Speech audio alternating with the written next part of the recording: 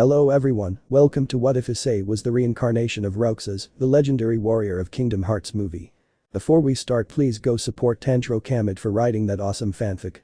This is the translated version I made. There will be some mistaken character's gender, but of course Issei is a male. In Japan, where our young protagonist Issei Hyoudou lives, a 7-year-old boy who enjoys a quiet life with his parents and older siblings, one night his destiny begins to change. During a mysterious dream, Issei encounters 3 enigmatic figures. A red-haired boy, a young woman with hair as black as night, and a brown-haired man who bears an uncanny resemblance to him. What seemed like just a dream soon becomes the beginning of an epic adventure, where Issei will discover secrets that connect him to an ancient power and to his own reincarnation. Roxas, the legendary warrior from Kingdom Hearts. The day that changed my life forever. Omniscient narrator. This story begins in a place in the world, specifically in the country of Japan, in the city of Kuo. But we focus on the house where the Hyoudou family resides, where our protagonist belongs. But we focus on a specific room where we can see a brown-haired boy. His age was 7 years old, so this boy is none other than our protagonist Issei Hyoudou, the youngest son of the Hyoudou family. But we see how the sun's rays hit his face. Issei. Ah, if the sun could be destroyed, said the brown-haired boy. Issei is a light brown-haired man with white skin and blue eyes. The brown-haired boy gets up and dresses to go down to breakfast. The little boy would leave his room and meet his brothers. They are also brown-haired. The oldest of them was a 10-year-old boy. His name is Israel. The other was a girl of no more than 9 years old. The second oldest being, her name was Asari. The last was a girl also like Asari, 9 years old, but she was younger because she was born a few seconds after her sister. Her name is Asami. They were Issei's older brothers. Israel. Hello brother, how are you? Said the older brown-haired man calmly. Issei. Good, and you? Said the younger brown-haired boy happily. Asari. Good and looking forward to breakfast, said the happy brunette. Asami. Come on, I want to have breakfast now, said the brunette hungry. The Hyoudou brothers would go down to see their parents. They were some brown-haired gentlemen. The mother's name is Miki Hyoudou and the father's name is Goro Hyoudou. Hyoudou parents.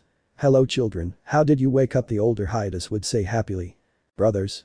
Okay, dad, mom, the brothers would say in unison. The brothers had breakfast, and after that they would go out to the park that is near their house and meet their best friend Irina Shidu. Author. Imagine she is younger, like Issei's age. So they started playing until the afternoon, when they said goodbye to Irina to go home, where they were welcomed by their parents to have breakfast and go to their rooms and go to sleep. But Issei.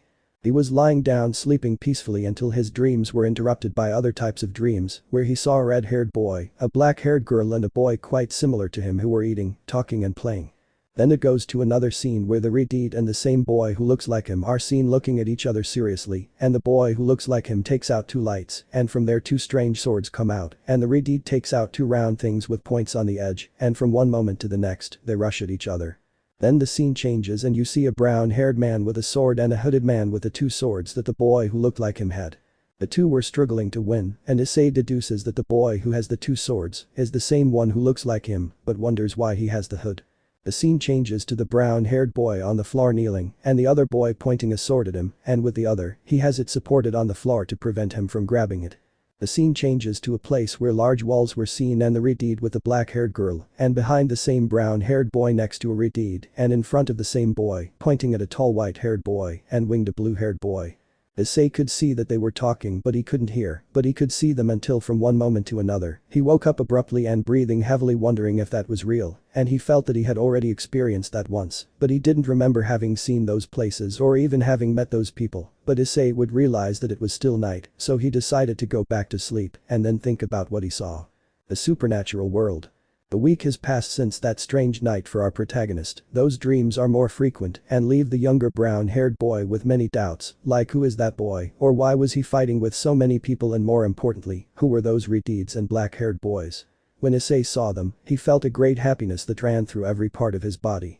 But leaving that aside, he has seen how his brother has been very distant from him when they play in the park. He does not play with that emotion that he had before, and it was like that until one day they met the girls who would change the Hyoudou family forever. There were 4 girls. The first 2 were a Redeed and a black-haired girl. The Redeed had eyes between blue and purple. It was like seeing the sea in person. She was Ria's Gremory, Heartless of the Gremory clan, and her best friend Sona Citri, Heartless of the Citri clan. Author Sama. Just imagine Sona lowly and it's easy, man. The other 2 were 2 black-haired women, one with violet eyes and the other with brown eyes, and she also wore glasses. They were Akeno Himejima, Queen of Rias, and Tsubaki Shinra, Queen of Sona. Author Sama. Here ignore the DXD15 thing and imagine Tsubaki lowly just that dude easy. They showed up a day before them and asked them to play. The brothers happily accepted, but Akeno and Tsubaki always looked at Issei whenever they could. They found the younger brunette interesting for some reason unknown to them. Except for us, that all idiots there, dude, my inner Argentine came out, well, what was I going to do? If you don't understand, then go away. Issei also looked at Akeno and Tsubaki whenever they weren't looking at him, but at one point Arena joined them, and they played like that for a long time, until each one had to go home. Another week passed where Akeno and Tsubaki met, they discovered what they felt, they also discovered what the other felt for Issei, so they decided to share it too. One day Rias and Sona told them about the supernatural world. They wouldn't believe it at first, but after they showed it to them, they did believe it. By the way, they told the parents of the brown-haired brothers. Author. Well, the usual dude in my story, well, at the beginning I couldn't think of anything so I did it like any other, but later it's going to be totally different, but we're getting off topic. The parents, just like the Hiatus brothers, wouldn't believe her at first, but then they would believe her after showing them the wings, but Sona would mention something that interests all of us, absolutely all of us, and that is. Sona. But something we didn't mention is that you have sacred gears, said the Four Eyes without offending anyone, pointing at the older brothers.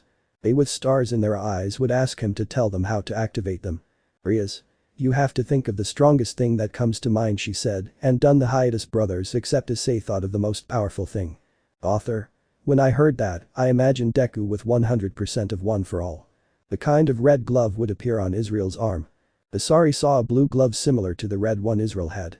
I summon Asami a spear with a golden spear tip with a purple part and a black tube, or whatever you call it. The Hiatus brothers would be excited by their weapons, Asari and Asami, others with arrogance to the clouds, because someone, I don't know who, infected it, Israel. And Issei fascinated by the weapons of his older brothers and also had stars in his eyes that would leave any star being a mockery, and Rias like Sona had their eyes popping out of their sockets because in front of them there were 3 sacred gear class Longinus quite powerful, but the most outstanding was the red glove of Israel, since that glove was from no less than the Red Emperor, the celestial dragon Drake. Rias. Sona, I'm seeing well, she said, incredulous at what she saw. Sona. No Rias, you're fine, quite fine, she said it with the same disbelief as her best friend rival. Tsubaki and Akeno didn't care why they were so close to Issei, and he was so relaxed, he felt like he was in the middle of the two of them, super comfortable, and just by looking at his face, you could tell that he was comfortable, that he could fall asleep anywhere. Israel was that his anger and jealousy would come out at any moment. And the Hyoudou sisters were the same because for a reason they Atria their younger brother. Author. In the future they will know. Then Rias and Sona managed with a little help from the chestnut parents to join the nobility of these. Israel and Asami joined Rias' peerage, and she had to use 4 pawn pieces on each one. And Asari joined the nobility of Sona, who had to use 4 pawn pieces on it. Issei was like, I don't care, I was in 2, 4, couple of reasons comfortably. The chestnut parents were happy for their older children, but then Issei's mother asked. Nikki. And Issei has a sacred gear, said the mother of the chestnuts. Rias. Issei doesn't have any sacred gear, she said with contempt towards the younger brown-haired boy. At that everyone looks with contempt except Akeno and Tsubaki towards the smallest brown-haired boy, but Israel looks at him with his arrogance in the clouds and says. Israel. So you are useless, I always thought you were useless, but not to that extent, he said it with his ego to infinity and beyond. Everyone started to make fun of each other except the 2 queens, they looked with concern at their friend's secret love, who was crying about to run away, until his mother said something that would break our protagonist's heart, and it was. Mother Hyoudou. I don't know why I said having one more child if he was going to be useless, she said with disgust in every word. Issei ran as fast as possible to his room to lock himself in it and not want to leave it. Akeno and Tsubaki were worried about the younger brunette, they were going to go, but the older brunette would get between the black-haired girls and the stairs. Israel. Listen, why do you want to go with that useless guy? Why don't you come with a celestial dragon instead? He said it with his ego that cannot be seen.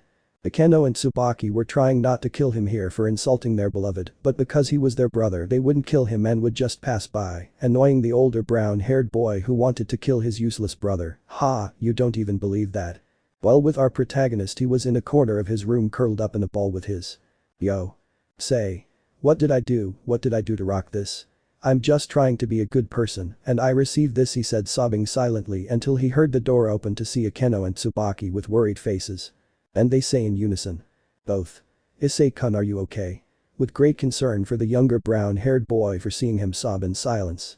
Issei nodded so they wouldn't worry about him and leave him alone for a while, but that made the black-haired girls worry more than they were and approached the blue-eyed man. When they reached him, they knelt down until they were at his height and gave him the warmest hug he had ever felt in his short life. Issei couldn't hold it in anymore and burst into tears while both girls hugged him as if he was going to disappear. After what seemed like hours for the three boys, Issei had fallen completely asleep while both black-haired girls continued to hug him until at one point they lifted him into bed and each one lay down on each side and hugged him while the three of them fell completely asleep without caring about anything else. It was just the three of them and the moon. But that night he will discover the truth of those dreams and that would change the life of our protagonist forever. Getting answers. Thoughts. Hello, my name is Issei Hyoudou. Speaking. You should listen to your heart. Mentally speaking. Partner, you should be careful. Characters shouting. You're a damn guy, I won't forgive you. End of clarifications. Mind of Issei. We see our protagonist floating in the middle of a dark void. Issei would slowly open his eyes until his blue eyes could be seen, like the blue sky. The younger brown-haired boy would get up and look everywhere, wondering where he was until suddenly he would see how light would come out of his back. The brown-haired boy would look back and see how a kind of door opened. The blue-eyed boy would start walking until he was in front of the door and would enter after what seemed like an eternity. The brown-haired boy would open his eyes and look as if he were in a place where the floor was all water and there seemed to be no end to it other than it being night. Our protagonist would get up and look around wondering where he was since he had never seen this place in his life and besides everything was very quiet and calm until he heard something inaudible, but he recognized the voice of that boy. He turned around quickly and saw him. It was the boy who looked like himself, but he was pointing one of his swords at him with a serious look. They were in an awkward silence, but only for Issei. He saw how the boy looked at him analytically until he spoke.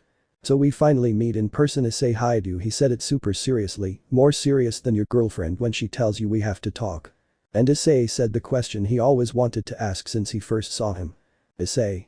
Who are you? He said with fear, nerves and curiosity.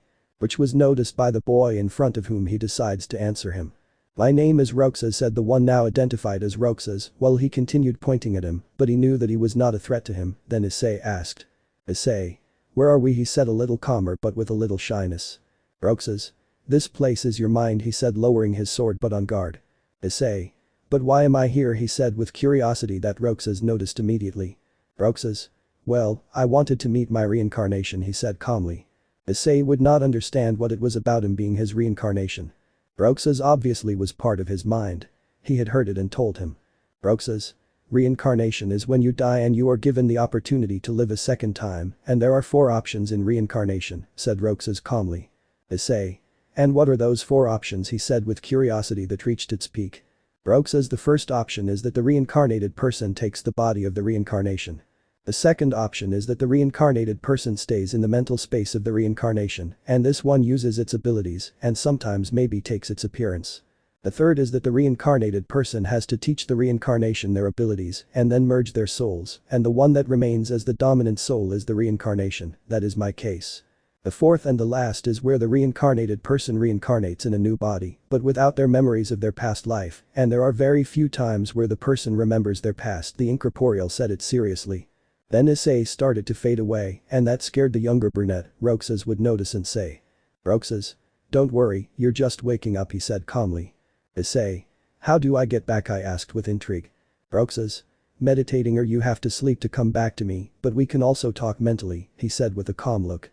Roxas. Okay, we'll talk after your training, he said with a side smile. Issei. Okay, see you later, Roxas, said the brown-haired boy. Issei vanished completely, leaving only Roxas. Roxas. I hope that in the future you will be strong, Issei, so you can find them and live together again, he said mentally, remembering 4 girls that he remembered quite well. That together with him had been reincarnated in different bodies or people.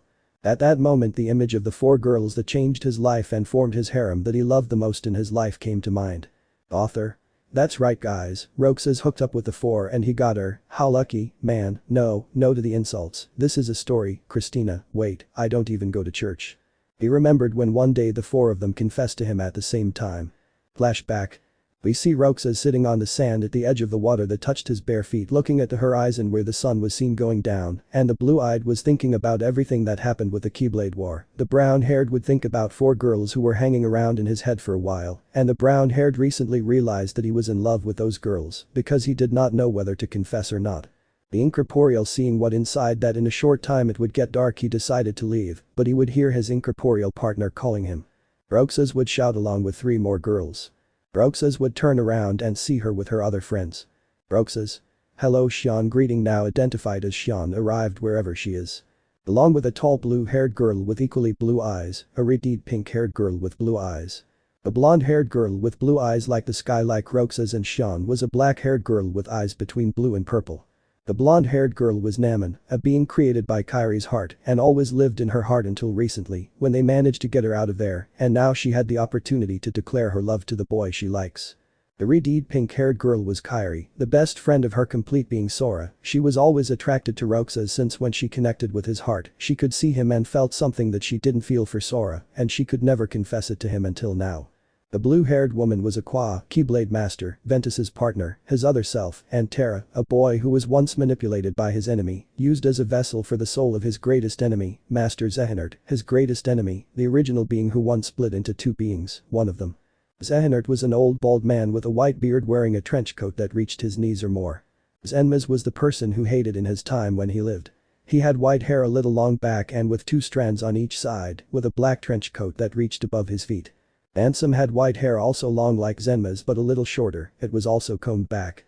Those 3 people were the strongest enemies he had ever fought, but the strongest was Xehanort for being the original and possessing a keyblade, or as its translation says key sword, but leaving that aside, he was in front of the 4 girls who were with a blush noticeable to anyone, and Roxas was no exception, but for some reason that he doesn't know he also blushed. They were in an awkward silence for everyone, but more for Roxas, so to lighten the atmosphere he asked. Roxas? Why do you need me, girls? He asked with curiosity and shyness in front of the 4 girls he likes. The girls looked at each other to give a settlement that confuses Roxas more than he was in that Aqua speaks. Aqua. Roxas, we wanted to tell you something, she said with a super atomic blush for what she was going to say. Roxas. And what would that be, he asked with great curiosity and with many nerves of what was going to come. Naman. This I said it with a lot of nerves because of what it means. The 4 would take a break to calm down a little, achieving it a little, and would say all 4 at the same time. The 4 of them. Roxas, we like you and we want to ask you if you want to be our girlfriend, they said in unison, and with their faces boiling with nerves of being rejected. Roxas was surprised that the 4 girls declared their love, and he was so happy that tears of happiness would come out of them, which were seen by the 4, and they would think that he didn't want it, and they were going to say that he would forget it, but Roxas answers first and says something that makes the girls happy. Roxas. Of course I accept, how can I not accept them, he said with tears of happiness, and the girls were bursting with joy and started to cry just like Roxas. They hugged the blue-eyed boy, as if he was going to disappear, and he reciprocated. That's how Roxas and the girls became a couple. Then flashback. Roxas would shed a tear of sadness at not seeing his loved ones again, but at least his reincarnation would do it for him. But Issei he would be waking up and would feel 4 super comfortable things in his 2 arms and would look to the sides, seeing none other than Tsubaki and Akeno sleeping peacefully, as if nothing in the world could wake them up. Issei would be super red to see the 2 naked girls showing their breasts to the blue-eyed man who remembered what happened yesterday and was depressed to know that his family hates him for not having a sacred until he would hear the voice of his other self. Roxas. You shouldn't get depressed, you still have the 2 brunettes, and besides, you don't need those sacred gear, you have the keyblades that have more functions than those things, he said it with pride for having 2 keyblades. Issei. But I have a question, why do you have 2 keyblades if I saw how everyone only had 1, I ask with doubt, to which the incorporeal responds. Roxas. Well, I have 2 thanks to my complete being and another person, he said it remembering 2 of his best friends. Issei. And tell me who those people were, he said it with great curiosity and intrigue. Roxas. That's a story for another day, your girls are waking up, he said with mockery in his voice. Issei would blush as much as he could and would see how the black-haired girls would begin to wake up and would see his friend's secret love who would smile at them with the warmest smile he could give to the 2 girls who blushed, who looked like 2 tomatoes, and each one would give him a kiss on each cheek and would say at the same time. Both. Hello Issei-kun, they said happily, giving a tender smile. Issei. Hello girls, how are you? He asked while he was dazzled by seeing them sleeping in an adorably way. Tsubaki would cover herself in embarrassment, but she mentally smiled knowing that her body attracted the younger brunette. And on Akeno's part, she only blushed seeing that the blue-eyed boy saw her as if she were the cutest thing in the world, so she decided to speak. Akeno. Fufufu, what's wrong Issei-kun, do you like to see people sleeping there, how cute, she said with a calm tone that she learned from Ria's mother. Issei would blush more than he was before and look to one side, but at that moment he would feel how two pairs of arms would be placed on each side of his arms, and he would see how Tsubaki and Akeno rested their breasts on his arms, blushing our protagonist even more, but Issei to get out of that situation says. Issei. Girls, we have to go down to breakfast, he said a little sad remembering what his family told him the night before. Both black-haired women were extremely angry with the Hyoudou family, they wanted to go and kill them right where they were, but they couldn't since it was the family of their king's servants, and that angered them even more. However, Issei noticed that and decided to hug them, which brought the two women out of their thoughts. From one second to the next, they blushed deeply, but they decided to hug him back. Issei. Come on girls, let's have breakfast, he said, completely forgetting about his family. But Issei realizes that it is not yet dawn, so he takes the opportunity to get up with the two women. They changed, left the blue-eyed man's room, went down to the kitchen, and started cooking with the help of both black-haired women. Then they had breakfast and went out to the park and started talking about trivial things, spending half an hour when suddenly the Hiatus brothers and the two demons who saw them talking about the happiest thing in life appear. This made Israel very jealous, and the five of them went to the threesome. When they arrived, Issei started talking. Rias. What are you doing, said the menstruation hair with a serious face. Akeno. Don't laugh, just talk, why? She said it with anger that no one noticed. Sona. Nothing to say, soon we will go to the underworld to prepare for the Hiatus to come and train, she said it with arrogance. They just ignored them and continued talking, that angered the five, and Israel was going to hit Issei, but suddenly a white creature with a strange head and long gelatinous arms appeared. That was protecting the trio, and they saw Issei with a sword pointing at Israel as Roxas did with him. Everyone was surprised that Issei took out a sword if he didn't have sacred gear, but they had a question what kind of sacred gear was that until someone spoke up. Issei. If you try it again I'll kill you, do you understand? He said with an ultra-grave voice that scared everyone except Tsubaki and Akeno, who blushed at what Issei was doing. Rias. How do you have that sacred gear? When we searched for it, we didn't find it. She said with anger in her voice. Issei. That doesn't interest you, Heartbreak Gremory, he said with indifference towards the redeed. Issei. Aside from Israel, if you attack me, the incorporeal one will also respond by attacking, so don't do anything reckless, he said it with still indifference towards his supposed older brother, and that made him angry, but he didn't do anything. After that the trio would leave, leaving the five there, some angry, Israel, others intrigued, Rias and Sona, and some with doubts about what that thing was, Asari and Asami. The farewell and the training. It's been a week since that day where Issei revealed part of his power impressing his supposed older brothers, and this week Israel has tried to humiliate him, but he always realizes it and threatens him, angering the supposed Red Emperor, or when he didn't realize there was always an incorporeal watching his back. Apart from that, Issei has spent time with Akeno and Tsubaki to the point that they seem like a couple that angered the older brown-haired man more, but one of the things that also began to anger the blue-eyed man is that Rias and Sona tried to convince him to enter their nobility with a lot of things like money, clothes, and ability when high class, that they were going to help him get there, a harem. Having a relationship with one of the two females, but Issei always rejected any offer to be with one, and that frustrated them, but they would do something in the future to be with them, which I will not reveal now. Hahaha, I am Michiavelyanjasu as you has already stopped bullshitting, asshole. But today was a different day, you want to know why, and that is why the Hyoudou family except Issei would go to the underworld to train their new pieces, and the two Heartless demons were happy but also angry and frustrated for not convincing Issei to enter an ability, but in the future they will convince him to enter one, but they had already left, and only Akeno and Tsubaki remained to say goodbye to their beloved. Issei. Well girls, I think it's goodbye, he said, very sad to say goodbye to the girls he likes. Both. Issei is not a goodbye, it is a see you soon, they said it to hug the brown-haired man, and he reciprocates. Akeno. But Issei, we can make a promise, she said with tears in her eyes, just like Queen Citri. Issei. Of course it is that promise, he said it also with many tears. Both. That when we see each other again we three become boyfriends, both queens said in unison. Issei was perplexed but with tears he said. Issei. I promise, he said with tears and a happy smile. Akeno before saying goodbye would give him a kiss, but this was on the mouth that showed the love towards the brown-haired man, and he quickly reciprocated after a few seconds, both separated due to lack of air. The blessed air, damn you ruin the best romantic moments. After that, when Akeno moves away in a quick moment, Tsubaki would plant a kiss on Issei, who at first was surprised, but then gladly reciprocates, cheering Tsubaki up until again, with the blessed air they separated, and the three said goodbye happily for having shown their love that they had been keeping for a while, and the two black-haired women disappear in a magic circle, leaving only the younger brown-haired man in the house, thinking about what happened in that farewell, until someone takes him out of his thoughts. Roxas. Well, you've finished your loving farewell, he said mockingly, blushing the still incorporeal one. Issei. Yes, I already said goodbye, but now what will we do? He said it sadly at first, but then with doubt. Roxas. Easy, we will train your use of my powers and my keyblade, he said calmly. Issei. And more or less how long he would be training, he said it with curiosity. Roxas. About 8 years old, said it calmly. Issei was excited to be able to train his new skills in that question. Issei. How am I going to train these years, he said with emotion. Roxas. Well, in years 1 and 2 we will train your strength, speed, agility and reflexes, in years 3 and 4 we will train everything about the nobodies, heartless, finally unconscious, and everything about hearts apart from the supernatural world. In years 5 and 6 we will train in the handling of swords and the keyblade until I can use mine, and finally in years 7 and 8 we will use them to learn how to use the nobodies to your liking and use all the skills that I had when I was in a group called Organization 13, and well that would be all, he said with a smile. Issei had a face that said you want to kill me dude. Roxas. Don't complain because since you're my reincarnation you're screwed, he said it with an indifferent look. Issei. You want to kill me he said with a drop of an I'm-style sweat.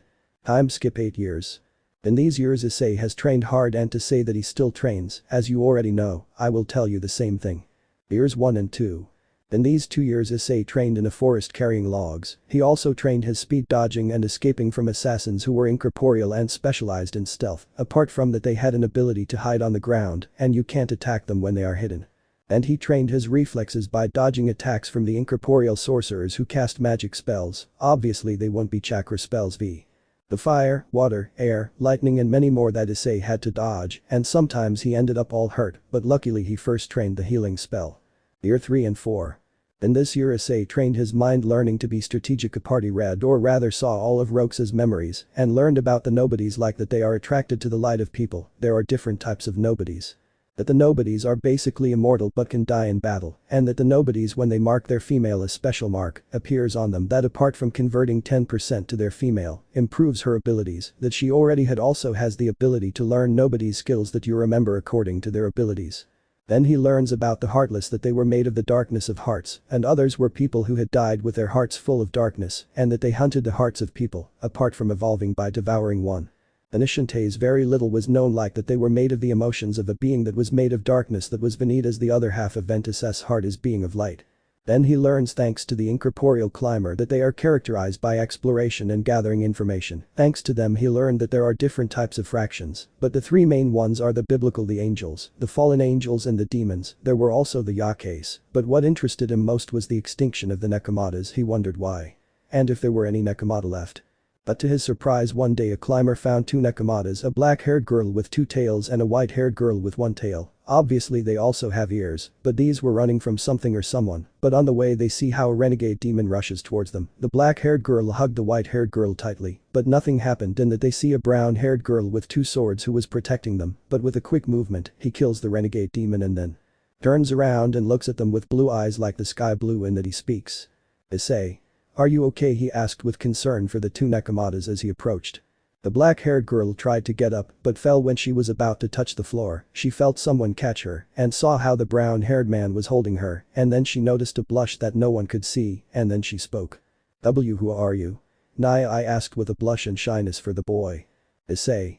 My name is Issei Hyoudou he said with a smile similar to another protagonist. Author. Imagine an Issei ends to Izuku. At that the black-haired girl speaks.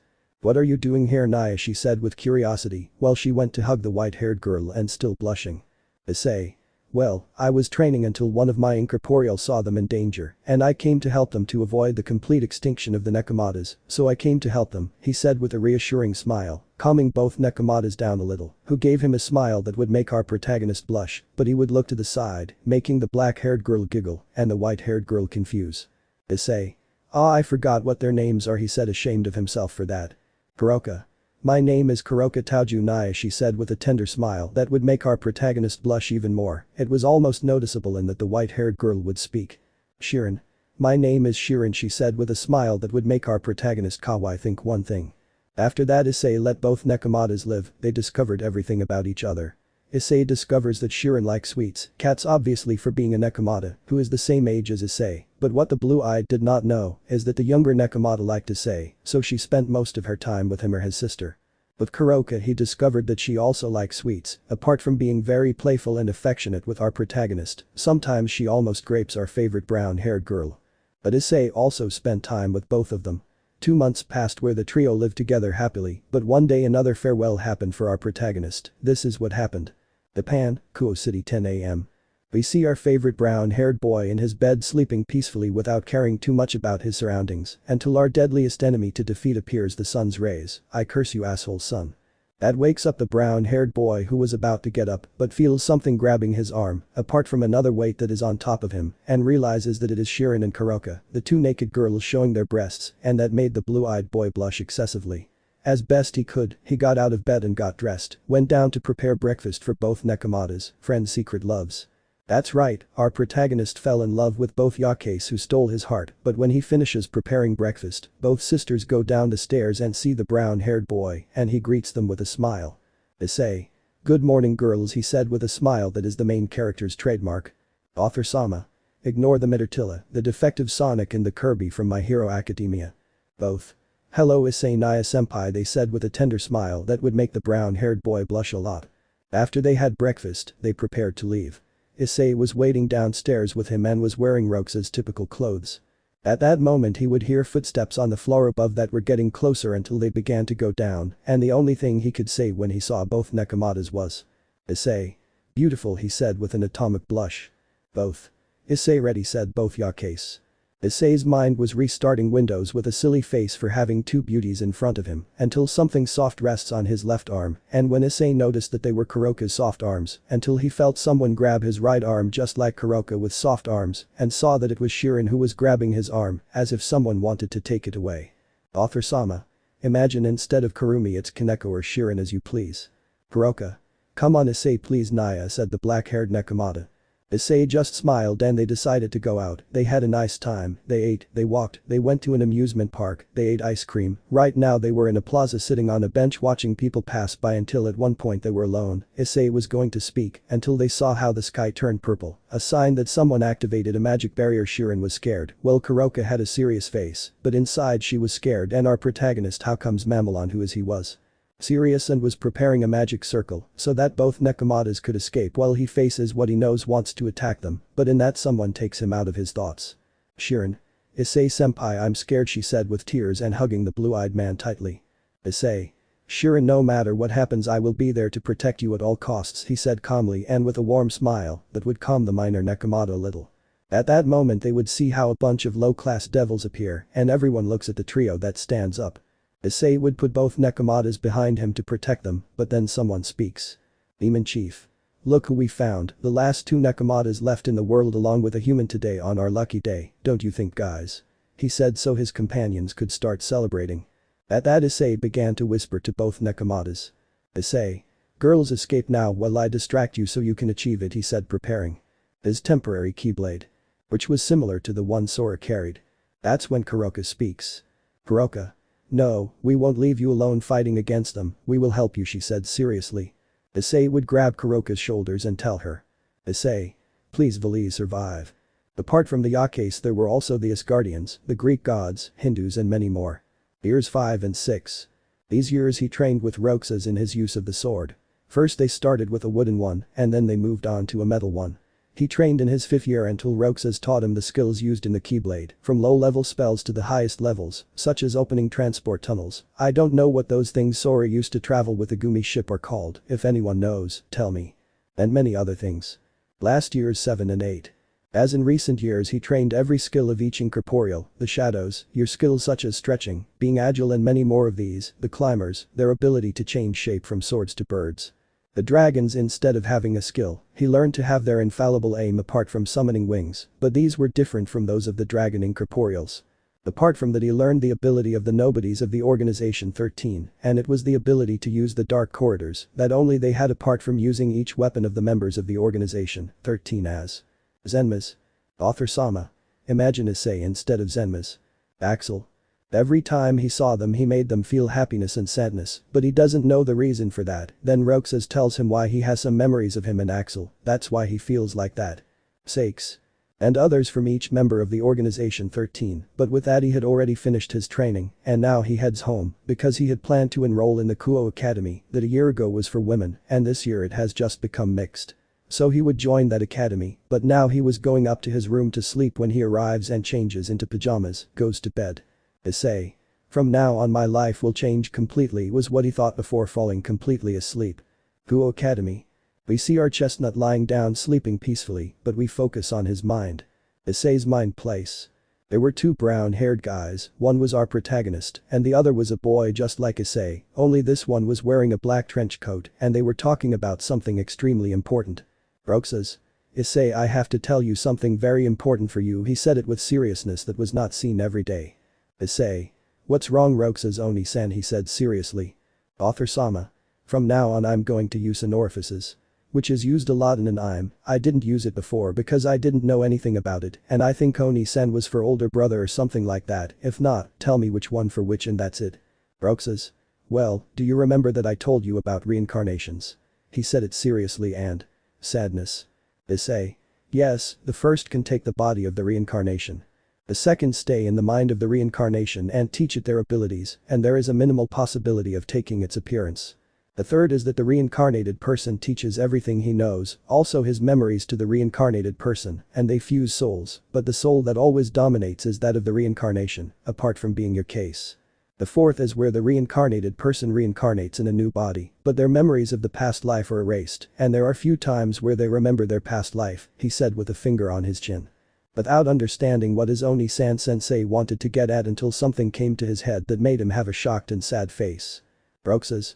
I think you already realized, he said with a sad smile. Issei. Seriously, we have to unite our souls, he asked sadly and starting to shed tears for losing who he considers his older brother.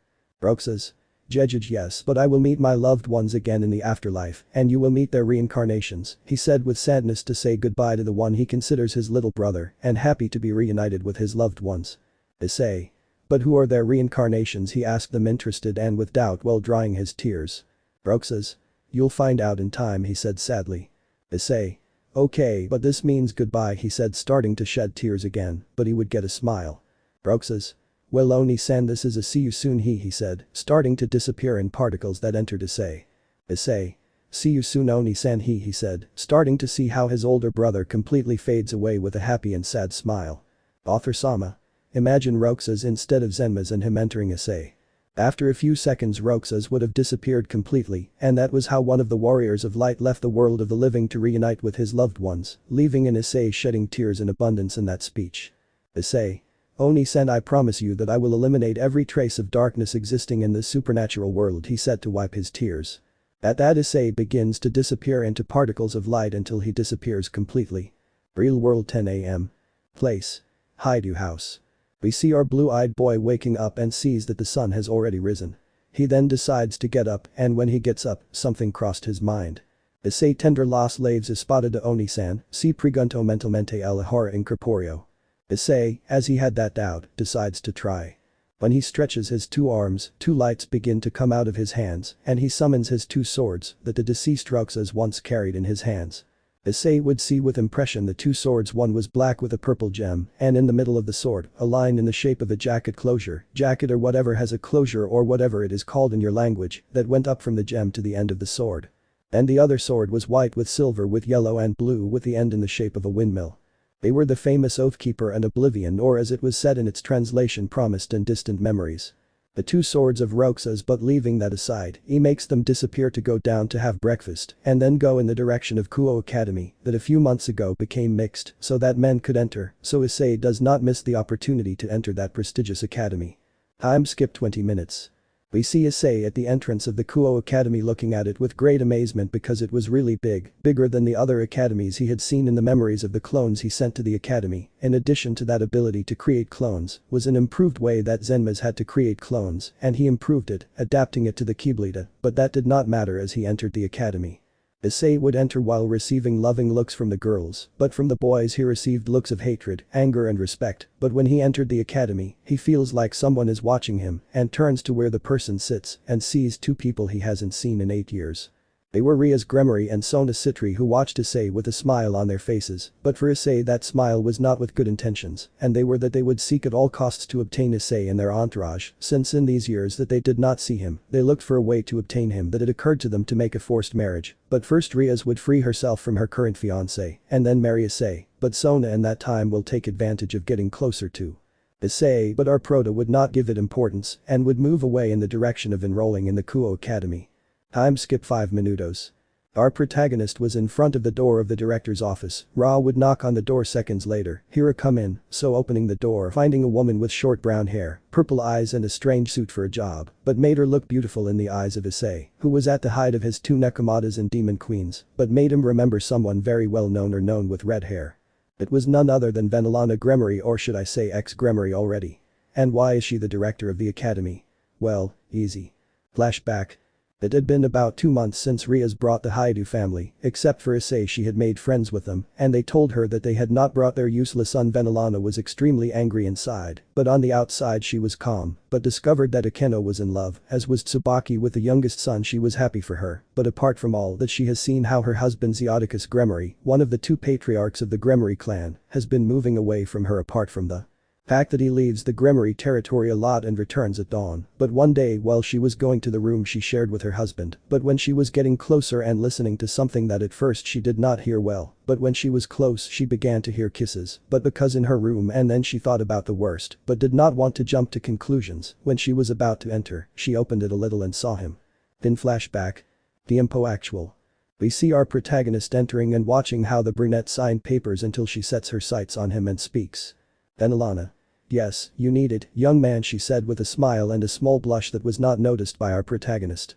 Issei. Hello, I wanted to know if I could enroll in this academy, he said with a smile, a trademark but a good one. Venelana. Of course you just have to take a small exam to enter. If you want you can do it now, she said to give him a sheet, and Issei took it and started to do it, answering everything in about 5 minutes. The then handed in, leaving Bale impressed, thus officially entering the Kuo Academy. The older brunette would give the uniform to the blue-eyed boy so that he would then leave, but before leaving the room, he would hear something that would leave him quite red. Venelana. Hey, if you need someone to give love, I'm here, she said, winking at him, blushing even more at Issei, who would just say okay to get out of there as quickly as possible without seeing what. The brunette had a predatory smile to return to her work, thinking about a certain brunette. Issei as he walked saw how all the girls looked at him, as if they wanted to eat him with their eyes, making the younger brown-haired boy even more uncomfortable, but in that he would feel that they were watching him again, but this time he would not know where it came from, and he would not give it importance, starting to walk away, but in a tree, we see a white-haired girl with honey-colored eyes looking at our protagonist with a blush and a smile, and that she speaks. So it was true, senpai is at the academy, we will finally meet again after a long time, he said it to start heading to another place. Ice. He would stop feeling like he was being watched and would start walking in the direction of his house wherever he is. When he gets to the door he hears something. I wonder where my son is, said at once about an older woman who seemed worried. Don't worry love, he should be back soon and we'll make up for all the lost time, said the voice of an older man trying to calm the woman down. Where is my Oni-chan? I miss him a lot, said this time a teenager's voice. You Oni-chan don't mean our Oni-chan, said angrily another voice of a teenage woman. Why do they want to see that useless guy when they have me? Said a boy's voice with great arrogance. Issei already knew who those voices were, so Issei would take a deep breath to open the door and see the people he never wanted to see in his life. It was his family Hyoudou. It wasn't that Issei hated them, but he didn't want to see them because he wanted to leave them aside and focus on his brothers, and when they saw Issei they would shed tears of happiness, but the blue-eyed man would start walking quickly towards the stairs, but before starting to go up, he would be grabbed by the arm, and Issei turns around seeing the one he once considered a mother who was shedding tears in droves and had her mouth open. It seemed like she was going to speak, but her words wouldn't come out. The incorporeal with a serious face would release his grip and start to climb the stairs until he went up to the 2nd floor, entering his room and slamming the door, leaving his mother crying, his father comforting her, while his sisters cried just like their mother. Ice. He was leaning against the door looking at nothing, then starting to cry, and would rest his head on his legs, hugging them, starting to shed tears. Issei. Why, because everything was calm, perfect until you arrived, he said it in his thoughts. Until he decided to go out for a while, then he decided to put on the trench coat that his Oni-san had given him.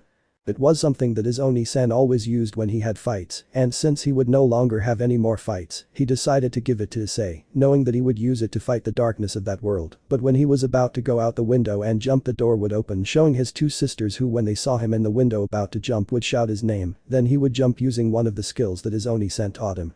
When he was about to touch the ground, his sisters saw something impossible in Issei. He began to fly in the direction of a mountain near Kuo. Time skip 20 minutes. We see our chestnut sitting watching the sun go down while he was sitting on the edge of the mountain watching the night come.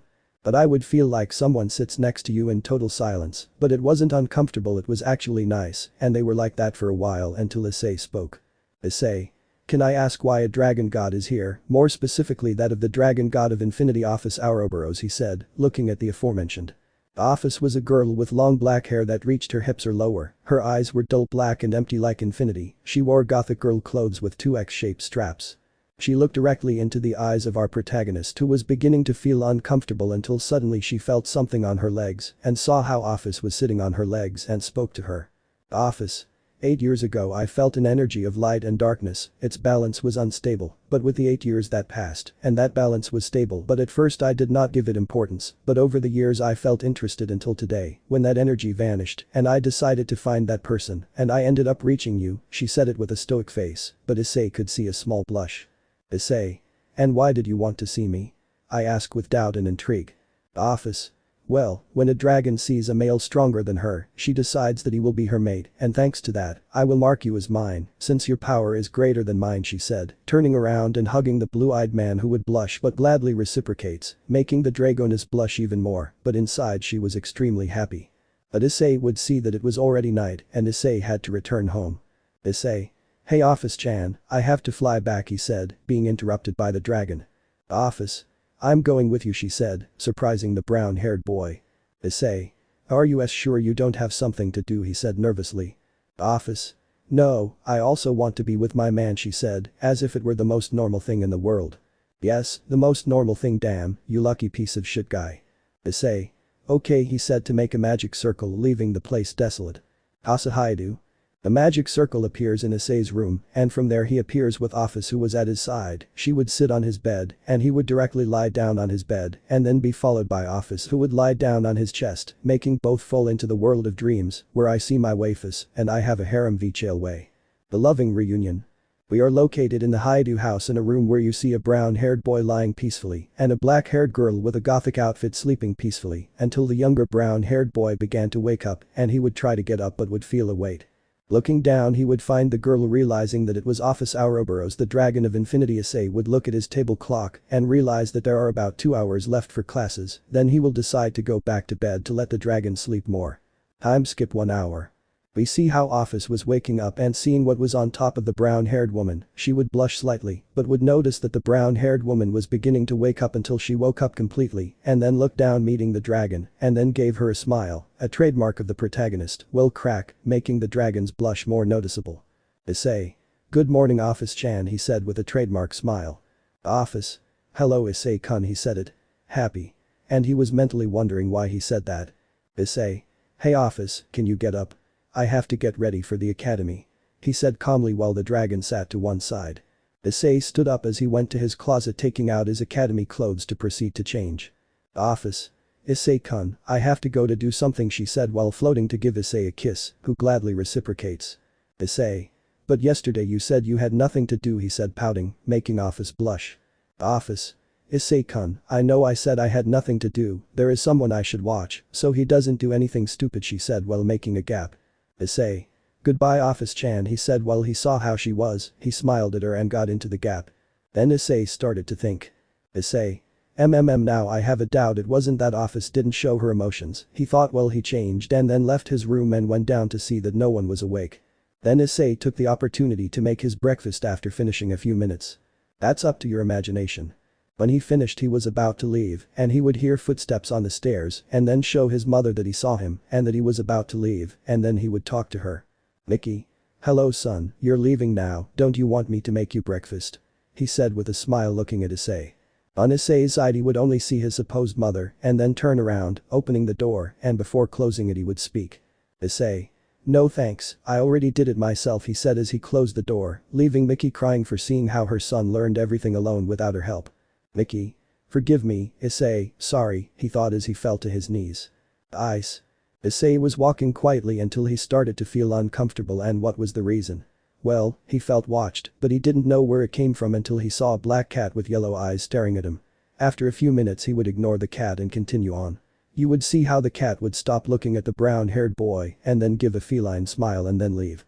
We see how the brown-haired boy arrived at the Kuo Academy standing in front of the door. He would see the academy apart from feeling everyone's gaze on him, but the ones that stood out the most were those of the women. He looked like a piece of meat surrounded by a pack of hungry lions, and that made the brown-haired boy uncomfortable, but he would try not to pay attention to it. Then he goes to the director's office. When he arrived, he knocked, receiving a pass from Venelana, entering and watching how she signed documents, or whatever the hell directors do, because mine spends his time walking around the school.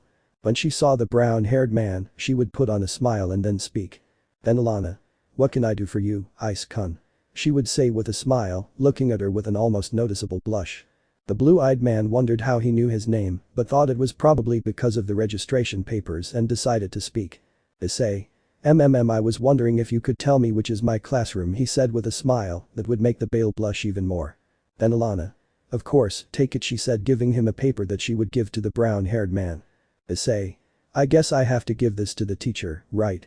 He said, looking at the paper and then at the violet-eyed girl who would give him a smile. Venelana.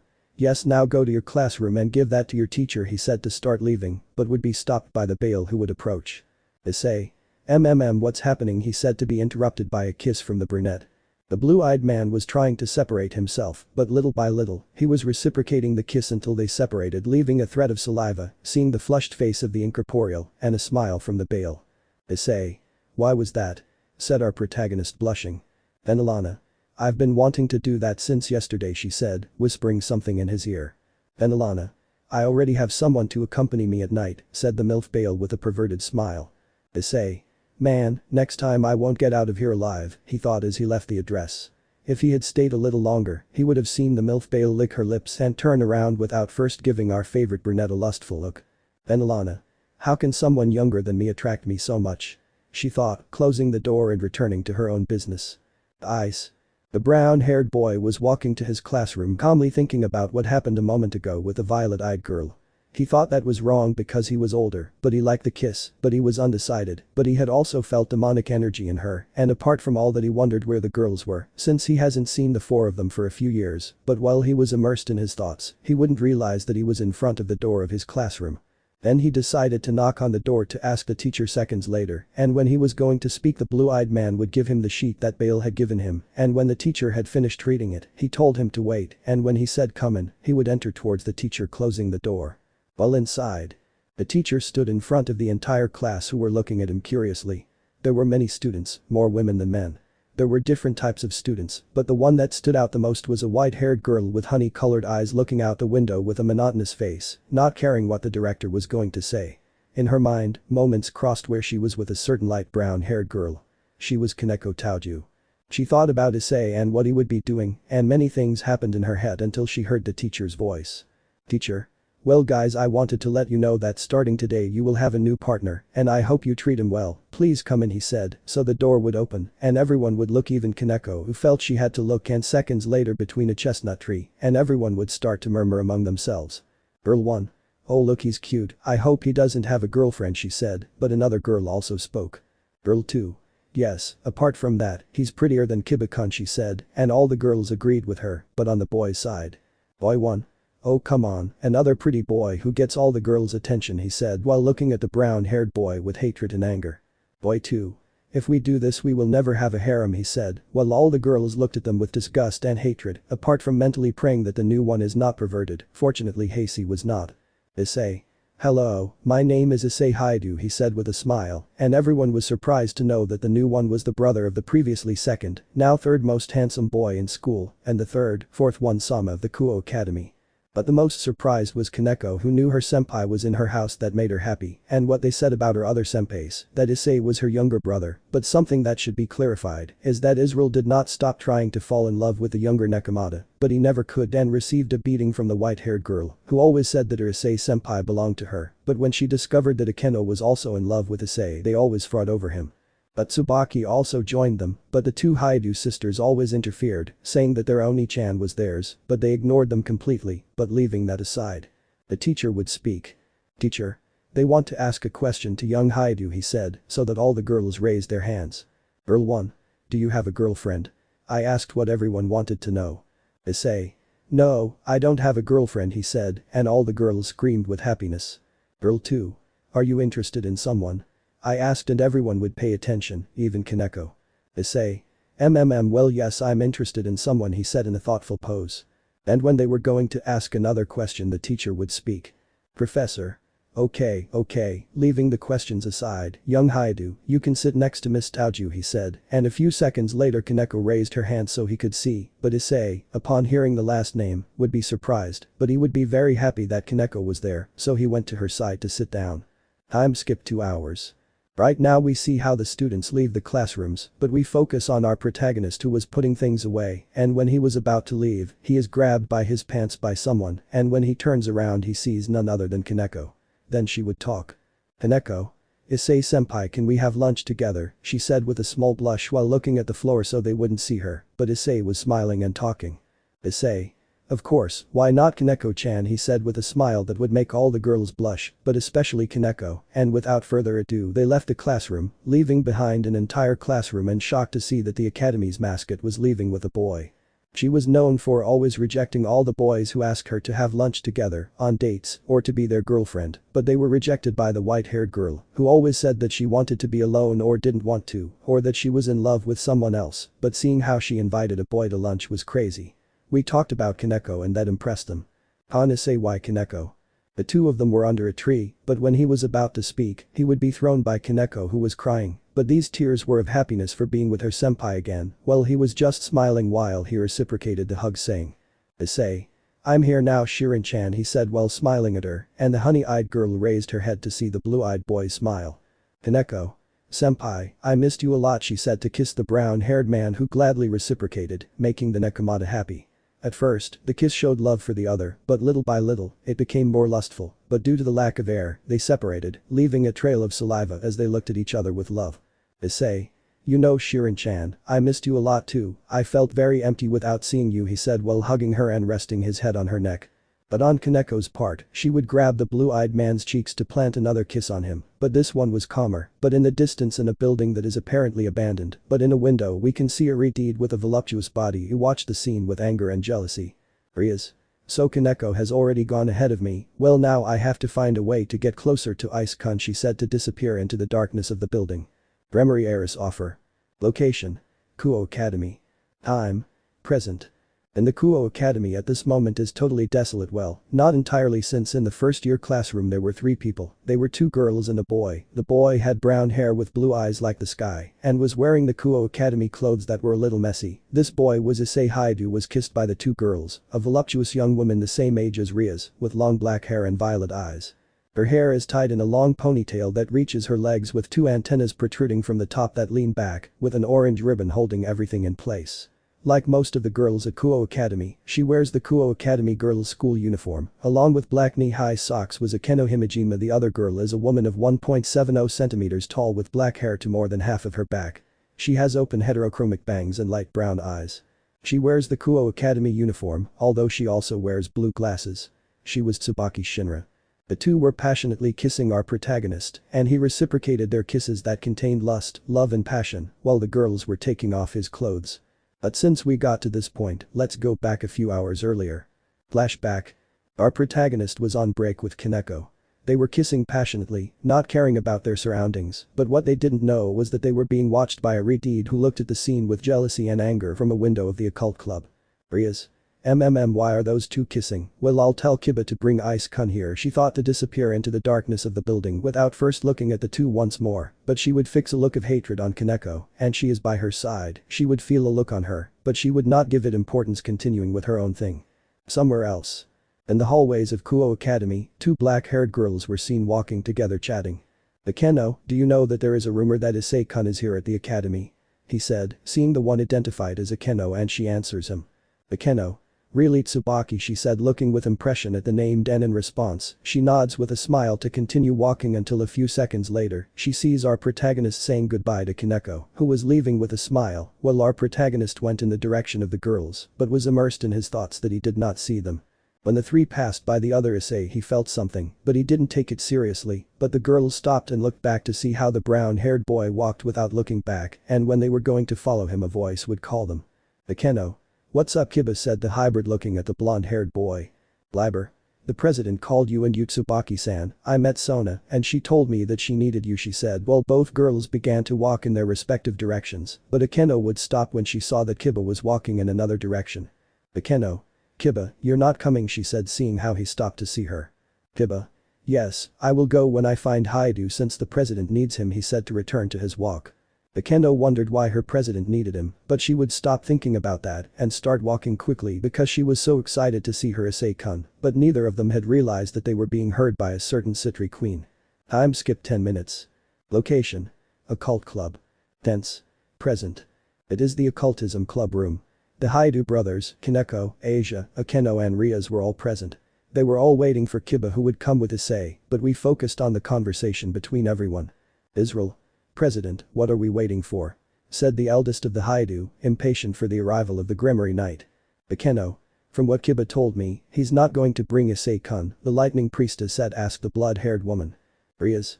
"Yes, I will try to convince him to join my nobility to get rid of my current fiancé and then marry him," she said, breaking Israel's heart into 1,000 pieces, apart from making Akeno and Kaneko jealous. "Kaneko.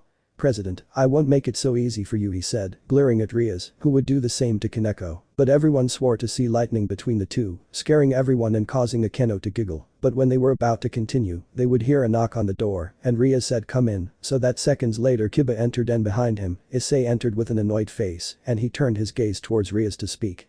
"Issei. What do you need me for?"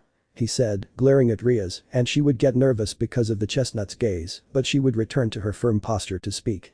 Rias. "Well, I called you here to ask you two things," she said, to see how the blue-eyed man nodded so she could continue talking again. Rias. "First, how do you have those skills? I remember when we examined you for the first time you didn't have them," she said, looking at the brown-haired man who was putting on a monotonous face. Issei. "You're talking about this," he said, to appear a keyblade with a black handle and a grey blade with the incorporeal symbol. Everyone was impressed to see how he pulled a sword out of nowhere and because of its strange shape, but then the disembodied one would speak. Issei. "But one thing is that it is not the only one, it has several forms and styles, but the ones I use the most are Oathkeeper and Oblivion, which would be Promised, and Distant Memories," he said, to vanish the keyblade. Their faces were shocked, and it seemed that their eyes would pop out of their sockets, and their jaws were open. And when he was going to speak, he would feel like someone was hugging him from behind, and feeling two big things on his back, and feeling like that person's hands were running all over his chest, and he would hear a familiar voice for the one who hadn't heard for years. "Akeno.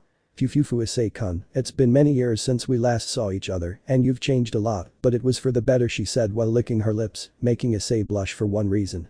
The violet-eyed girl began to lift her clothes with her hands, revealing her not very noticeable abs, but acceptable for her age. "Akeno.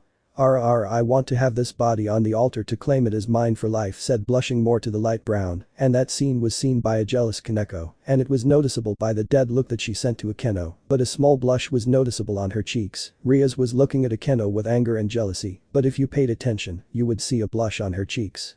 And the Hyoudou brothers saw the scene, also angry, jealous, Hyoudou sisters, and with envy. Israel. Kiba was like, "What's wrong with him?" and Asia was blushing the body of our protagonist, but someone interrupts the scene. Rias. "Akeno, could you stop doing that now?" she said with a firm voice, but with an almost noticeable blush, seeing how Akeno stopped to look at Rias and smile mockingly. "Akeno. What's wrong, Rias? Are you jealous that I can touch Issei-kun?" she said while biting Issei's neck, at the same time making all the women in the room blush, and the only two men in the room thought. Both. That was weird, they both thought, seeing how Akeno continued to bite the blue-eyed boy's neck, who endured each bite from the Himejima. "Kaneko. Akeno-senpai, stop doing that," said the white-haired girl to pull Issei from the black-haired girl's arms and then hug the brown-haired girl possessively, seeing how Akeno became jealous of Kaneko and consequently smiled at her mockingly, but they would be interrupted by Rias. "Rias. Well Issei, I wanted to ask you something else she said, seeing that they weren't paying attention to her, because Kaneko and Akeno were fighting over Issei, and he had spirals in his eyes, making Rias angry and starting to release a red aura. Rias. Stop doing that she said as the two stopped pulling on the arms of the blue-eyed boy who began to stagger, but tripped and fell on the chest of none other than Asia, who would have an atomic blush, like a certain pearl-eyed girl from Naruto. Issei. Sorry he said standing up quickly with a blush, but feeling two murderous intentions in the room, but those murderous intentions were directed at one person, and that Issei who was slowly turning around with a face of terror, saw the two girls with a monotonous look with red eyes, and they looked at Issei, and that scared him even more going blank. Kaneko. Senpai what are you doing said the white-haired girl with a very sweet smile, scaring our protagonist even more who was trembling like jelly, but paled when he heard what Akeno said. Akeno. Fufufu it seems that I will have to punish you Issei-kun, but I will not do it alone, I think that Tsubaki will also want to punish you, she said, while licking her lips and looking with a blush on her face, and then smiling sinisterly, so that her blush grew more making Issei tremble uncontrollably, crying out in his mind for someone to save him now, and his prayers would be heard to hear what Rias was talking about. Rias. Well leaving that aside, Issei wanted to ask you something if I can she said while she saw Issei thinking. Issei. Okay as long as it prevents my death, everything is welcome he said, while Rias nodded mentally thanking Akeno for saying that, and she was with a sweet smile, too sweet for Issei's liking. Rias. Well I wanted to ask you if you wanted to join my nobility she said showing a piece, and it was the tower, but a red one, while Issei looked calm from the outside, but what they didn't know is that he was holding back his laughter, but little by little, he was starting to let out small laughs, and he tried to stop them by covering his mouth, so that no one would hear him, but they managed to hear looking intrigued at the brown-haired boy. Asumi. Oni-chan you just laughed he said while everyone looked expectantly at the blue-eyed man who, knowing that everyone heard him, began to laugh as if there was no tomorrow, angering Rias while Issei tried to calm down, he couldn't, it was a stupid thing to ask him if he could join if before when they were children he didn't want him in his nobility, and when he was stopping he would start talking while wiping away his tears. Issei. Haha seriously why should I accept he said while he finished drying his tears seeing the Gremory who sighs and then speaks. Rias. If you could be older, be a supreme class devil, and with that you would have your own nobility, but the best part is that you can marry me she said looking at Issei with a victorious smile, thinking that she already had him, but what surprised him was seeing how Issei began to walk to the exit, and before leaving, he would grab the knob and then see the violet light blue eyes with a bored face. Issei. No thanks, I don't need the years of life, I am immortal, secondly I do not want to be a demon, I am happy being incorporeal, and an ability does not sound like a bad idea, but if it involves converting then no thanks and marrying you, then not even dead so goodbye Gremory I have classes he said, leaving everyone impressed by having rejected a one-sama from the academy, apart from rejecting many things that for anyone would have accepted instantly, but not he alone rejected her apart from saying his points for what he rejected, but his thoughts were interrupted by a certain Queen Gremory. Akeno. Well I never thought that Issei-kun would reject something coming from the president, but well president, we all have to go to our classrooms she said as she began to leave like everyone else, leaving a thoughtful Rias staring into space thinking. Rias. I did well to treat him like that in childhood she thought shedding a few tears, but she would dry them to leave there in the direction of her classroom for 2 hours of classes, they want Rias in the harem. Time skip 2 hours. Location. Halls 1. Our protagonist walked quickly towards the exit, he already felt that if he didn't leave, things would go very badly, and he was right, because behind him was Akeno and Tsubaki, who were looking pervertedly at our protagonist, who didn't notice their presence. He was already talking to Kaneko, who said goodbye to him to go to the occult club. When he was about to leave, he would be grabbed by 2 hands, putting him in one of the rooms, falling to the floor with his gaze lowered, but when he raised his gaze, he saw none other than Akeno and Tsubaki, who were looking at our protagonist pervertedly with a smile, and for some reason, our protagonist would blush, and the 2 girls would knelt down to be by his side. Tsubaki. Hello Ice-kun, it's been a long time, right? She said asked while Issei began to back away. Issei. Hey yes Tsubaki-chan a lot of time passed, like 8 years he said while colliding with a wall, while the 2 girls crawled until they arrived in front of him, and when our protagonist was going to speak, he would be interrupted by a kiss from Akeno. Tsubaki. Hey, no fair, I wanted to kiss him first, she said pouting while Akeno separated from the blue-eyed boy, leaving a trail of saliva so that the violet-eyed girl could see the brown-eyed girl to talk. Akeno. Well you are very slow, besides I want to kiss him since I saw him she said while she saw our protagonist, her blush would grow more while he was distracted, he would be kissed by Tsubaki also having a tongue battle, while Akeno began to dominate him, and so we return to the present. Then flashback. Issei was being kissed by the girls while they slowly dominated him, while Tsubaki kissed the light brown boy with love, but on Akeno's part, she kissed and bit the blue-eyed boy's neck. Issei. Gee girls see can you stop he said nervously, while they continued to ignore the request of the blue-eyed boy who was trying to repress the girls so that the academy's janitor would not find them. Akeno. Oh no Ice-kun, we won't stop until we make you ours, we've waited 8 years for this, she said while kissing Chestnut, who was getting carried away, while Tsubaki was kissing Issei's bare neck, and when everything was going bad for the Chestnut until they heard footsteps and 2 voices. Location. Outside the halls of one. 2 girls were passing by, one was Asumi, the other was a girl. Short, small with brown hair and 2 pigtails and green eyes. Her hair has a pair of green clips. It was Raruko Nomura. Asumi.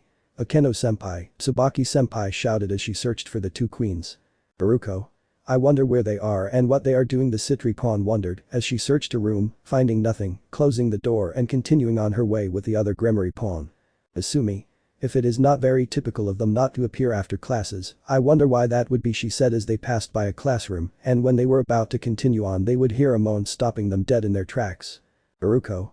Asumi, you heard the same thing as me she said, blushing at the other brunette who also had a blush. Asumi. What I heard was that someone is in there moaning she said to see the classroom door to look at the pawn Citri and is nodding starting to get closer starting to open the door little by little until opening it completely seeing. Nothing was what was seen just an empty classroom with some messy chairs, why the janitor still hasn't come to this classroom to clean, then they would look at each other to sigh and continue walking, but inside the classroom, a red magic circle with the Gremory symbol appeared and then the 3 boys who were sweating from the tension and nerves they felt for being almost caught appeared. Issei. Haha that was close he said while letting out a big sigh due to the nerves he had at that moment, he felt that at that moment his heart would jump out. Akeno. Although she admits it was fun, no she said as she looked at the door and heard the footsteps slowly moving away, letting out a sigh. Tsubaki. Well I think we have to go to our clubs and you Issei to your house she said, seeing the brown-haired boy who was nodding frantically. Akeno.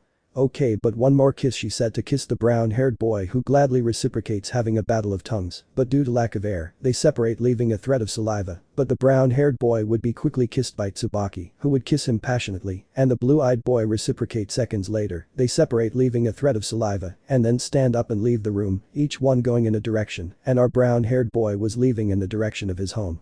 But what he did not know is that he was being watched by a hooded man in a black suit.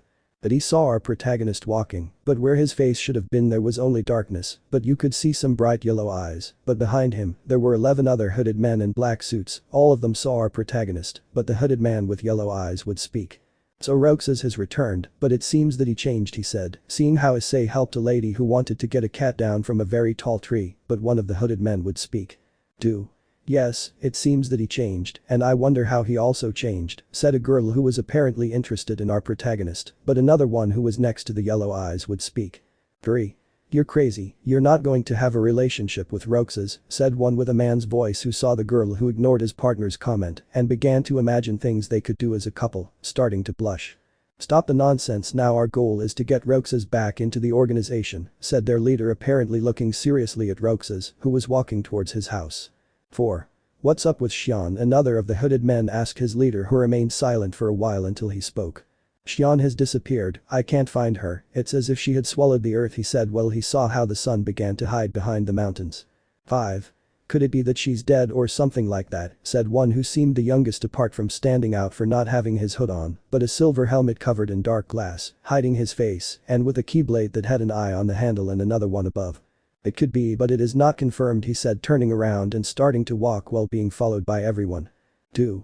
Then we have to wait said the girl upset at having to wait for her cinnamon roll. Yes, you'll have to wait and if you wait, I'll let you do whatever you want with it, he said as a portal of darkness appeared in front of him, entering it followed by everyone, but the girl entered, jumping like an excited child, and seconds later the portal disappeared. Incorporeal vs Phoenix. It was a quiet night in the city of Kuo, everything was calm, the birds were sleeping, and people were resting from a long day of work or school, but if we looked at a street we could see a chase, it was a dark creature with yellow eyes, apart from 2 antennas on its head. He or she was running from something or rather someone, and that someone was on the roofs of the houses running and jumping on her, he was dressed in a black trench coat that reached almost to his feet and 2 gloves and 2 swords, one black representing darkness and another white representing light. This one was running following the dark creature without losing his pace, and on the side of the dark creature he was desperate to lose the one who was following him, or so it seemed, as the minutes passed the creature slowed down reaching a street that was the middle of 4 streets. The creature would stop apparently without sensing the presence of its follower, looking in all directions searching for its pursuer. It would hear as if something was coming from above, it directed its gaze upwards to see how a pillar of light surrounded it and heard a scream. "Faith," shouted the hooded man, so that a pillar of light rose up where the dark creature was, and seconds later several smaller pillars of light came out in various directions, thus ending the life of the creature while the rain was present in the place where thunder could be seen in the distance above the buildings. The boy in a trench coat was standing in the middle of those 4 streets, without moving a single muscle waiting for something, and thus past a darkness began to consume everything around him, leaving all the buildings around him without light, and the darkness began to approach to a certain point that it would stop. Apparently that did not bother the hooded man much, but in the darkness yellow eyes began to be noticed that looked at the boy who still did not move. When he least expected it, those creatures would launch themselves at the boy who was still, and when a few of those creatures were going to attack him, he would scream. "Explosion!" shouted as all nearby creatures would die from the ability that would hit them full on. Then quickly the hooded man would jump dodging 3 of those things, 2 in the air with his swords, make an X cut killing 7 of those things, and then fall to the ground and do several somersaults, dodging several attacks from nearby creatures, but quickly would make several cuts, killing all those that were nearby. But he did not notice that one was behind him receiving a cut, but the dark creature did not give him time to dodge several cuts that the hooded man made using the counter cut. He would recompose himself in the air to launch himself and make several cuts. But he realized that there were still some left, so he would jump high, while the creatures would jump higher, staying above him, but they didn't realize that this was the plan of the masked man who would throw his sword into the air, passing by one side of them, while the mysterious man fell as did the creatures, but they wouldn't go down much, since the sword was returning, hitting them squarely, returning to the hands of its bearer who fell in the middle of those who remained.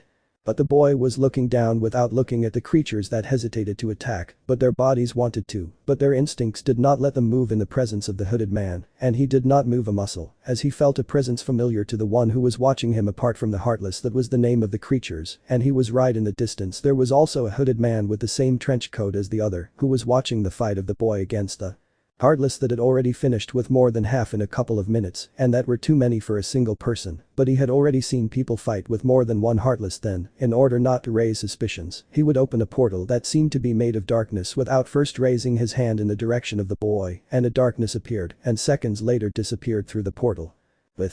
He had already finished off all the Heartless, but for some strange reason he still wasn't moving. It was for one reason, and that was that a lot of Heartless would come out of the floor that were accumulated among them and moved around the hooded man looking for the perfect moment to attack. The hooded man was watching this without showing any emotion on his face. He just saw the creature move around him, letting it plan anything or at least take an action, but suddenly the mass of Heartless bounced on him, but the boy, instead of staying still as he had shown, began to run towards the giant creature, dragging his 2 swords. For seconds later to be face to face, so that the hooded man jumps over the creature and run to the other end of the creature and jump, falling somersaults to be face to face with the dark creature that gave several turns to return to pounce towards the hooded man who waited patiently until he had him in front of him, that gave a thrust with his sword that would make the Heartless divide into several, that dispersed across the floor while they disappeared until none remained, while the hooded man looked in all directions in search of one who had survived without seeing any size deeply, and without further ado would begin to run, while his sword disappeared and began to jump from house to house without stopping and getting lost in the darkness of the night, while the lights in the buildings that were near the battle would return. Time skip 20 minutes. The same hooded man was on top of a house and began to walk to the edge to grab onto it, letting himself fall, and then pushing himself off and entering through a window of the residence, which was the Hyoudou residence. He entered and seemed to be in a boy's room. He began to approach the closet to take off his hood to show none other than Issei Hyoudou. He started to take off everything he was wearing while he remembered what had happened this whole week. First, Issei's pav. He became friends with Hyoudou Kiba, the knight of Rias who like him used a sword and often asked him to train, and if they trained, but he always lost since he has more experience from fighting against many Heartless, or his Aniki sensei, who always gave him a good patusa, but well now Kiba's goal was to surpass him. He had also met Asia Argento better. She was very shy, cute and kind. Apart from that, they now slept in the same room since Ria's Gremory, the heiress of her clan and younger sister of the Mao Lucifer, had decided that she would stay at her house since her parents had fortunately won some tickets that would make the trip last as long as the owners of those tickets decide, and her parents don't know when they will return, so they have the house alone for a while. Well, apart from that, also to this one Asari and Asumi have tried to get closer to me without success, since it was either Akeno Himejima Kaneko Tauju or Tsubaki Shinra who keep me away, or I directly ignore them after talking about her. I have spent a lot of time with each one or the three of them together, chatting, eating, walking and the occasional kiss, but for Akeno those kisses for her say, please make me yours. Why, I don't find it logical that every time I kiss her, she wants to undress even in front of everyone and more of Rias, and speaking of her, since that time that I rejected her, surprisingly, she hasn't bothered me again, well, only once, but my answer was the same, and after that she became more attached to me, attentive, affectionate among other things, and well, I'm not interested in her behaving like that. I have even eaten next to her, and it is nice, I think, but that is not to the point. And finally, my older brother Issei Hyoudou, the current Sekiryuutei, already words of Rias the weakest until now, but I realize that Rias doesn't like him, since he tried to get on her many times, and you know that I always had to stop him. Well, leaving that aside, he is so annoying, he will say no a lot, too much, always thinking about breasts and intercourse, but well, always when he comes back from the nights drunk, they always ask him where he was, and guess where, in a bar. And that made our parents very angry, punishing him and forbidding him to go there anymore, but he didn't pay attention, and he always went in secret, therefore our parents gave him up as a lost case. But I also discovered that I can talk to Drake, and he told me that we had a special connection, but I don't know why, and well, I discovered it not long ago, to be exact, it was last night. Flashback. Our protagonist was sleeping peacefully, but suddenly the brown-haired boy began to move a lot, showing that something was happening in the blue-eyed boy's dreams, but we don't focus on the outside, we better focus on the inside of our protagonist's mind. Location, mind of Issei. Our protagonist would open his eyes to find a place quite familiar to Issei. It was the final world, a place where hearts come from, and few people have accessed this place. Among those few was him, but while he was in his thoughts he would hear a very familiar voice, and when he turned around he saw Rias, who was confused and scared since she was never there, apart from the sweat running down her body showing signs of tiredness. She was sure to run in search of something or someone, and when she saw Issei, she hurried as fast as possible to get there. Issei. Rias, what are you doing here? It is assumed that very few people can get here, he asked, said with doubt, seeing the Gremory who would hug the boy who reciprocates the hug, knowing that he was afraid. He also knew it, since he had experienced it when he arrived here for the first time, and because of fear Rias would start to cry. Looking at Issei, he says, Rias. Ice-kun, I want to go back, I'm scared, she said, clinging to the boy who would take her by the shoulders to tell her. Issei. Rias, please calm down, I will get you out of here, he said, looking into Rias' eyes, making her calm down a little, but they didn't notice that in the distance, there were two people. In the distance. President, that's not you, he said, seeing how Rias was crying, being held by the shoulders by someone unknown to him. Do. Yes, but why is she crying? That guy probably brought her too, so we have to stop him, he said, running alongside the other stranger to try to save his other self. Then the other stranger's light bulb went on, and he started to take out a boosted gear, then the stranger started to concentrate energy on his arm to scream. Dragon shot, I shout, to launch a large red beam that was going in the direction of the two boys, but Issei had realized the attack, then he grabbed Rias in a bridal way that would make her blush to jump, dodging the attack, and when they landed, he lowered Rias to scream. Issei. Hey, what's wrong with you, he shouted, said as he watched a boy with short brown hair with several bangs that partially cover his eyebrows and two hair extensions that hang parallel to his neck and brown eyes, wearing the Kuo Academy uniform, consisting of a jacket over a white long-sleeved shirt with black highlights with a black bow on the neck, matching black pants and brown dress shoes. However, he wears the uniform differently in the fact that he wears a red t-shirt under his shirt and jacket and wears white and blue sneakers instead of dress shoes. This was Issei Hyoudou, the most powerful Sekiryuutei in history. And next to her was a girl just like Rias, only she seemed a little older, well, in what sense and everything, but that's not the point. These two had serious faces. These were face to face while Issei was in battle pose in front of the Rias that he knew, while the other brown-haired man was in front of his president to protect her from this kidnapper, or that was what they believed, while the Rias that was behind our protagonist stood up to put her arms under her breasts, making them stand out, putting a smile, seeing the others in front of them. Everything was an awkward silence, well, even more so for our protagonists, since seeing a brown-haired boy and another girl was not something that was seen every day, but that silence would be broken by the other Issei. Issei. President, get away from him quickly, he said while Rias put on a confused face, looking at the other boy who still had the boosted gear on his arm, in case the stranger made a sudden movement. Author Sama, well, here when I speak to Rias or Issei of this story, it will be towards Rias or Issei, which means that I spoke to Rias of this story, but if it is towards Rias or Issei, it means the others, and if you are wondering why the O is because they are the originals. Risa. I don't know you, and also why should I stay away from him, she said seriously without moving away from Issei, who was serious watching the two people in front of him, trying to figure out how to attack without getting hurt in case of combat, since from what he saw it seemed that brown-haired man knew how to use the boosted gear without any problems. Rias, oh.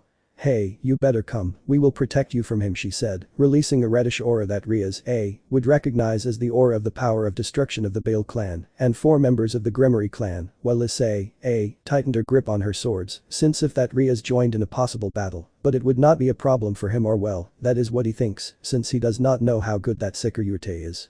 Issei, who are you and what are you doing here? Well, it's not like many people pass by here, he said, seeing how the two were still serious, but answered his question. Issei, oh.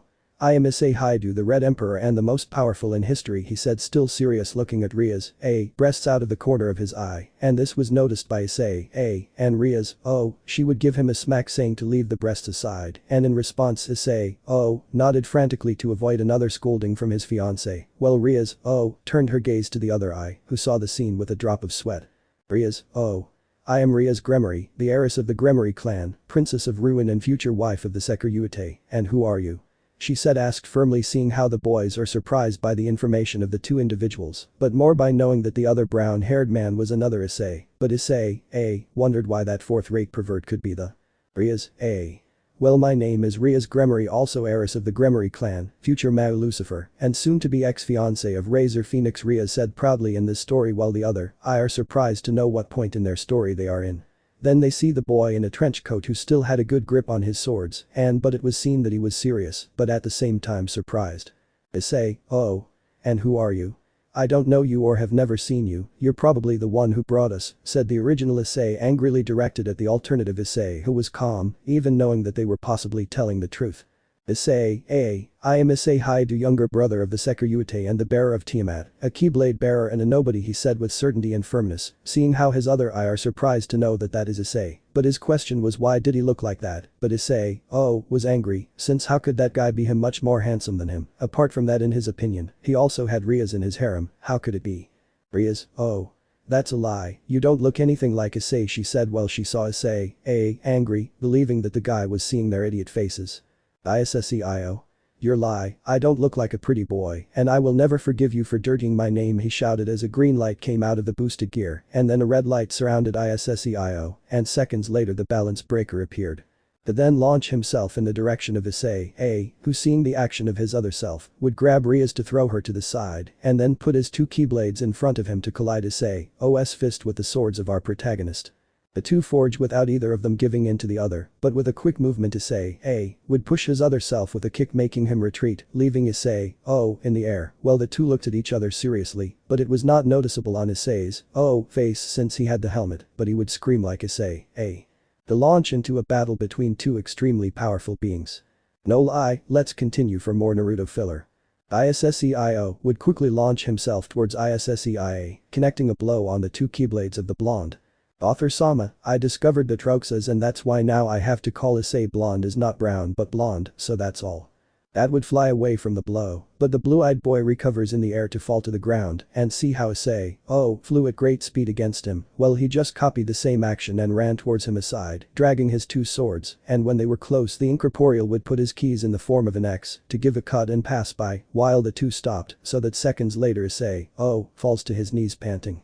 Well, Rias saw how the other Issei defeated his Issei well, Rias saw with a smile our protagonist, who turned around seeing how the other self got up with difficulty, staggered a little when trying to take a step but would stop when hearing the voice of his opponent. Issei, stay there, it's not worth trying to fight in a place that is not in your favor, he said seriously, seeing how the boy was still trying to walk towards where the 2 Rias were, one ahead of the other with a serious face. Issei, I will not give up when I defeat you, I will go with the 2 Rias to my home, and I will have her in my harem, and I will have 2 pairs of identical breasts, he said with a perverted face and smile, but they were not noticeable because of the helmet. Well, the blonde was boiling with anger for 2 simple reasons. First was how this idiot could think about breasts and harem like his brother, and second, how dare he say that about his Rias, since when was she his Rias? Well, that did not matter now, he just wanted to break that pervert's face. Issei, hey damn, how dare you say that about I mean Rias, he said angrily, but at the same time nervous for almost saying something he didn't want to, or maybe he did. But Issei, oh, was confused. He had heard him almost say, me, maybe it was his imagination. But with Rias, she was blushing for having heard what the blonde almost said, while Rias, oh, was looking with a mocking smile at her other me. Issei, oh. Well, she's the president, she surely wants to be with me, and she'll surely come with me when we find a way out, he said with a smile looking at Rias, who in response, would give him the middle finger, making the brown-haired boy cry comically, but the blonde had his gaze lowered starting to walk, and his footsteps could be heard, since it was like walking on water, literally, and the sound of the water being stepped on could be heard throughout the place, having a sepulchral silence that would be broken by the blue-eyed boy. Issei, do you think this is a game? He asked, lowering his voice as he got closer and closer to the brown-eyed man who was silent in confusion, watching him approach without his swords, since they had disappeared a while ago. Issei. What do you mean by I think? Issei. This is not a game, shouted the boy appearing out of nowhere behind the brown-haired boy, who was surprised for not seeing the speed he was going apart from, that a lot of white petals had appeared, making the place they were changed to a strange city with the place they were, which was a white platform with 4 large pillars of the same color, while next to his head was one of Issei's swords. Author Sama. Imagine those 2 places combined. The 3 were surprised how the place changed so suddenly, but the brown-haired boy continued to see the sword, surprised and a little scared. Issei. This ends now, he said with a rather terrifying voice from the perspective of the brown-eyed man who was now scared, but would have to dodge a sword blow that was going to his head, and then start dodging the sword blows that were directed towards his feet, and then take out Ascalon, has the appearance of a European sword with a reddish-purple detail, and a gold hilt with stylized crosses on the edges of the hilt. That he used to put on top of himself trying to resist all the powerful sword blows that were continuous and did not seem to stop, and in an attempt he kicked Issei, to throw him far away, and then they both jumped, while the brown-haired man was upside down. The blonde was about to hit with his 2 swords, thus colliding the swords of the 2, but Issei, with his wings and strength, would push Issei, to the ground, falling to his feet, and then see how the brown-haired man charged a dragon shot. To then throw it at full power, and the blonde in response would jump very high dodging the attack, but he did not realize that he had the brown-eyed man in front of him, and without realizing it, he had his leg already hitting the face of the brunette that would send him to the ground, creating a large crater. That caused the brown-haired boy to become unconscious by the force of the kick, while Rias, ran to help her current fiancé who was completely fainted, but on Rias' side, she was surprised that Issei, has such monster strength and mentally thanking that he is not her enemy, but when the blue-eyed boy landed on the ground, he opened his eyes wide running at full speed towards the 2 Rias, who were surprised by the speed of the blonde. When they were going to talk, the blue-eyed boy would speak first. Issei, girls, there is no time to talk, you have to go here, he said while showing a map and pointing to a kind of abandoned mansion. They would look confused, while Rias, had Issei fainted in her arms. Risa. Ice con what pa, but would be interrupted by still sound of many things crawling, and so it was a cursed tower, and it was the name of the accumulated Heartless. Author Sama, it's like the one Issei faced at the beginning of the chapter. They were coming down a street slowly, but upon seeing the 4 they would rise into the air and start spinning in the air. Issei, you go, I'll go after I take care of this one, he said, starting to run in search of getting away from the cursed tower that went after the blonde who was running on the walls and ceilings. Well, the 2 girls were carrying a fainted brown-haired boy, but luckily he didn't have his armor, otherwise it would be more difficult to carry him, so they entered the forest without first Rias, turning around and looking where the blue-eyed boy went. Rias, Ice con, she said, and then continued her pace, having faith that Issei would return with her. But Issei. He was running through buildings, jumping from roof to roof or running along walls, doing everything possible to lose the cursed tower, but it was fast, and he didn't know how it could be so fast, although it also passed through the floor and appeared near him trying to attack him, but he managed to dodge easily until he began to climb up a place and then run for brief moments along the wall to do a spin in the air and fall on top of the cursed tower. And then he crashed to bounce up while Issei jumped and did a spin in the air again to fall on the floor and watch as the Heartless formed a large circle in the air. Then he took advantage of the fact that the tower was stunned and began to run as fast as he could towards the abandoned mansion, worried that some incorporeal or Heartless would intercept them too, but an unconscious was impossible. When he arrived at the wooded area, he began to jump from tree to tree through their branches, since his size was as enormous as the tree, but while he was jumping he could see something, and it was the same cursed tower from before that followed him from behind dodging the trees, but he was confused why he didn't go through them to get there faster, but he didn't give it importance and decided to start flying at full speed. And so he was able to move away a little further. Looking into the distance he could see the abandoned mansion. Seeing that at the door were the three of them, well, if we count Issei Hyoudou, still unconscious, it seems that he didn't measure his strength in the kick. Then he would fall to run to the door of the mansion, arriving next to the boys, and when they were going to talk Issei Hyoudou would appear one of his keyblades to make several movements and then point to the door. So that a white light came out of it, so that the door would start to shine white too, so that later only the two white doors could be seen, and then grab the other eye to throw them to the door crossing it, and then grab Rias, and then see how the cursed tower was getting dangerously close to take out the middle finger to jump with Rias, and for the door of light to disappear, causing the Heartless to go through the house and exit through the other side and fly in an unknown direction. With our protagonists. They had returned to the final world, were sweaty from everything that had happened, but the girls noticed that Issei, just a few drops of sweat were on his face, as if he had not tried hard, but now they have a doubt, how will they return to their homes? And the blonde told them that he had the ability to create different portals, so that alone he would make a corridor of darkness and they could return, but they would not have to use any portal since they were in their world, they would just have to wake up, and that's it. He proceeded to create a dark portal that would be crossed by an unconscious Issei, and a Rias, who would leave without first placing a kiss on the cheek of our protagonist, making our menstruation hairs jealous towards her other eye, so the two woke up. Place. Outside Issei's mind. When Issei woke up he was surprised to find Rias by his side. She looked very pretty in the opinion of the brown-haired man, but he heard her muttering things, but he could hear the last thing. Rias. Ice-kun, please stay with me and let's live together forever, she murmured as she clung to the blonde, who smiled with a blush to caress his cheek, making him smile, and approached his ear to whisper. Issei. Don't worry, I'll be with you whenever you need me, he whispered with the sweetest voice he could, making Rias smile, hugging the blue-eyed boy's chest, who smiled sweetly, hugging the redeed to fall into a deep sleep. Then flashback. When he remembered that he blushed massively. But remembering yesterday's made him blush even more. Author Sama, but that's for the next chapter. And when he finished changing, he turned around to see none other than Office looking at him with a smile and those dark eyes like the abyss itself. She would only fly over to give him a kiss and hug him possessively, so after a while of kisses and hugs, the two would fall deeply asleep. The next day. In the occult club things were tense because there were two lawless who looked at each other seriously, being surrounded by an aura, a blue one that belonged to Kaneko and another purple one that belongs to Office. The two looked at each other as they both wanted to sit on Issei's lap, who was nervous and felt that if he did something he wouldn't get out of this unscathed. Until he came up with an idea to calm them down, he would grab each of them to put them on one leg each. This would lower the tension so that they would both lean on his chest, falling asleep, while the others watched with a drop of sweat. All the girls except Asia watched that scene with a lot of jealousy, and something to emphasize was that in Issei's hand there was something, and that something was the mark of the Gremory clan. What had happened for the blonde to have that mark? Well, the Redeed had come up with the idea of putting the mark of the Gremory clan ally on him, and Issei gladly accepted. Apparently, spending a lot of time with the Gremory clan had made the girl forget her anger.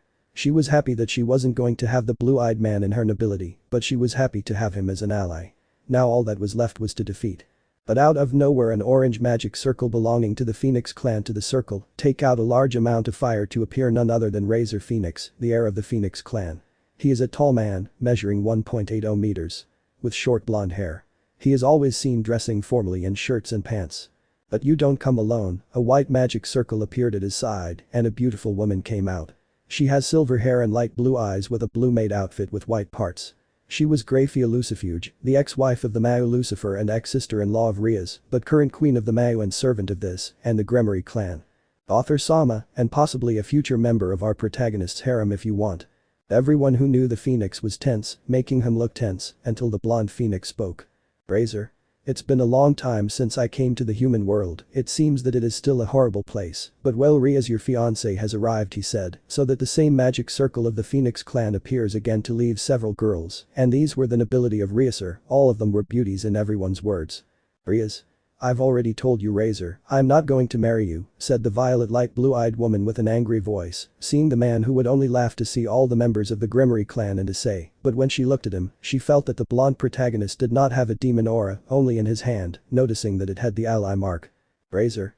Laughs. Why, that one has the mark of your clan. Ha, you could only put it as an ally. I guess you ran out of pieces, ha, he said, while arrogantly looking at the incorporeal blonde, who was serious, looking at the man to quickly appear in front of him, looking directly at his face, and he was still with his smile looking at the younger blonde, but still felt the boy's aura on the couch, and when he directed his gaze there he was surprised to see him still there, caressing the heads of both girls.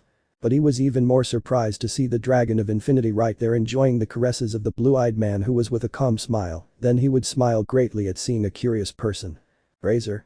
You are curious, but that does not matter. I came to talk to my fiancé, and I have to teach him a lesson that he must know how to respect someone superior, he said with a smile, while his arm began to expel fire, and when the Gremory were going to stop him, Issei would take out some chains, who knows where he got them, and would jump to use the chains to start strangling the phoenix that was trying to get rid of the chains.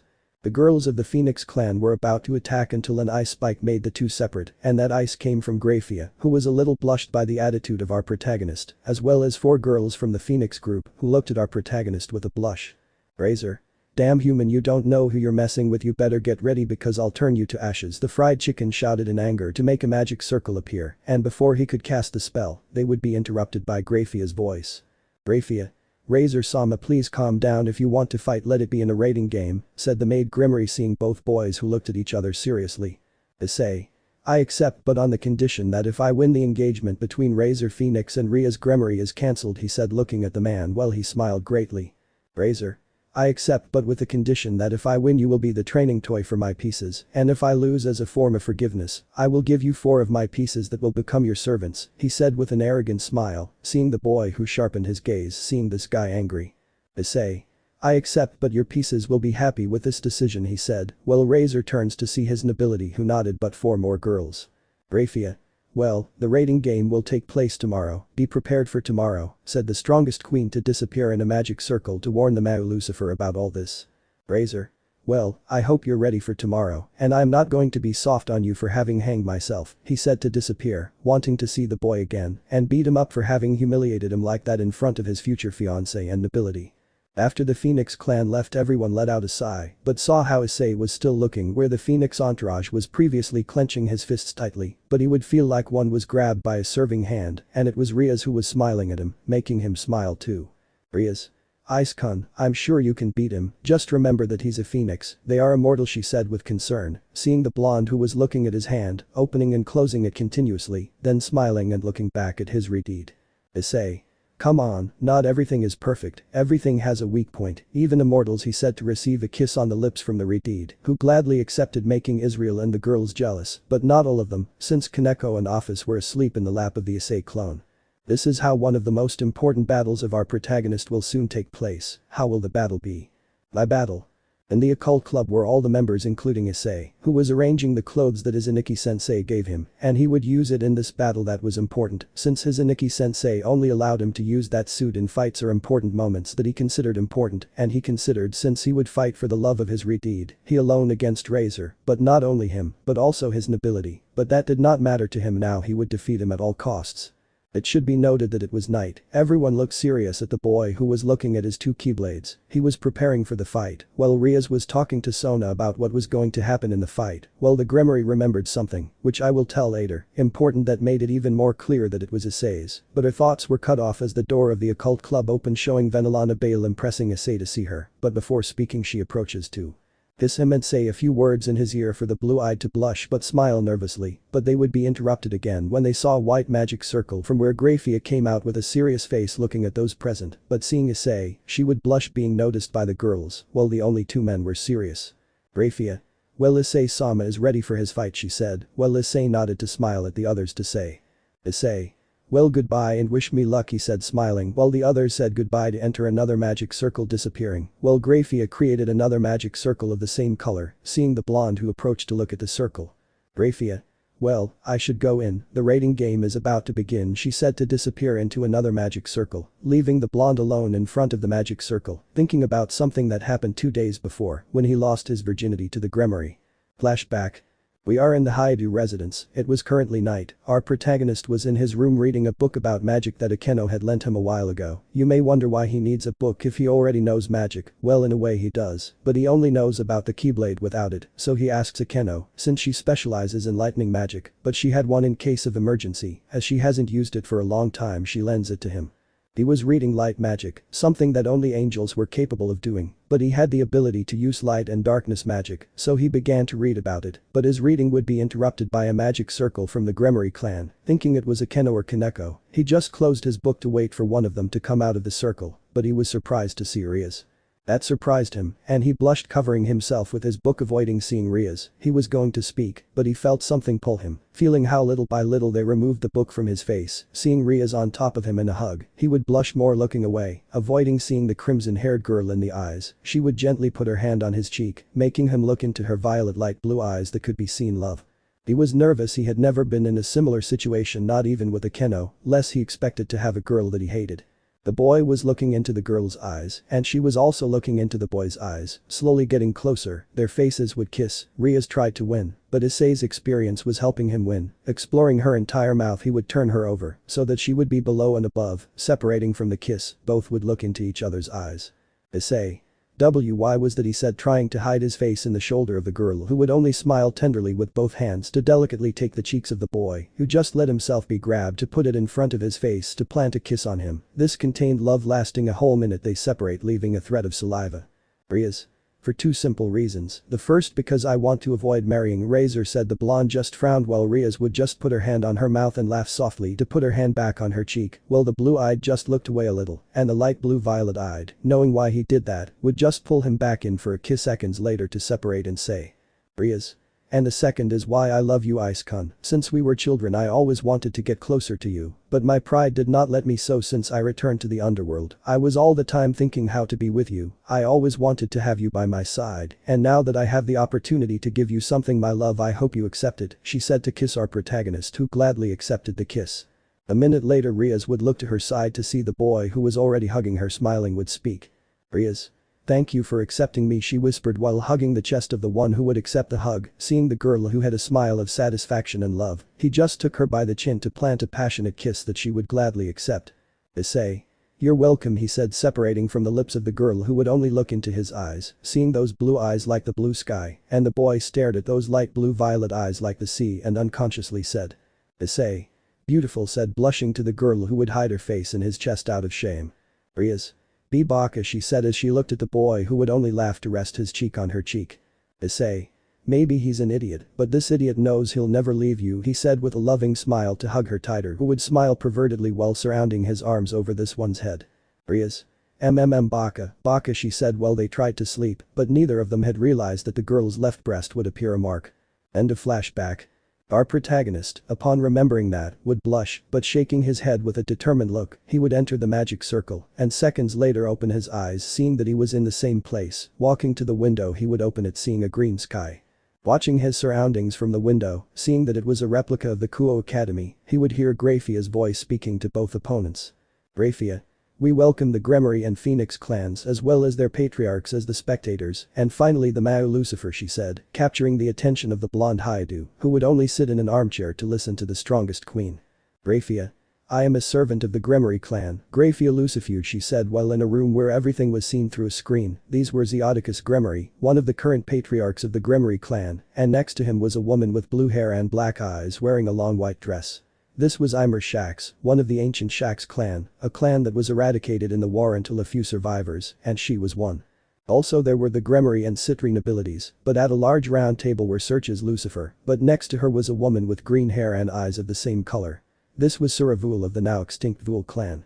She, like Imer, were among the very few survivors. On one side of them were Sona and Rias accompanied by the older Hyoudou. But on the other side of the table was the Phoenix patriarchs, Lord Phoenix with his wife Lady Phoenix. Next to him was his eldest son Ruval Phoenix. On one side of the table was Venelana Bale, who was seriously watching the screen where Issei was shown with a serious face and his arms crossed, sitting on one of the sofas in the building. Graphia. This battlefield was created according to the advantages of Issei Sama and Razor Sama, she said while on one of the screens where Razor was shown, he was hugging two of his maids, well the others saw that with jealousy, but four looked at that scene, but felt nothing since they saw Issei. They doubted what they felt for their master until at night of the same day, they realized that Razor had favorites, and they did not fall into that category, but one of them did not feel anything. Since she was his sister Rival Phoenix had fallen in love with our protagonist like the other three. Brafia. The school in the human world that Rias Sama and Issei Sama attend, she said while everyone watched intently while the fight would be broadcast to the entire supernatural world being seen by the angels, fallen angels, the Nordic yokai etc. But in the yokai faction was a young woman with very long blonde hair with combined eyes. She is a woman with delicate facial features, and her eyebrows are very short and round. Her outfit consisted of a yellow kimono, a golden obi, and wore a black skin, with golden skulls and lines printed on it. The kimono features a wide interior and was open of her shoulders, giving view of her enormously large breasts. Her hair was held back by a traditional hair ornament, with 6 golden bira kanzashi, and several red kanzashi. She was Yusaka, the leader of the yokai. Next to her was a girl. This girl has golden blonde hair tied in a ponytail and matching eyes. She also has 9 golden fox tails and ears, and wears a traditional Maiko outfit and tall jetta with a white tabi. The sleeves of her haori feature a giant red star-shaped pentagram, surrounded by 5 smaller pentagrams between the points. This was Kunu, the first and only daughter of Yusaka. They were intrigued by the hologram that showed Razor and Issei, but they were more interested in Issei. Back to the rating game. Brafia. We have provided a replica of this, she said, while Razor was giving orders to his maids on what they should do to win, although he already thought he had won, there was only one, and they were more. Brafia. Listen to the places where you were transported are your respective bases, she said, while Issei jumped out the window to grab onto the roof to climb onto it, looking around seeing the Kuo Academy to go back in, and searching on Ria's desk, he would find a map of the academy. Issei. I thought it would just be the replica and that's it, but it seems like they also put objects and everything, the boy thought, looking at the map, but he noticed the academy gym being the place where he would go first to have the game in his favor. Brafia. Issei Sama's base is the old school building, where the occultism club meets, she said while Razor adjusted his suit for the fight. It would be easy to beat this human, or so he thought. Brafia.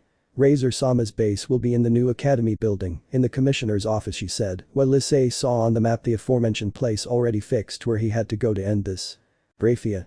If a pawn, in this case Razor Sama's, manages to reach the enemy's base, he or she can be promoted immediately, she said while Issei adjusted his gloves, looking at his hand with determination. He was willing to win for his retreat. After this, he would make his father and his girl's brother pay for having engaged him to an idiot with altered hormones. Brafia. Now we will begin the game, she said, while Issei had a serious face looking at nothing, while Razor had an arrogant smile while his maids were serious. Razor. This job is too easy for you, he said with an arrogant smile looking at his pieces, but saw 4 that were a little far away chatting among themselves, seeing that his younger sister was also there, but she wouldn't pay attention to him. Razor. But don't hold back, he said looking through a window at the green sky, putting on an even bigger smile. Razor. Destroy it completely, he said while still hugging 2 of his maids who had a blush on their faces. Razor. You must finish off that blonde-haired boy. This stupid game makes no sense, he said while his pieces nodded, understanding his master's order, beginning to withdraw from the place while the phoenix stayed there watching how his pieces retreated. I am. Issei had already decided to go to the academy gym, starting to run between the trees. He would jump to the roof, seeing an open window on the roof, he would jump to stay at the doors of the place, but he would be interrupted by a voice. Shulin. Ara, if it is neither more nor less than Issei Sama, it seems that we were the first to find him, she said, while her companions looked at her. It was not very common for her to call someone with the nickname of Sama, that was new. But they noticed a boy in front of them, he gave off a powerful aura. Issei. Let's finish this quickly, I have a roasted bird to defeat, he said seriously. Shulin's companions got angry at the nickname that idiot human had given her. The girls Isla and Nell took out 2 chainsaws ready to attack, while the blue-haired girl Mira ran to the side trying to get behind her, but didn't realize that above her was Issei who, when he reached her, would give a big kick sending her flying, crashing into a wall, making her sniffle while she faded. Brafia. A phoenix pawn has been eliminated, she said, impressing everyone since the game had just begun and a piece had already been eliminated. Apparently, the boy was quite strong. With Razor. So he went to the center after all, he said while Ubaluna, his queen, was behind him with a serious face, and Razor, upon realizing that would be confused his queen, did not put on a serious face, but for now he would let it pass. Later he would talk to her. Razor. What about the other units? I calmly asked his most valuable piece, who raised his hand to speak. Ubaluna. Sharia, Burant and Villain, the three pawns are on their way to infiltrate the enemy base, said that well with ease they were going quickly until they stop in a part of the forest. Burant. There seems to be an unusual amount of fog here, she said, bored of having to do this for the phoenix bird. She never liked him and always tried to avoid having any sexual or loving moments among other things, and now she was trying to delay her companions as much as she could since she wanted to go with Issei, but her thoughts would be interrupted by having to dodge a lightning bolt and a fire barrier. Sharia. A trap, I asked with amusement, dodging the lightning from wherever it came from. Sharia. Apparently it is nothing important, she said, reaching a branch while her companions also fell on branches. Villain. Well, it's just a simple child's game, he said as he quickly advanced with his partner and an annoyed Burant since he had to delay the girls as much as he could. Villain. But I'm interested, she said with a smile, but she had to dodge a cut like her companions. When they landed on the ground they saw a creature that seemed to have armor and carried two swords with it. They were surprised, but they had to dodge another cut coming from another. I am. This one was dodging cuts from the chainsaws without problems. In reality he was just playing with them while you were getting angrier when you were breathing. The two would see how the boy would kick the ground, creating a cloud of dust, confusing the girls, that when the cloud was close enough to her, the blonde protagonist would come out to punch each one, sending them against the wall, cracking it, disappearing. Raphia. Two phoenix pawns have been eliminated, he said while the blue-eyed Hyoudou looked back, finding Shulin, who only looked at him to get closer, and our distrustful protagonist was ready for any attack, but she only approached him thinking that she was going to attack. Our protagonist was about to raise his guard, but she would grab the collar of the trench coat with both hands, planting a kiss, leaving everyone in shock, and a furious Razor who was breathing fire, making Balloon retreat, who looked jealous at the scene. Our protagonist was trying to think, but his only neuron was restarting. After a few seconds, Shulin would separate, leaving a thread of saliva, and then hug the chest of this one who corresponds doubtfully. Issei. Why is that? I asked nervously, seeing the girl who wouldn't leave his chest, and he answered. Shulin. Why would I like you to be my master so please, she said, putting her arms at her sides, implying that she wanted to be eliminated. Our protagonist, understanding the request, just wanted her to be eliminated like that, making her disappear. Raphia. A phoenix pawn has been eliminated, she said while Issei saw the place where Shulin was previously and then ran out of the gym, starting to run towards the school. When he arrived, he went straight to the academy's athletics track but would be surrounded by two bishops. Mihi and Ravel Phoenix, a rook. Isabella, two knights. Carloman and Cirrus, and finally two pawns. Nai and Lee. Ravel. Wow, Issei-sama, how good it is to see you here. I thought you would be in charge of the girls, she said mockingly, trying to provoke the boy, since Razor had told her that if they won, she would have the boy as her sexual slave for a whole year at all times she wanted, but obviously she would have to share with the girls. Issei. Like the girls who were already defeated by my samurai, he said mockingly, and the girls were going to laugh for believing that since they believed that the samurai were some kind of spell, but. Raphia. 3 phoenix pawns were eliminated, she said, impressing the girls while the samurai dissipated, their memories reaching them since it only took a few cuts and they had made them disappear, but she was surprised by the last one, who had allowed herself to be eliminated. Mihi. How, he said with impression and anger directed at the boy in front of him, who only smiled to raise his hand, and behind him a white light appeared while a samurai was generated. The girls were impressed as well as the spectators of the white creature, but they saw how Issei pointed his hand at Isabella, and the disembodied samurai went to her trying to cut her. She would dodge the cut but would receive a cut from Carloman to disappear. Issei. Well, it was nice while it lasted, but I have to eliminate them or they can see how I kick the phoenix bird's ass, he said while lights came out of the blonde Hyoudu's hands and then his swords appeared to place one sword on his shoulder and another in front of him, but from the girl's perspective, they could see how the sword he had on his shoulder had a purple aura and the one in front of him had a white aura. But when they least expected it, they would hear a scream from Mihi. Turning to look at her, they would see her disappearing, and a few meters away was the blue-eyed Hyoudou, who would turn around seeing them with a serious face. Raphia. A phoenix bishop has been eliminated, said the MILF with her characteristic voice, making Rias happy since little by little, her blonde was gaining ground in the battle, but a phoenix blonde was not happy, so he decided to go take care of that guy who was frustrating him all over. Issei dodged the attacks of the two knights without problems, frustrating them since they could not hit any cuts, but they would receive help from Nai and Lee, who tried to hit the boy who dodged with a little effort until he got fed up and jumped away to raise his arm, while a fairly large pillar of darkness fell in the place of the 4 girls. After the dust that had been generated had dissipated, the girls who disappeared were seen, leaving everyone shocked by the display of dark power. Raphia. 2 knights and 2 pawns have been eliminated, said with a stutter for Issei to see the last 2 pieces in front of him, knowing that the queen and king remained razor, but that did not worry him, now he only concentrated on these 2, raising his black keyblade pointed at Ravel, while a dark light came out of its tip being about to throw, it would have to dodge a fireball coming from the blonde phoenix, that by his face, it was noticeable that he was angry while behind was Yubeluna watching. From the heights with her demon wings. Issei. Wow, finally up here, you were taking too long, roast chicken, he said seriously at first, but mockingly at the end, trying to anger the blue-eyed phoenix, succeeding, and in response, he would create a fireball that he would throw at the boy who in response, would jump back avoiding the explosion that generated the fireball. Now if he would take this fight seriously he could not lose against this guy, he quickly began to run in his direction, who would take out his wings that were completely made of fire, and would fly to the roof of the academy, but for Issei that was not a problem, he would jump onto the wall of the academy to start running on it to the top, and when he arrived, he had to avoid another fireball running, dodging the attacks. He would jump over to get in front of the blue-eyed phoenix, while Issei was standing firmly. The phoenix leaned a little forward, coming face to face. Without expecting anything, Issei disappeared his keyblades to quickly hit the phoenix's face that would be sent several meters back, but would recover by taking out his wings and then launching a rain of fire that our protagonist, for being caught off guard, would have a hard time dodging. But I don't know for sure that a fireball was coming to him, but when he realized it was too late, since the fireball with an explosion would send him flying, but he would recover to start floating, but he didn't.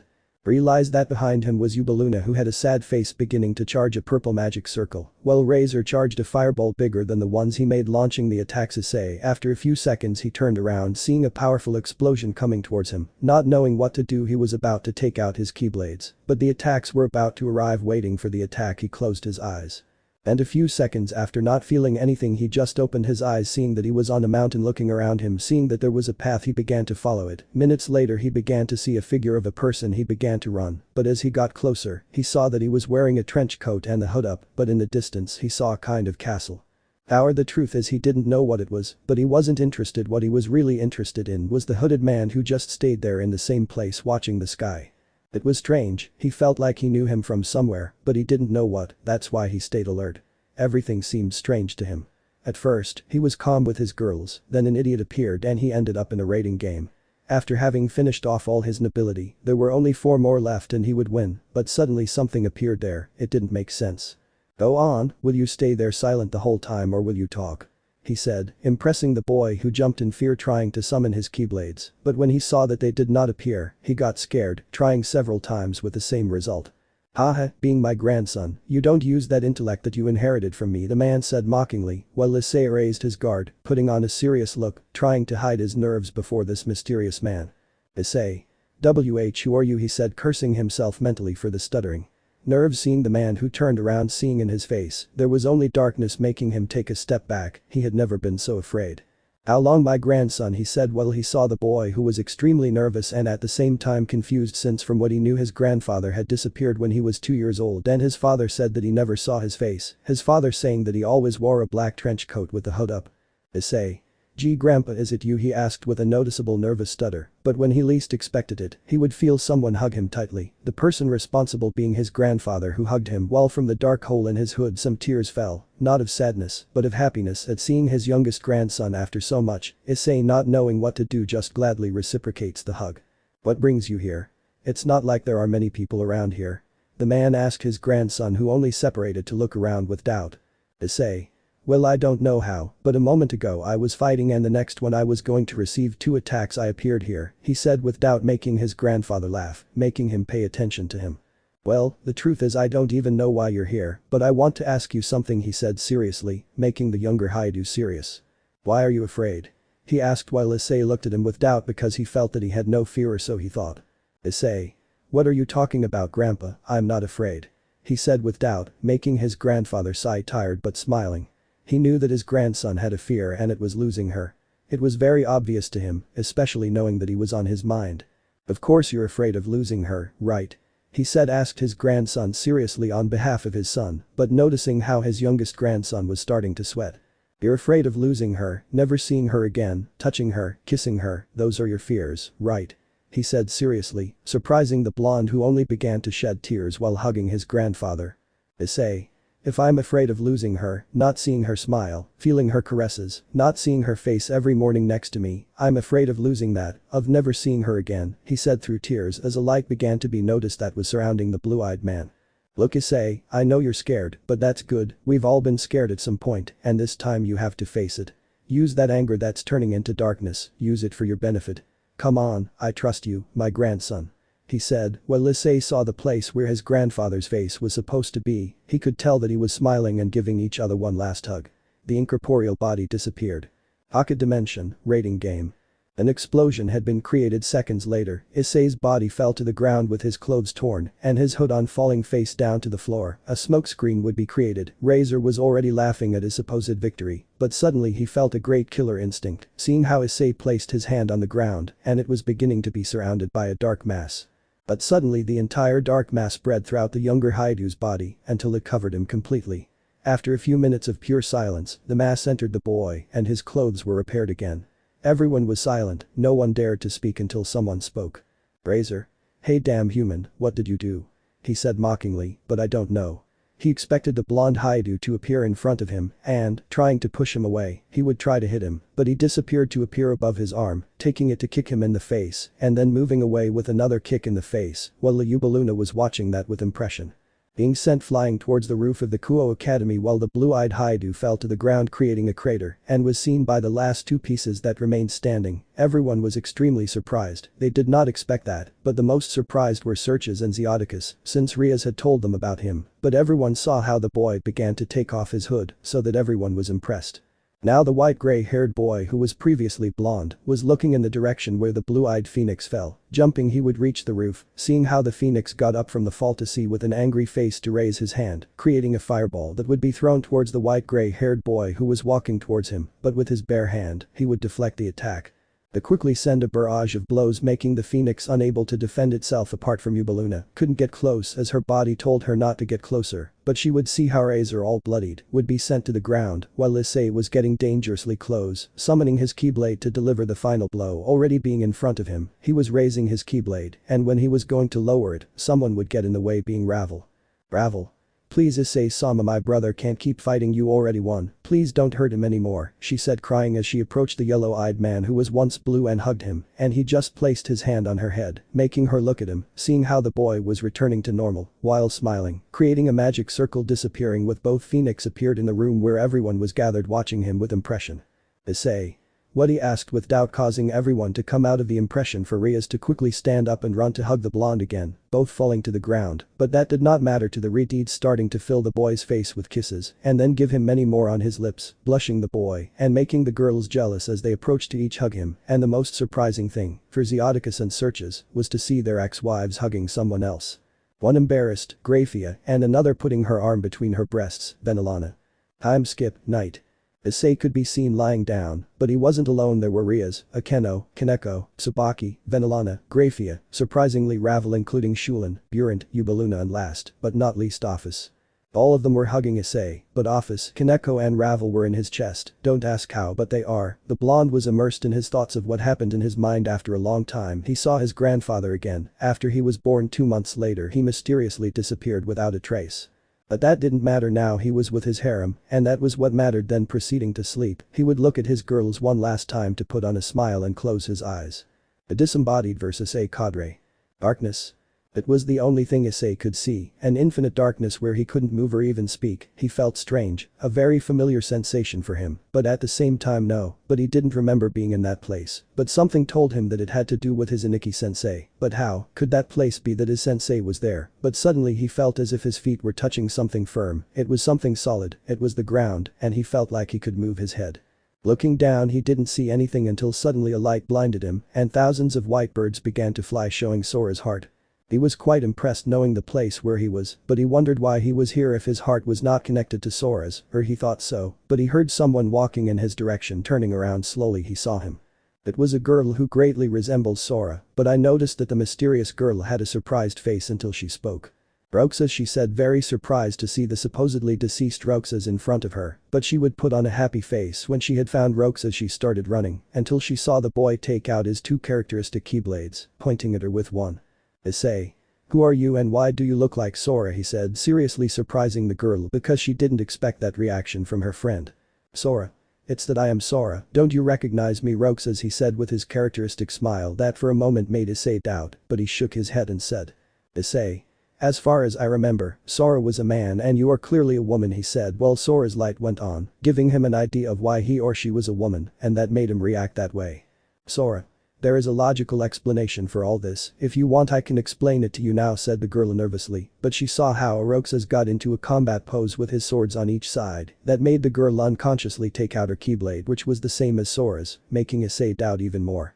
But he left those thoughts aside to put his swords each one on a side and they began to shine so that Sora, knowing what was coming, put his sword in front of her and then Issei attacked. That caused Sora to be sent back, but had to avoid another cut from Issei, who not leaving his attacks there continued attacking, while Sora dodged as he could, but had to cover himself with his keyblade from a next cut that caused her to be sent flying several meters back, but by turning she would recover and quickly ran forward with her keyblade on one side pointing forward, while Issei started too, and when they arrived in front of each other, everything went black and saw how Issei was behind Sora. And is behind Issei in a pose of having made some cut. Seconds later the two would fall to their knees, but the first to stand would be Sora, who looked back but didn't see Issei, but for some reason looked forward and saw how Issei tried to attack her feet, making Sora step back dodging several cuts, but she saw how the blonde raised his swords, then she also raised hers blocking the cuts he could. Then the attack stopped but they remained in the same position, both of them stared at each other in deathly silence, but then a smile appeared on Issei's face, confusing Sora. Issei. Wow, Sora, you're still as strong as in our last battle, aren't you? Issei said mockingly, pleasantly surprising Sora, who just smiled as tears came out. Issei began to separate from Sora and when he finished separating, his keyblade disappeared and he hugged Issei, crying. Issei. Wow, Sora, you really miss me a lot, don't you? He said calmly to reciprocate the hug. Sora. Sniff D, don't ye give me thth those sniff scares, you don't know how much I am missed you, sniff, said the girl crying while clinging to the boy as if he was going to disappear, hoping he wouldn't do it again. Issei. Well, leaving that aside, could you tell me why you are a woman exactly? He said, separating himself while looking at her from head to toe. Sora. Well, it was because of he said, leaving our protagonist in doubt. Issei. The one, he asked doubtfully towards the girl, who only put on a serious face, making Issei also put on a serious face, but then the girl started to laugh, confusing Issei. Sora. Hahaha, it was something funny. What he did to us girls was Donald's magic, who was testing spells from his old magic book that he never used, he said laughing, while Issei had a face of seriously until he realized that he said he did to us girls. Issei. Sora, what do you mean by made us girls? Meaning that the others also became girls. He said, confused, seeing how the girl dried her tears to look at him and smile nervously. Sora. You could say that he turned me, Ventus, Sakes into girls just like Vanitas, he said, surprising the blonde with the appearance of Vanitas. Sora. If you're wondering why Vanitas is there, then we have a problem with her, he said, while Issei was serious, thinking that Ventus had been hurt in order to become a complete being again as before. Issei. What did Vanitas do? He already took Ventus. Why, if it's like that, I'm going to look for him or else. Ugh, I don't even know what each one has. He said, holding his head and starting to turn it quickly because he no longer knows who is who in his gender. Sora. Haha, but no, she didn't do anything, she's just dying, he said sadly, surprising Issei. Issei. Why? Asked the boy, who had a confused face. Sora. It's that in our fight against Ventus and it seems we damaged her so much that it seems that it is killing her little by little, and we need someone who is between the light and darkness to be able to connect her heart with hers that will heal her, but there is no one like that, she said, while tears gathered, being about to cry, but a hand would rest on her shoulder, making her look forward, seeing how Issei gave her a smile. Issei. Don't worry, I know how to help her, he said while Sora regained hope. Sora. You really know someone between light and darkness, she said, hoping to save her friend and sister. They were not blood related, but they were connected by Ventus's heart. Issei. You have it in front of you, he said while his right eye turned yellow and half of his hair turned gray-white, making Sora surprise, who would touch Issei's hair while looking at the boy's eye. Sora. Really, Roxas, she said, surprised by what happened, seeing how the boy gave her a smile. Issei. Yes, haha, but there is something to clarify, my name is not Roxas anymore, but now my name is Issei, he said while taking Sora's hand out of his hair. Sora. Okay, I don't know why you call yourself that, but I guess now I'll call you Issei, she said and laughed the last while she saw how the boy walked to hug her, reciprocating, and then separated to continue walking, but stopped to see her. Issei. The next time we see each other it will be in person, and at that time I will help Vanitas, he said with a smile that also smiled greatly happily knowing that his friend would help her. As they both began to disappear, wishing to see each other again. Place. Human world, Kuo City. Forest. Time. Day.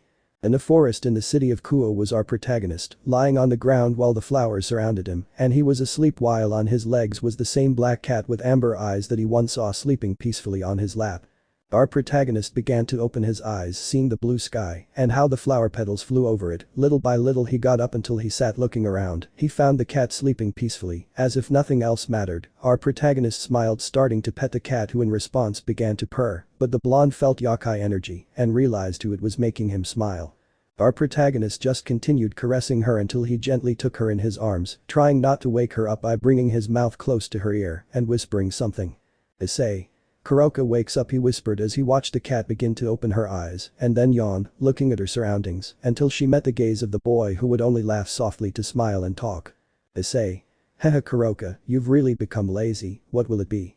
He said softly, looking at the cat that began to lick his face, then a light surrounded the cat and seconds later showed a girl with long black hair and hazel eyes with feline pupils.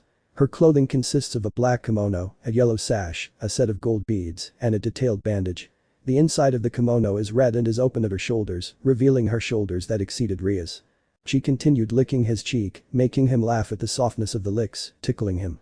After one last lick, she separated to see his face and smile at him. Kuroka. Naya so long Issei. Naya about 8 years no, said the feline to the boy who just smiled happily. Issei. Well, it seems that you have changed a lot. No, now you are taller than before, you even surpass me. It should be noted that Kuroka is 161 cm tall, and Roxas is unknown, but we will say that he is the same size as Kaneko, which would be 138, I feel dwarfed, I suppose Kaneko feels too, he said, making the girl laugh who only stuck her body to the boys. Kuroka.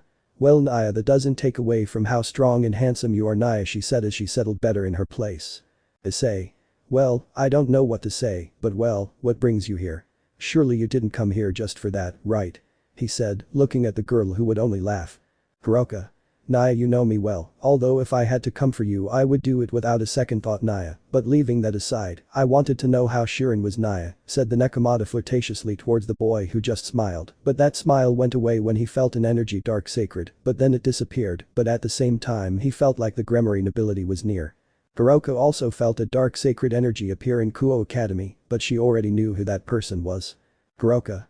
I think Naya you will leave, right, said the boy with doubt who only received a nod from the boy, while both stood up for him to look at her and approached to take her chin, give her a kiss that would be reciprocated by her and seconds later separate. Issei. Well see you Kuroka, when you need me look for me okay, he said with a smile looking at the feline for the last time to start running in the direction of Kuo City, leaving behind the girl who only smiled when she saw how the boy she loves was going to help her little sister. Kuroka. We'll see each other again Issei Hyoudou, she said to transform into a cat and leave there. But Issei. He was running on the roofs of the city jumping, climbing the walls, but something was happening, for some reason he felt that his magic and energy were going away, it wasn't that much was going away, his energy and magic were like an ocean, and it was going away like the amount of a glass, at first he didn't know why until something came to his mind that made him smile and say. Issei. Wow, Rias, it didn't take long and you're already using it, said the boy with amusement until he suddenly stopped dead in his tracks, as if he was thinking about something. Issei. Why am I running if I can make portals? Could it be that the author wants to put in filler, he thought, watching as the air split, leaving a dark hole from which a boy came out with burgundy hair combed back and dark eyes with a scar on the upper left side of his forehead which is exposed. He wears long rectangular earrings with a sun symbol and a haori with a black and green checkered print with a kind of uniform. The boy looked at him angrily for some reason he didn't know. Tanjiro. Stupid, don't break the fourth wall, they don't pay me enough, he said pointing a finger at the boy. Issei. But they don't even pay you, he said confusedly, causing the boy to freeze. Tanjiro. Well, leaving that aside, get out of my sight before I get arrested for killing someone, he said as he took out a crimson katana with a flame-shaped handguard while a flame-shaped mark began to spread across his face. Issei had generated a dark corridor to look back and see above him Tanjiro with his sword coming down at full speed, then he quickly got into the dark corridor, avoiding a cut from the boy who insulted the air while in the crack a girl with white hair appeared and she has it combed in an undercut style with mint green eyes. The loose black jacket with white lines on the hood also has the name of what looks like a gang called Brahmin, but it should be noted that on the sleeves of this one, it has a wavy linear pattern with a small amount of flower petals. Senju. Tanjiro said, calling the aforementioned who was keeping his katana to look at the girl. Tanjiro. What's up, Senju, he said, walking towards the crack to start entering. Senju. Daki said she needed you, she said, thoughtfully looking at the boy who just got confused. Tanjiro. And why do you need me, he said while looking at the crack. Senju.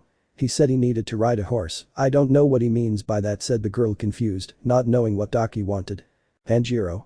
Yeah, well, one day I'll tell you what that means, but that day is not today, he said, invoking a red magic circle to fix the crack. At Kuo Academy, inside the magic barrier. At Kuo Academy, things weren't so good. Outside the barrier was the Citrine nobility with Asari, while the Gremory group was inside facing someone who has long dark hair, red eyes, pointy ears, a wide forehead. His mouth shows a set of triangular teeth and usually wears a black tunic-shaped clothing. This was Kakabiel, a cadre of Gregory territory of the fallen angels, who was flying while on the ground, were currently the Gremorys who were all defeated, except for 5 people being Rias, the least tired for some strange reason. On their knees were Kiba. Israel and their side were 2 girls. One was with blue hair down to her chin, with a green-tinged stripe on the right side and yellow eyes, consisting of a skin-tight black short-sleeved leotard with shoulder pads, matching fingerless gloves that extend to her biceps and thigh-high boots, all of which are adorned with straps. And by her side was also with long light brown hair and violet eyes. Her hair is usually tied in 2 pigtails, each with a blue elastic band. Apart from having the same outfit as the other girl, these girls were Xenovia Korda and Issei Hyoudou, sent by the church to recover the sacred swords.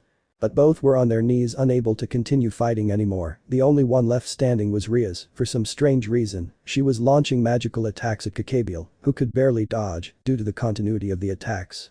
He wondered why she didn't get tired of attacking, but he saw how on Ria's left breast a violet light passed through her clothes, and he thought that's where the magical power and energy came from, so with a smile, he summoned a spear of light that was too big, surprising those who were still conscious. Kakabiel didn't wait a second longer to throw it, but when it was about to reach Rias, she would be grabbed by the back of her clothes and then thrown back, seeing how Xenovia positioned herself in front of the attack, waiting for the most imminent. But it never came. Instead, it sounded like a giant glass breaking, and then she heard someone fall in front of her. "Hey, are you okay?" asked a mysterious person who was in front of her. While she opened her eyes, she saw how a short blonde-haired boy was in front of her with 2 strange swords for her, while she saw Kakabiel. "Xenovia. Who are you?"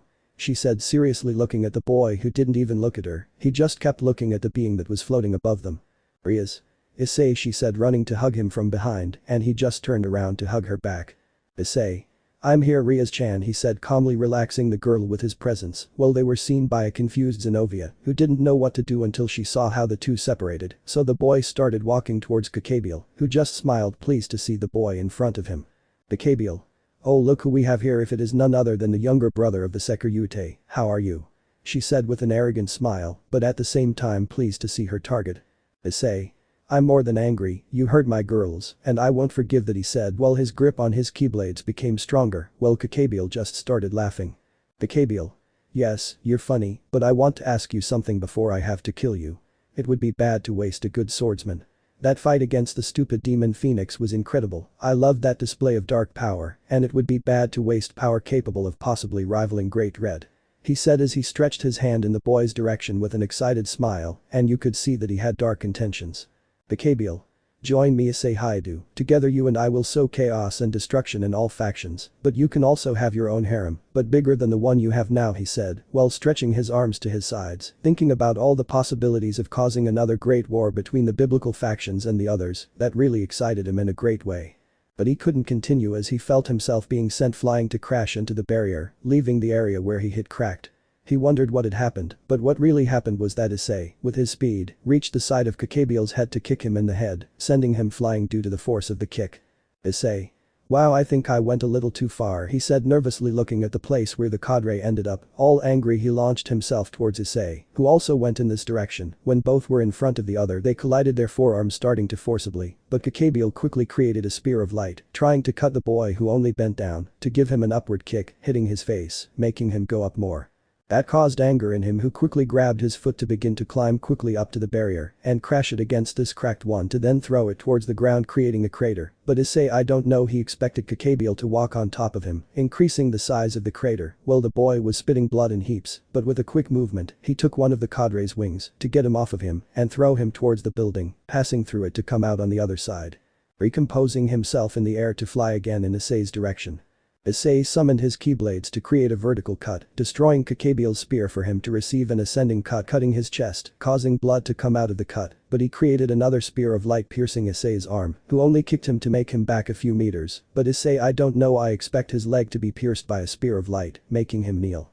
Looking back, he saw a black-haired girl with her outfit consisting of black leather straps around and under her breasts. She has gloves that reach almost to her shoulders with chains of small links hanging from them. She has black shoulder pads, one of the shoulder pads, the right one, has 3 large spikes. She also has black high-heel boots that reach up to her thighs.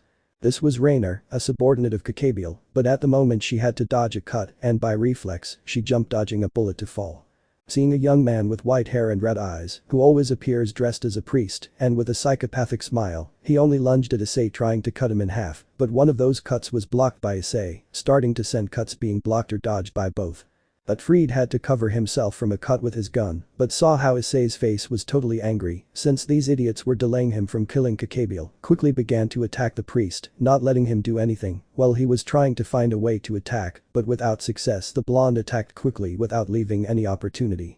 But without him expecting it, Issei attacked while Fried could barely cover himself, but could not resist for long since Issei applied more force in the push, and after a cut, he broke the priest's sword and quickly kicked him in the chest, making him run out of air. But I don't know what he expected, another kick, but in his face, that sent him flying to crash into some trees, destroying them in the process. Issei was serious but began to walk, but from behind him, Rainer comes out with a spear of light, trying to cut him in half, but Issei's eyes turned yellow, and he moved to the side to grab the spear with his fingers, greatly scaring the fall that put force into the thrust of the spear. But seconds later the spear would be broken into 1,000 pieces. Rainer was scared to death, she couldn't stop shaking, but she saw how Issei slowly turned around looking at her with some very deep yellow eyes, but in a few seconds Issei's eyes returned to being his blue eyes like the sky. Issei. I hate people who make such low attacks, he said while sweeping his legs while she was surprised but received a blow to the stomach that sent her flying, but Issei appeared behind to give her a kick sending her up. Then Issei appeared above Rainer, who was feeling great pain from the blows, but she saw how Issei was ready to give one last blow, and before being sent to the ground she whispered. Rainer. Help, she whispered so that Issei, who had heard what Rainer said, sent her to the ground, creating a huge crater and an unconscious Rainer in the middle. Issei landed on the ground to walk, arriving where the crater began to see Rainer knocked out. Then he began to approach. When he was next to her, he bent down to see her, but had to quickly carry the girl in princess form to jump, avoiding a rain of spears. When he landed he looked up and saw Kukabiel with a smile. Issei. Hey, what's wrong with you? Don't you mind killing her? He said as he laid the girl on the ground to walk, summoning his keyblades, putting himself in a fighting stance. Issei. This is where it ends, Kukabiel, he said while he was preparing his spear of light and launching himself in the direction of Issei. Well, he was also starting to run and then jump up, passing over him and then cut downwards, being blocked by Kukabiel, who quickly grabbed Issei's hand to put it under him and stick his spear in his chest, who spat blood but took advantage with his left foot to push him while he was falling to the ground, but Kukabiel landed on the ground to create a spear of light. And then throw it, being dodged by Issei, then starting a fight between spears and swords. Issei dodged a cut by jumping. When he was up, he gave a thrust that was dodged by Kukabiel, but made a cut on his cheek. But he grabbed the spear and placed it on the sword to quickly lower it to the ground, cracking it a little. But he had to dodge a cut from the boy's other sword to quickly separate from the other, but Issei jumped as did Kukabiel, remaining in the air face to begin making cuts to be able to cut in half at one point. Both clashed their weapons and then separated from each other. Issei is Mika, or the blonde for those who don't know him. Both fell to the ground, but quickly Issei ran towards Kukabiel, giving a horizontal cut, cutting Kukabiel's suit, but received a blow from him that moved him away a little. Kukabiel was breathing heavily while Issei was barely with a few scratches, and with scratches that was for him since in his chest there was a hole, as well as his leg and arm, as well as the destroyed clothes, only having on a half-destroyed shirt and pants with holes in them. But he didn't seem tired at all, on the contrary, it seemed like he could continue fighting for hours, days, months, even years, but that didn't matter. But little by little, with a slow step, he began to approach Kakabiel, who, out of fear, created a spear of light to throw, but Issei dodged it, who immediately ran while dodging the spears that Kakabiel created, but Issei saw them as slow, that's why he was able to dodge them with ease until at one moment he was already in front of Kakabiel. Issei's serious face was seen, he had disappeared one of his keyblades ready to cut Kakabiel with the other, who could not react to the quick cut Issei made on his stomach. He fell to his knees trying to stop the bleeding that continued to come out, while Issei was watching him with a monotonous face. Issei. It's your time to die Kakabiel, he said seriously, pointing his keyblade at the neck of the latter, who just resigned himself. When Issei was about to cut his neck, the magic barrier would be broken while in the sky. You could see a white armor with blue orbs that quickly went down to the ground, falling between both of them, putting his arm. But when he received the cut, his arm was broken by the power of the attack, surprised the person who was inside it. Haha, good cut, I didn't think you would be able to break my armor. I think I'll have to be more careful with you, said the person inside the armor, amused since it was not understood if it was a man or a woman. Then the boy regenerated the area of his destroyed armor and then walked towards Kakabiel and put it on his shoulder. But then he took the priest, but when he was about to take Rainer, his hand was held, seeing that it was Issei who had a sharp look. Okay, you keep her, but watch that she doesn't do something harmful to the factions, he said, receiving a nod from the boy. But then the Gremory nobility arrived, Citri seeing the person in front of them. Rias. Sekiryuutei, what are you doing here, said the girl while Israel's arm was burning. Sekiryuutei. Well, I came for these two and the girl, but it seems I only took these, he said, taking out his wings ready to fly in an unknown direction for them and Issei, but before they left a voice would speak. Greg. You're ignoring me, White, said the Red Emperor Dragon to his rival, who remained silent and then spoke. This is the same conversation as in the anime, I really don't remember. Sekiryuutei. Well, Sekiryuutei, the next time we see each other I hope to be able to fight you, but I don't think you're up to the task, he said, looking at Israel, who got angry at the comment, and when he was going to hit him, his shoulder was held by Issei, who shook his head, so he had to calm down. Sekiryuutei. And you, brother of the Sekiryuutei, I look forward to our fight. I hope you fight with all your strength. He said with emotion towards Issei, who just looked at him and turned around to where Rainer was. While the Sekiryuutei was paralyzed by being ignored, he did not intervene further in the matter and flew away. Issei. You're going to call the Mao Lucifer for this, right? He said, carrying the girl in a bridal manner, making everyone jealous, but suddenly a magic circle opened, from which the Mao Lucifer and Leviathan came out. Time skip. A day passed after that. Xenovia stayed with the Gremory, now being part of Ria's nobility, in search of some purpose, while Ravel, Ubeluna, Shulin and Burant, upon finding out and seeing their master in the state he was in, after the fight treated him as if he were a king for the whole night and 2 hours of the day. The truth is that made him quite uncomfortable because of that type of treatment towards him, but he did not care. After that they said goodbye to Irina, who said goodbye to Israel with a kiss, and after that she spent the whole day bothering him with that. After that they were informed by Sona that the pool had to be cleaned, and since she was in the occult club she had to help. And currently she was with the other members of her maids, as they called themselves, Gremory nobility, and her sister, who was the only one from the student council who would help. Now she was with her brother and Kiba, changing to be able to clean the pool. Kiba. Issei-kun, he said, gaining the attention of the latter, who was taking off the red shirt he wore under his academy uniform. Issei. Yes, Kiba, he asked while he saw his friend who had his top clothes unbuttoned, showing that he wasn't wearing anything, making Issei a little uncomfortable. Kiba. I promise you, no matter who tries to come looking for you, I will protect you, said the blonde Gremory, determinedly looking at the other blonde, who only smiled to nod, bringing a smile to this one. Issei. Thanks, Kiba, but why do you say that so suddenly? He said, ask the last thing, writing it down. Kiba. It's hard to say this in the presence of others, he said while still serious. Issei. Haha, thanks friend, but this seems like a confession, thought the boy, while Israel looked at them with a face of what? Kiba. You saved my life by avoiding Kakabiel's giant spear, since his spears before you arrived contained an explosive seal, and that giant one he made surely also contained it. I can't consider myself a Gremory knight if I don't return the favor, he said, putting his hand on his chest, making both Hyoudou more uncomfortable than they were. Issei. Of course, you know, I'm going ahead, he said, while quickly with his speed he went out the door. Kiba. Issei-kun, he said as the door closed, leaving an awkward silence. Kiba turned around, seeing Israel, who was totally uncomfortable with the situation. Kiba. And I did it right, he asked while Israel was stunned. Israel. Bucking bro, help, I don't want to answer, he thought. But the girls. You were changing while talking to each other. The 4 former razor pieces were talking about their Issei Sama, making the other girls jealous except Asia. Then one by one they left until the last one to leave was Xenovia. After that Issei taught Kaneko to swim and Israel to Asia, while Shulin, Burant, Rias and Akeno competed to be the fastest swimmer. Yubaluna was flirting with Issei, avoiding looking at her face at all costs. The Hyoudou sisters competed with each other, while Ravel was also with Issei trying to swim. Issei.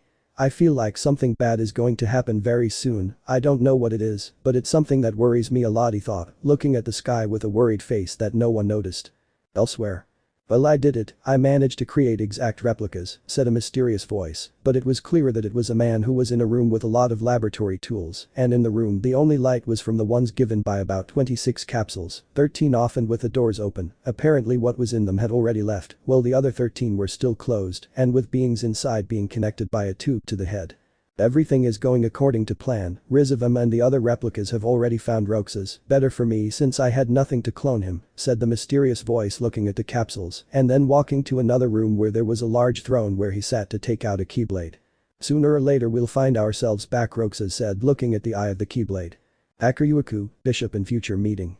We are in Kuo, the city where our protagonist lived, and he was walking towards the Kuo Academy with his 3 brothers, Asia and finally Ravel, since she had entered the academy, therefore now she had to go. But now they were walking there, now our protagonist was talking to Israel about Sona, since the eldest Hyoudou was in love with her, and asked Issei for help because he had a fairly large harem. And Issei only accepted if he paid attention to his only condition, which would be to stop being a womanizer, so he accepted. But now they were all arriving at the Kuo Academy, but Israel began to feel like his arm was slowly on fire, and when they arrived at the academy, they saw a girl with white hair and blue eyes. She was looking at the ground and then saw the boys. Issei recognized the girl's aura and stood in front of Israel, making the girl smile.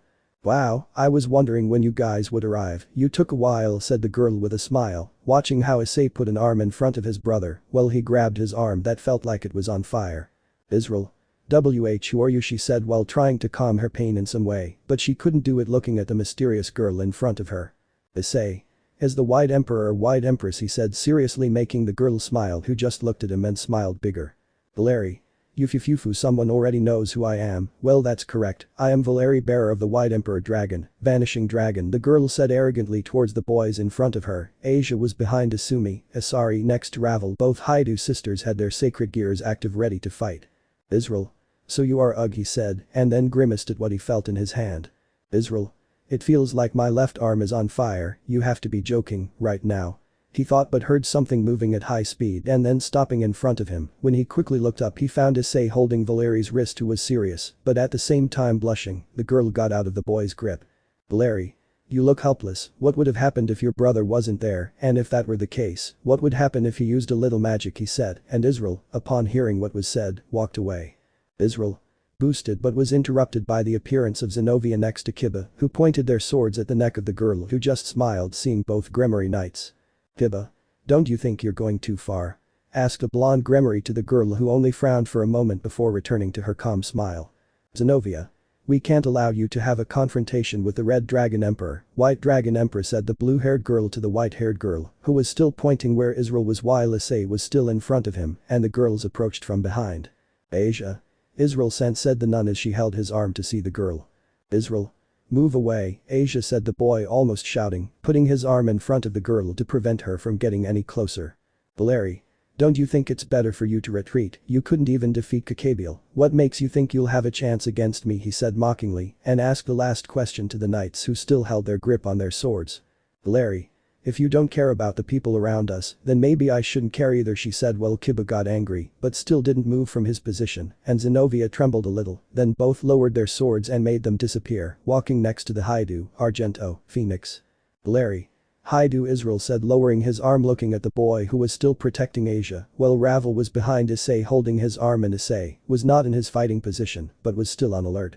Valeri. What do you think is your range of strength in this world? Asked a serious girl, placing a hand on her hip, waiting for his answer. Israel. What? Asked the boy without understanding what the girl meant. Valeri. Your breaker balance is still incomplete, but I think you would be positioned somewhere in the 4 digits, I would say somewhere between 1000 and 1500, said the girl, while raising her hand, still looking at the boy who showed an angry face towards the white-haired girl in front of her.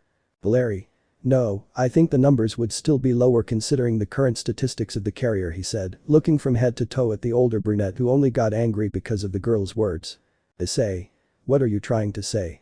He said, getting ahead of his brother who just looked at him and then turned his gaze to his rival. Larry. Hyoudou Issei, what I mean is that your brother technically means that he is someone important. It would be better if you develop your abilities to the maximum, said the girl with a smile to raise her head a little, sighing to lower it again. Larry.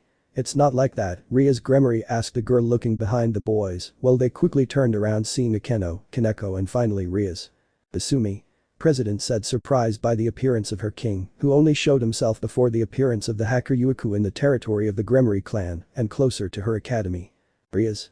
White Empress Dragon, she said, walking towards her nobility and Issei, who just looked at her as they approached along with the two girls.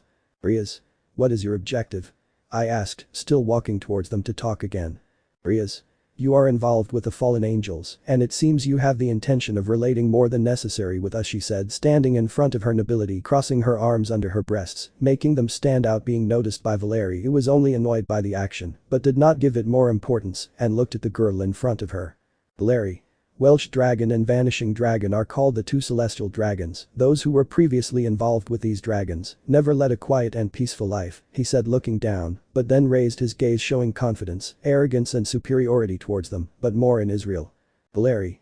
I asked how things will go for you, said the girl with a smile, making Rias get a little angry, but also making the air feel the tension between them. Valeri. Today, I didn't come here to fight, she said, to walk past them to talk again. Valeri. I'm too busy for that, but remember the time we meet again we will face Israel Hyoudou, and you Issei Hyoudou. I am eager to fight with all our power, he said, stopping to see Issei, who at first was serious, but then smiled widely, nodding at Valeri's look, who blushed, but then looked to the side. Valeri. But let it be clear, I only do it to compare my power, not why I would be interested in facing you, to know if you are worthy of being my husband, I mean, biggest rival, if that's the case. Until then, Hyoudou, she said as she walked looking at the ground, moving away from them, before the gaze of these who were confused but at the same time serious. When she moved far enough away without being able to see her, she took Issei's hand while he was looking at her. Issei. Hey Rias, he said while looking at her with her head down, but he realized something. Issei. Ria's hand is sweaty, he thought, seeing the Yandere, who only looked in the direction where the bearer of the White Emperor had gone. Time skip. In the occult club there was no one but two people, being Rias and Issei. The red-haired girl was on the boy's lap, sleeping peacefully, leaning on his chest, while the blonde stroked the hair of the one who was deeply asleep. Issei. You were scared, right, Rias? You were very afraid of dying right there and not being able to do anything to avoid it, but the truth is you didn't have to worry, I was there for you, he said to lay Rias down on one of the club chairs and continue sleeping peacefully while he went to his classroom to continue with his classes, but he didn't notice that Rias woke up and saw him leave, so she also went to her classroom. When Issei opened the door to his classroom, he had to dodge a double blow from the perverted duo of the classroom, being Mitsuda and Motohama. They were angry after dodging several blows, but none hit him, but when they got tired they both stopped. Motohama didn't see a kick coming to the head that took him to the ground.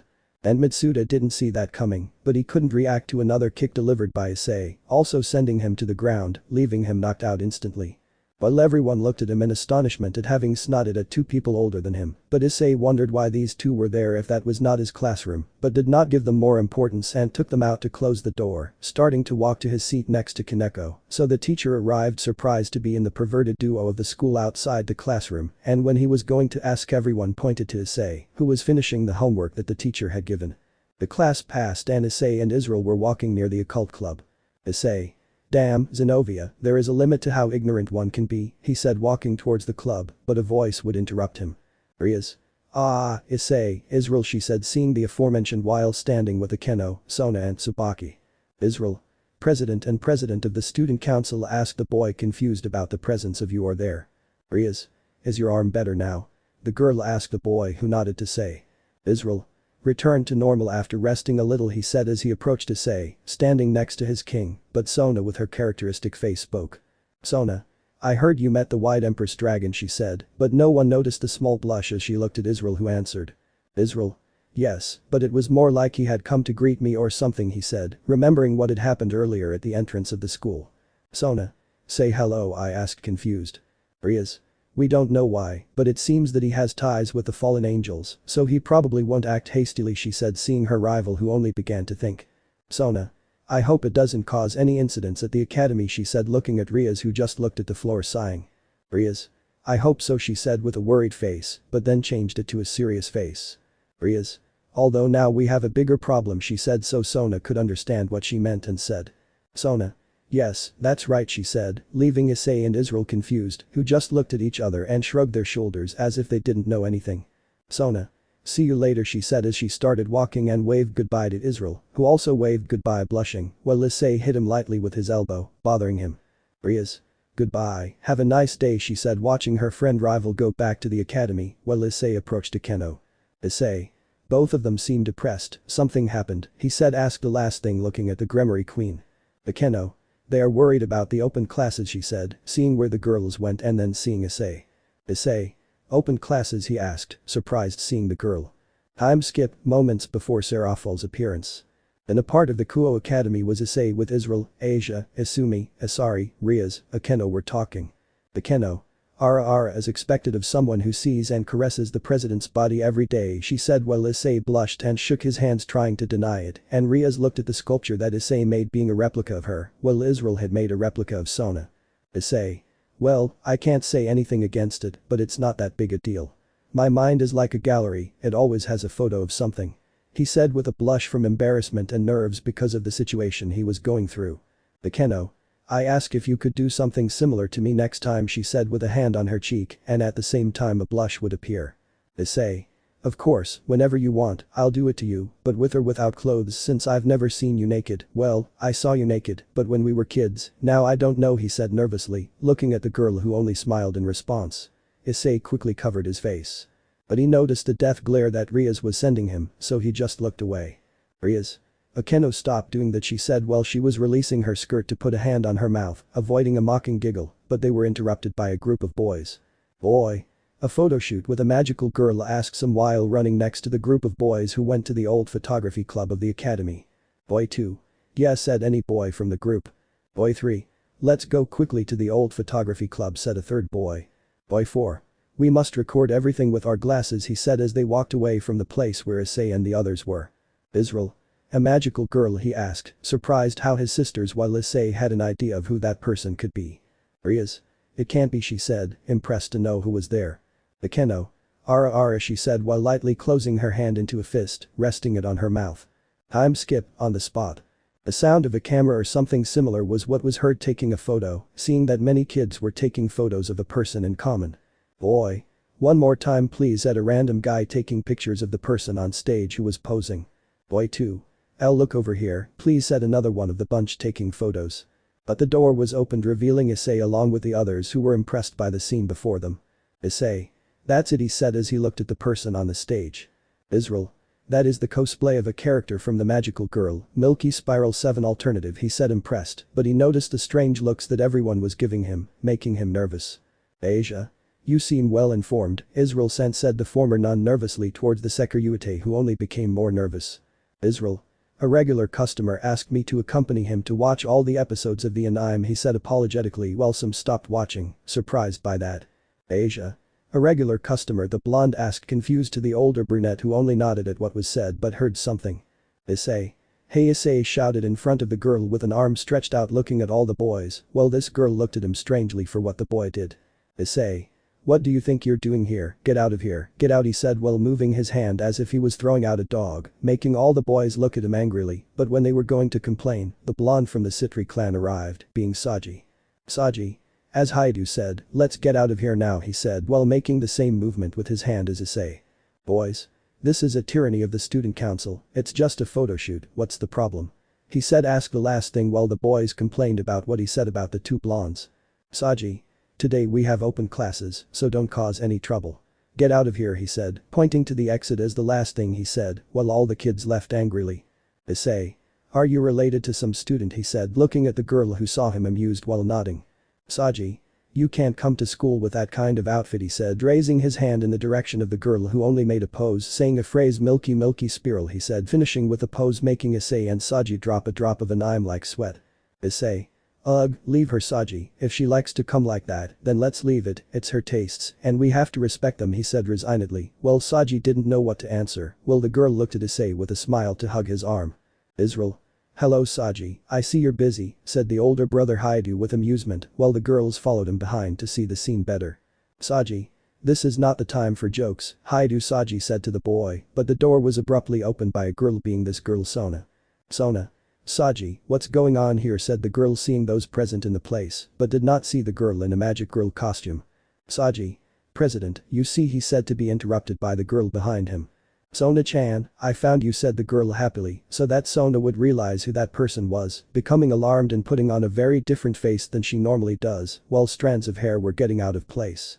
Everything had become a sepulchral and uncomfortable silence for everyone, no one dared to speak, and Issei did not want to speak either, he felt like he could die if he said something. Israel. Don't tell me that, she said, leaving everyone in silence again. Saji. She's an acquaintance of the president, he said as the girl in a suit came down from the stage. Sona-chan, the girl shouted as she ran with her arms raised towards where Sona was, who did not move from her place when the girl arrived and spoke again. What's wrong, Sona-chan, she said as she approached Sona's face, seeing that she was all red. Your face is completely red, just when your one Sama comes to visit you, I thought you were happier, he said while raising his arms. And after that she made a mini pout to stretch her arms to her sides and say. I was so excited that I even thought that coming in this suit would be the best, she said to bring her face closer to Sona's to say. Don't you think so? Said the girl happily and at the same time very excited, while Sona felt a drop of sweat fall down her face seeing the person in front of her. Israel. One Sama, asked the boy, confused while everyone gathered watching the particular scene that was happening in front of them, while Issei saw the woman from head to toe with eyes not perverted but analytical, seeing the person who was there already, knowing who it is, and when Rias was going to speak, Issei spoke first. Issei. Serafal Citri or Xitri, currently the only woman of the Mayu, being the Mayu Leviathan, she is the older sister of Sona, is with Searches Lucifer, Ajuka Beelzebub and Falbium Asmodeus. She, after finishing the war that was her faction, took the position of Mayu Leviathan to later create a television channel to calm the children who possibly had traumas by the war, and thus the magical girl was born. Apart from that, she is the strongest woman in the faction of the demons, and below her is Graphia, he said while everyone looked at him impressed that he knows so much. Even Sona was surprised, and Serafal at first she was too, but then she smiled. Saji. Wow, the first impression that the president's sister left me was strange, but at the same time funny, he said while Israel, Asia, Isumi and Asari were surprised by what the Citri boy said. Issei. This is going to be very long, he said watching Ria's approach to talk to Serafal. Israel. I'm surprised that Serafal Sama is Sona's older sister, they are two opposite poles, he said, looking at both sisters. Serafal. I was about to launch an attack at the sky, she said, pointing her staff at the roof of the place. Sorry. I have no idea if he's serious or joking, he said looking at the Mayu with his brothers in Asia, while Serafal set her sights on Issei and thought something. Serafal. Rias-chan, he is the rumored younger brother of the Sekiryuutei, said the girl pointing at Issei, so Rias fixed her sight on him. Rias. Yes, she said to get Issei's attention. Rias. Issei, could you please introduce yourself, she said so he would nod and walk to where they were to bow. Issei. Nice to meet you, Leviathan Sama, I'm Hyoudou Issei, Ria's ally, he said, so that Serafal would look at him and smile, and then rest his cane against the floor. Serafal. Nice to meet you, I am, as you know, Serafal Leviathan, a demon king, she said while Issei nodded but suddenly began to pose. Serafal. You can call me Sarah-chan, okay, since someday we will be family, right, she said while looking at Issei and then seeing Sona and then seeing Israel raising his hand to greet. Serafal. Hello brother-in-law, he said with a smile, but his mouth was covered by Sona's hand which was red. After that Sona had left, being followed by Serafal as well as Saji, while our protagonist's group walked until they were at the entrance of the academy for someone to call them. Boru. Oh guys, he said, drawing the attention of the group to turn around and see the Hyoudou parents next to Xeodicus. Xeodicus. This is where you were, Rias, he said seeing the girl who was impressed by the man's presence. Rias. Odo-san, she said so that Israel, Isumi and Asari would be impressed. Israel. The president's father, he's very young, he said seeing the man and then seeing Rias and doing so continuously and then approaching them with the others. Xeodicus. You are Hyoudou Issei, right, I am Ria's father, thank you for taking care of my daughter, he said looking at the boy who just blushed from embarrassment and then said. Issei. Thank you, Mr. Gremory said nervously for Isumi to look at his father and say. Isumi. What are you doing with him? She said, looking at her father. After a little chat, the trio of Heartless and Gremory went to the former's house to chat. Sorry. Odo-san, how can you act so casually with the president's father, she said, seeing how her parents were talking to Ria's father. Asia. Ignorance is wise, said the demonic nun, but a laugh was heard next to them seeing me no less than Searches. Rias. Oni-sama, she said seeing the Mayu Lucifer who just finished going down to land in front of them. Searches. It seems that today we will have a banquet with our Odo-san, he said, while Rias looked at him for a second and then sighed. Time skip. The two families had started eating while watching the videos that Goro had made. Mickey. Asia-chan, she looks so cute, she said while looking at the camera video, making the blonde blush embarrassingly. Asia. It's embarrassing, she said while watching television. From here on everything is the same as the anime until the beginning of the Gasper chapter or chapter 9. Sorry. He is here, said the girl, seeing a door with a padlock and a lot of yellow ribbons. Asia. There's another bishop inside, said the emerald-eyed girl to the reteed. Rias. The seal is active only until midnight, after that whoever is inside is allowed to walk around the building, said King Gremory. Rias. However, she refuses to use that privilege, said the girl with crimson hair. Asumi. So, basically he is a hikikomori, the brown-haired girl asked her king, who just remained silent. The Keno. However, he is the one who earns the most money of all of us, she said, while the Hyoudou except Issei are impressed along with Asia. Hyoudou? Are you serious? The three shouted at the same time in shock at the revelation. Issei. I suppose it forms a special type of contract, so to speak, through the internet, he said, putting his hand on his chin, while Kiba, who was next to him, nodded. Xenovia. But to have her powers sealed, I wonder what kind of ability she will have, said the former religious girl, but at the same time interested in this mysterious bishop, while Rias walked until she was in front of the door to suddenly see a red magic seal appear that at the moment of appearing was destroyed, as if it were glass. Kaneko. He has removed the seal, she said looking at the door, while little by little the seal disappeared until nothing remained. Then Rias looked once more to say. Rias. I'm going to open the door, she said walking to the door and grabbing the handle to proceed to open it, and when she opened it completely. Ooh, someone shouted inside the room as everyone entered the room. From here on everything is the same as the anime, except that Issei is replaced by Israel, up to where Issei stays with Gasper. Here, Issei is included, but I will give you a summary. Israel believes that the other bishop is a woman like her sisters. The bishop is introduced as Gasper Vladi. I think they take him out of the room where he was locked up. Rias, Akeno go to prepare everything for the meeting of the factions, being accompanied by Kiba to review his new ability. Israel, along with Xenovia, train Gasper while he tries to refuse. Azazel, the leader of the fallen angels or known as the curved bachelor, appears seeing Gasper and analyzing each sacred gear of each one, but he became interested in Issei for not having any sacred gear or something similar. After giving them some advice to each one except Issei, he left. Along with Saji they train Gasper, after that he locks himself in the room again. Rias feels sad, that's why Issei cheers him up, and in the end he stays with Gasper. Tell me if I skipped or was wrong about something, is that I forgot how this chapter was going.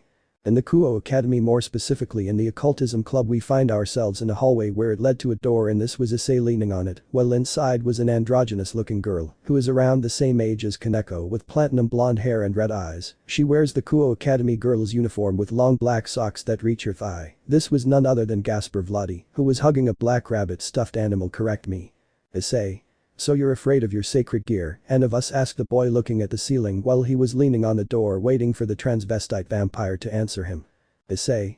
You know it's good to be afraid, we all have it sometimes, but you can't always escape from them, because sooner or later they will get to you no matter the time, but there is a way to keep it away, he said looking at the ground while Gasper, hearing that, paid attention. Gasper? A way to keep them away, the vampire asked, intrigued to the incorporeal who only remained silent for a moment to answer. Issei. The way to get them away is facing him, he said, making Gasper get scared and hug his stuffed animal, but he heard talking. Issei.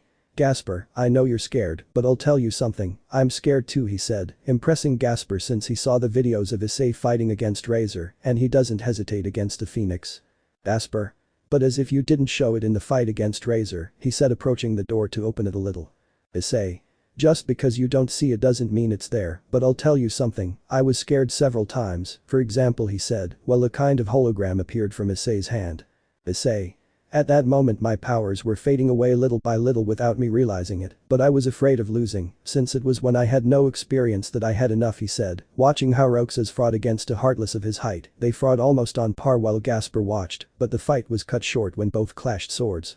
Issei. That was one of the moments in my life when I was most afraid, but there was a moment where I was truly very afraid, he said, looking at his hand and then closing it, letting out a sigh. Gasper? Really, but why? He asked, leaving the room to sit next to Issei, who only saw him to smile and turn his gaze to the ceiling to say. Issei. It was a moment where I thought I would lose my friends forever, he said as another hologram appeared showing other images. Issei. That moment was almost the cause of the loss of my friends forever, he said to show a last image where Xian, Axel and finally Roxas were seen. Jasper was surprised by everything that was said, turning around he would see Issei who just smiled and then looked at him and said. Issei. This is a secret between you and me, okay, he said and asked the last thing with a finger stretched over his mouth and then stood up and said. Issei.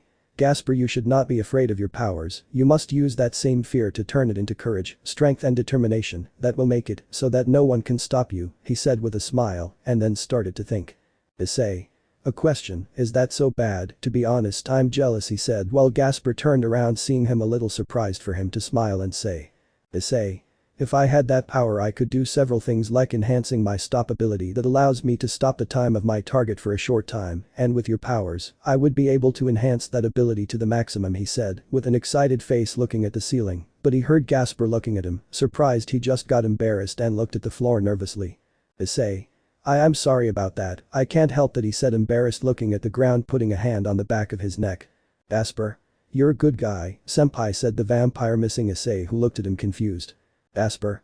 No one had ever told me that they envied my powers, you even told me specific examples, said the vampire boy looking at Issei with a smile. Issei.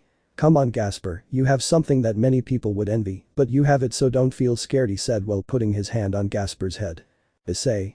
You should use that power for a goal you have in mind, like making people stop being afraid of you. I use the power I have to be able to eradicate the darkness from the world, he said, seeing his hand closing it and then seeing the vampire who just looked at him surprised and then smiled and stood up. Jasper. Incredible, Issei senpai, you possess a power that can be considered that of a god, and you could if you wanted to put the whole world under your feet, but you use it to protect the world. I could never achieve such a feat, your wish is made based on pure will, he said, impressing the younger Hyoudou who just smiled greatly happy. Issei. Oh stop, you'll make me blush, no homo, he said scratching the back of his neck while still smiling, while the transvestite vampire spoke again. Jasper.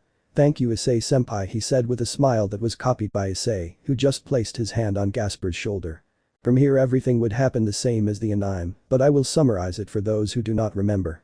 Jasper and Issei would talk inside the room, then the others arrive. The next day Akeno asks Issei to go to a specific place after school, and Issei when school finished, went to that place meeting Akeno after climbing to the top, then a light appeared came out, none other than Michael the overlord of the angels. In the temple entered Akeno Himejima the queen of Rias Gremory, Issei Hyoudou the ally of Rias, and finally there was a man who has an effeminate appearance on his face, long snow blonde hair and green eyes, as well as a golden halo that floats over his head. He wears a red and white tunic with ornaments and engravings in the shape of a cross, and a cape with wide and disproportionate shoulder pads. This was none other than the Archangel Michael. He was in front of Issei, both looking at each other, while Akeno laughed softly. Issei.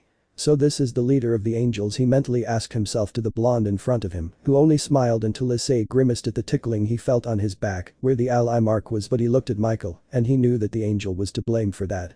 Until suddenly between both of them a golden light began to emerge that became stronger and stronger, but then the light went away leaving a sword that has the appearance of a European sword with a reddish-purple detail, and a golden hilt with stylized crosses on the edges of the hilt.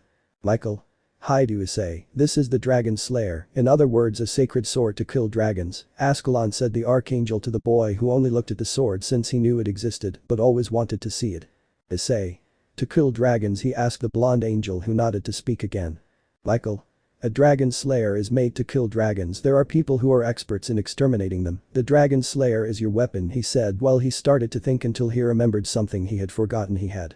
His dragon wings contained part of the DNA of the incorporeal called dragon. This incorporeal was one based on a dragon, as its name says this was controlled by a former member of the organization 13 Zaldin, apparently that made him feel the tingling. Issei. Well the question is why did he bring her to me, he said, but he was actually wondering how she knew about him having dragon wings. Michael. Well, the truth is I brought it because before I was thinking of giving it to your brother the Sekiryuutei, but they told me that you used swords to fight, so I thought that someone with more experience in sword combat would be better to take it, he said, while Issei looked at him strangely, but then looked at the sword, because the truth is he was interested in using it in a fight, it would be interesting. Michael. And tell me what you will do, you can keep Ascalon or I can give it to your brother, it's your decision, he said looking at Issei who only looked at the sword, thinking what to do until after a while of thinking he sighed and then put on a determined face. Issei. Okay, I'll stay with Ascalon, he said standing up so Michael could smile and bring Ascalon closer to Issei who looked at her and then brought his hand closer to the sword and then took it and looked at it, but it disappeared in a red magic circle that Issei had invoked. Michael. Well, that's settled now, I'm off, I have to get ready for the meeting, he said, taking out his golden wings and leaving in a golden light, leaving only Issei and Akeno. After that mini-meeting with the leader of the angels, Akeno and Issei talked about the girl's past, how her mother met her father, and after she was born, she showed her wings to Issei, who was only impressed, and the girl continued telling how she joined Rias, but then she asked how Issei felt about knowing that. Issei said sincerely that he loved her with all his heart, regardless of whether she is a fallen angel, demon or something else from the supernatural world. That surprised Akeno, who was happy to pounce on Issei. She also laid Issei on her lap. After that, Rias arrives angrily looking at the scene, making Issei blank. Then Rias grabbed Issei by the cheek, asking him if he received the sword. Rias angrily left for Issei's house, being accompanied by him, but without before saying goodbye to Akeno with a kiss. When they were going down, Rias asks Issei what it was for him, and Issei said that for Rias, she was a very beautiful, intelligent, kind girl, and above all, she was one of the women he loved who didn't have a favorite. That made Rias happy to kiss Issei with just pure love. Then Rias would ask what Issei was going to do, and he said that he was just going to go to the Kuo Academy to help Gasper, who was training with Israel, Asia and her sisters. Rias said that she was going to finish the last thing for the meeting of the factions, so she left with a smile. At the academy, Gasper trained keeping things in the air, stopping time, then everyone would go to their houses or rooms. In Issei's room, he was thinking about what Akeno had suffered, but the door opened, revealing Rias next to Akeno. Then Asia would enter through the door, but one thing led to another, and when Issei woke up, he saw how Akeno had the same mark as Rias, but this time on the opposite breast, while Asia also had the mark, but she had it between her breasts, implying that she had marked them both. Time skip, the afternoon. At Kuo Academy, a purple barrier was seen forming where it surrounded the entire academy. In the occult club, the Gremorys were currently together with Issei. While Issei left a video game console to Gasper that was actually from Israel, Kaneko brought a box of sweets for herself and Gasper, so the rest of the Gremory clan headed to the room where the meeting was. Entering, they saw Search's Lucifer with Seraphil, and Graphia is when she sees Issei. She would give him a smile that corresponds to Issei. There is also Michael, while behind him was his ace being Arena. On one side was Azazel, and behind was none other than Valeri, and behind the Mao Lucifer were Sona with Tsubaki. Searches. Allow me to introduce you, she is my younger sister, and her relatives along with Issei, an ally of my sister's nobility, played a very important role in thwarting Kakabiel's attack the other day, said the Mao Lucifer to the other leaders, who only smiled upon hearing the news. Michael. Good job, you have my gratitude, said the overlord of the angels calmly to the boys, while Azazel said nothing while his eyes were still closed. Azazel. It was my fault, one of my boys caused a lot of problems, he said, opening his eyes looking at those present, while Israel was annoyed by his annoying attitude. Searches. With this, the three biblical factions are gathered, so we begin, said the crimson-haired man, officially starting the meeting, while outside in the sky were several soldiers of the angels, fallen and demons guarding the area where the meeting was taking place. Rias. Those were the details of the incident, where I, Rias Gremory, and my family along with my ally were involved, she said, finishing showing the fight through a hologram that disappeared. Sona. I, Sona Shatori, testify that said report is true, said the girl with papers in her hand, as well as Rias, who looked at them. Azazel. Thank you, that's enough, said the man calmly while still having his head resting on his hand. Seraphil. Thank you, Rias-chan, Sona-chan, said the Mao Leviathan towards the crimson-haired girl and her younger sister, who just looked at her and then turned around and walked towards Tsubaki. Searches. After listening to Rias, I would like to know what you have to say, leader of the fallen angels, he said seriously towards the curvy bachelor, who only looked at the red-haired man to say. Azazel. Who cares about my opinion? Kakabiel acted on his own, he asked the first thing and said while Michael looked at him to speak. Michael. Are you saying that you had nothing to do with this? Asked the angel to the fallen one, who only answers. Azazel. I just let him roam freely to find out what his goal was, he said to laugh mockingly. Azazel. I'm sure I never imagined I would come to this city, it's a good city, he said, while Israel looked at him angrily, while Issei was attentive to anything. Searches. Don't change the subject, said the crimson siskin seriously to the crow, who only smiled, raising his thumb pointing at Valeri. Azazel. As I said, I asked the White Dragon Empress to take care of everything and then condemn Kakabiel to be frozen forever in the depths of hell. He will not return, he said, closing his eyes, crossing his arms with a calm smile. Michael. The dilemma here is why Kakabiel went so far. It was obvious that he was not happy with you, said the dove to the crow, who only responded. Azazel. Yes, it seems he was upset by the ridiculous conclusion of the last great war. Personally, I no longer have any interest in war, said the smiling fallen to the other leaders who were just looking at him. Seraphil. I see, so there was unrest among your men, asked the Mao Leviathan, but was surprised by the fallen man's next response. Azazel. I heard that you are also having a bad time, he said, while the pigtailed Mao looked at him angrily for that answer. Searches. This has nothing to do with that, the purpose of this summit he said to be interrupted by Azazel. Azazel. Enough of boring conversations, let's sign the peace deal, said the calm one, while all the Gremory nobility along with Rias are surprised by the answer, while Issei didn't even flinch, he just watched as everything went at its own pace. Azazel.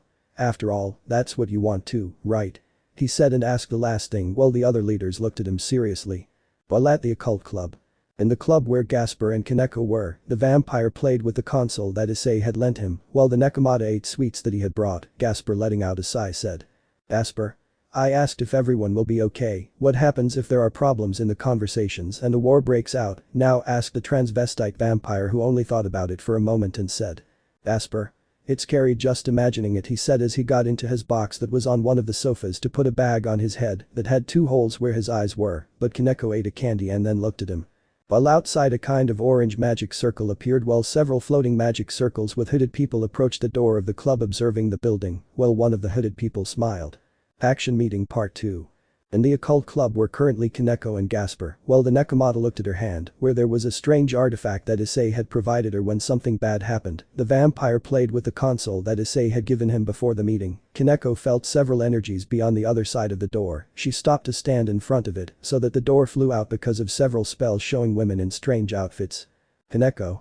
Humans, asked a white-haired woman to the women who were in front of them. Maga. Yes, humans capable of using magic by restructuring demonic energy, in other words we are magicians, said the woman Kaneko with a creepy smile. Without waiting any longer, she pressed the device that Issei, where a smokescreen was generated, to then show an Issei appearing, but this one was different, this one did not have his 2 characteristic keyblades, but Sora's characteristic keyblade, the Kingdom Chain. Issei looked at Kaneko to tell her. Issei. Go hide, I'll distract them, he said as he launched himself against the Magas who summoned stone golems that came out of the ground, starting to fight against Issei who was cutting, but it was noticeable that Issei's attacks were not as powerful as they normally are. Of Kaneko and Gasper. These were in a room protected by a magic seal waiting for our protagonist to defeat the mages, but they didn't expect that a magician through a magic circle would enter the room, thus capturing both of them. Kaneko. What did you do with Issei-senpai? Said the white-haired girl to the Magas who laughed to say. Maga. Nothing, we just defeated him, but I don't think we defeated the original, said a mocking woman, while one began to activate Gasper's sacred gear. At the meeting. The 4 leaders were still at the table chatting. Azazel. This confrontation in which we are involved is nothing more than bad news for the world, do not believe it, asked the fallen angel to the others who were serious, while Issei, apparently the other Issei who was with Kaneko and Gasper, was nothing more than a clone. He was surprised why Kaneko would use her clone so soon, but he put it aside later, he would ask her. Azazel. The great demon king and god, who were the center of the last great war, are no longer here, he said back, so that Asia lowered her head being noticed by Issei, who only put his hand on her head to start caressing it, while Irina also lowered her head sadly. Xenovia. Irina, after all, they told you thought the former church girl sad for her friend. Azazel. Because of that, I would like to hear from those 3 who are not directly related to the main factions, but can affect the world with their power, he said, with his hands clasped as he looked at 3 people in common. Azazel. The Red Emperor Dragon, the White Emperor Dragon and the Key of Light and Darkness, he said while everyone was confused by the last one, when Searches was going to ask for the last name, but Azazel would raise his hand pointing at Issei with a finger. Azazel. It's the name my people gave to the younger brother of the Sekiryuutei, but well, I would like to know what you think about this, he said while looking at Valeri out of the corner of his eye, who understood what he wanted to say looking at Issei without anyone noticing. Valeri. It's fine by me, as long as I can face powerful people, he said. Azazel laughed with amusement at the girl's comment to say. Azazel. Even without a war, there are many strong guys out there, he said while Valeri smiled. Valeri. I imagined you would say that, she said with her eyes closed, leaning against the wall. Azazel. What's up with you, Red Emperor Dragon, he asked looking in the direction of Israel, who got nervous but then laughed embarrassed and said. Israel. I really can't answer such a complicated question right away, he said with his hand on the back of his neck, scratching himself with nerves from having the 4 leaders looking at him expectantly. Azazel. Well, in that case let me explain it to you, Hyoudou Israel, if the war breaks out because of us you will not be able to make love with Sona Citri, he literally said that, but with Issei and Rias here I changed it, he literally freaked me out at that moment, but he told me nah it's DXD, I shouldn't be surprised, said Azazel with his hands together in front of his face, while Sona and Israel were red while steam came out of their ears. Sona. What was interrupted while Israel in his mind said a no ma if true. Azazel smiled to say. Azazel. However, if we declare peace, the only thing you will have to think about is surviving and propagating the species, he said while Israel asked. Israel. Propagate the species, he asked looking at Azazel while he blushed, putting on a perverted smile for a moment, but received a snub from Issei, thinking that his older brother would not be influenced. Azazel. That's right, every night you and Sona Citri could make babies, he said while Sona blushed getting nervous. Sona. What are you saying, she asked while next to Searches. Grafia sighed tiredly, she just wanted to get out of there and leave. Azazel. With peace, you can make babies every day, without it no one could live, and well, he asked the last thing while Israel was still thinking. Azazel. You understand now, he asked while Israel was surprised imagining a future with Sona that made him blush, but he thought. Israel. If I declare peace I can have a future with Sona, that's what I would like, he thought to say looking at Azazel. Israel. I vote for peace, he said while Issei looked at his brother and thought how he was so easy to manipulate that an enemy could take advantage of how manipulable he is. Azazel. And what do you decide, Issei, he asked looking at him who remained thoughtful to say. Issei. I want peace, he said simply so that everyone would continue looking at him and Issei would be surprised by that and ask. Issei. Why are you looking at me so much, do I have something on my face or what? He asked, touching his face in search of something, but Searches spoke. Searches. Would you give an explanation as to why? He said while Issei just lifted the men making them all sweat in I'm style. Michael. And one thing, Issei wanted to ask you something if I can, said ask the overlord of the sky to the boy. Issei. And that would be it, he asked looking at the angel. Michael. What are your abilities about? In the raiding game against the Phoenix boy I saw that you use darkness attacks. By chance, your heart is submerged in darkness? I asked while Issei was impressed by the information from the leader of the angels, but he just smiled to say. Issei. It would be 50-50 since I have the ability to use darkness and light at will, as well as several spells that I can use, he said. The archangel just smiled, but suddenly above the Kuo Academy where the meeting was taking place an orange magic circle appeared. The first to realize this was Issei and seconds later Valeri along with Kiba, Israel, Xenovia, Isumi, Isari. So suddenly everything turned purple. Issei turned around and saw how Sona, Tsubaki, Akeno, Asia, Isami were still and for some reason purple, while Rias had her hand resting on Issei's shoulder. Everyone looked everywhere. Israel. What was that? He asked, looking around, but then he looked at Sona. Kiba. This is, he said while Issei summoned his characteristic keyblades looking and analyzing his surroundings. Isari. Someone stop time, asked appearing his Glover sacred gear. Azazel. It seems so, we were not affected due to our immense power, he said sitting in his chair as if nothing had happened. Valeri. We by the power of the dragons, he said, looking at Isari and Israel who looked at his gloves. Valeri. And it seems they are being protected by the power of the holy sword, she said while Kiba, Xenovia and Arena looked at their swords. Rias. I'm fine thanks to you, Issei, she said while they both remembered how Rias placed her hand on Issei's shoulder when the time stop happened. But outside there was a loud bang that made everyone look towards the window. The first to approach was Issei who looked out the window at the sky, seeing how magicians came out of there, then the others approached to see. Sorry. Who are they, he said, but Seraphil answers. Seraphil. They are magicians, said the Leviathan. Israel. Magicians, asked looking at the Mayu who only nodded angrily while the magicians launched orange rays but were repelled by a white magic seal. Michael. But what is this power? He asked, watching as the angels, fallen angels and demons fought against the magicians, failing miserably. Issei. Azazel. It's probably the ability of per leader Gasper Vampire Boy in his balance breaker state, they both said at the same time and then looked at each other, both putting on a confused face. Israel. Gasper, he asked surprised looking at both of them who nodded. Searches. He is the only one with this ability, he is probably in the hands of the enemy, someone has to go before we fall too, he said while Issei watched as one of the 3 magic seals was destroyed, causing the attacks to reach one side of the academy. Azazel. It seems that sooner or later we will have to fight them, he said while Searches prepared a magic circle. Grafia. Searches Sama can only send 2 people who was interrupted by Rias who spoke. Rias. I will go to my room and I will not let them use it as they please, not while I am here, she said determinedly. Israel. I'll go with you, we don't know how powerful they are, besides they have Kaneko as a hostage, he said while nodding seriously, but Israel heard Issei calling him. Israel. What happened, brother? He asked confused, he saw how Issei placed his hand on his shoulder. Issei. If you touch any of my girls, say goodbye to your children, he said with an innocent smile, but Israel trembled at that and just nodded frantically and then left with Rias in the magic circle. Issei. Well, Valeri went to fight, why not me, he said, but everyone saw how from an orange magic circle appeared a tall woman with glasses and a voluptuous figure. Apart from that, she had tanned skin with long brown hair tied in a bun with a headset, and she had purple eyes. She wore an extremely low-cut dress and had a high slit that exposed a large part of her breasts. But at his sides were three people wearing black trench coats just like Roxas. Good evening, current demon kings, searches Sama, Serafal Dono, the woman said, looking at everyone, but especially at Issei. Serafal. What are you doing here, descendant of the Leviathan clan, Kateria Leviathan, asked the Mau to the woman who smiled. Kateria. I come to bring chaos and destruction to the world, she said, raising her staff, creating a kind of fireball at the tip. But before he does anything, Issei and his keyblades were about to create an X cut but was blocked by one of the hooded men with a keyblade, whose upper part looked like a gear. Issei recognized the keyblade but did not react as an explosion was created, sending Issei and the three hooded men flying away from the place, but the others managed to create a barrier. Kateria.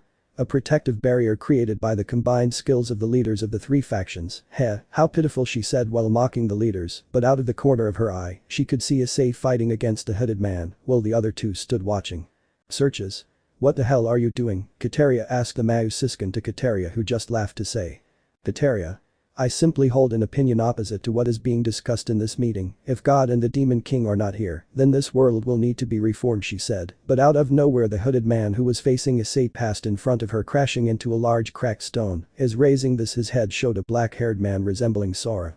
It's been a while since I received a beating like this. This is exciting, he said to launch himself against Issei, who had to block the blow from his rival's keyblade. When he got free, he moved away as fast as possible, but he had to dodge another attack from the boy who hit the ground hard, breaking it.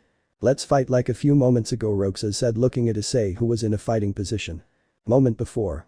We met Issei, who was landing from the explosion caused by Kateria, but when he landed, he had to quickly dodge a cut from the hooded man, starting a fight between them that apparently the two were even, but the reality was different. Issei was not using his 100%, but he had to block a cut from the hooded man that caused the air to move the hood of the person in front of him coming out, showing a helmet with glass that covered his face, but had silver edges. But suddenly the glass that prevented showing his face disappeared, showing a black-haired man with quite bright yellow eyes that showed madness. The truth is, he looked like Sora from Kingdom Hearts 2. Issei. Vanita, said Issei, surprised that he was in front of him, but the other used Issei's stomach to push himself away. Vanitas.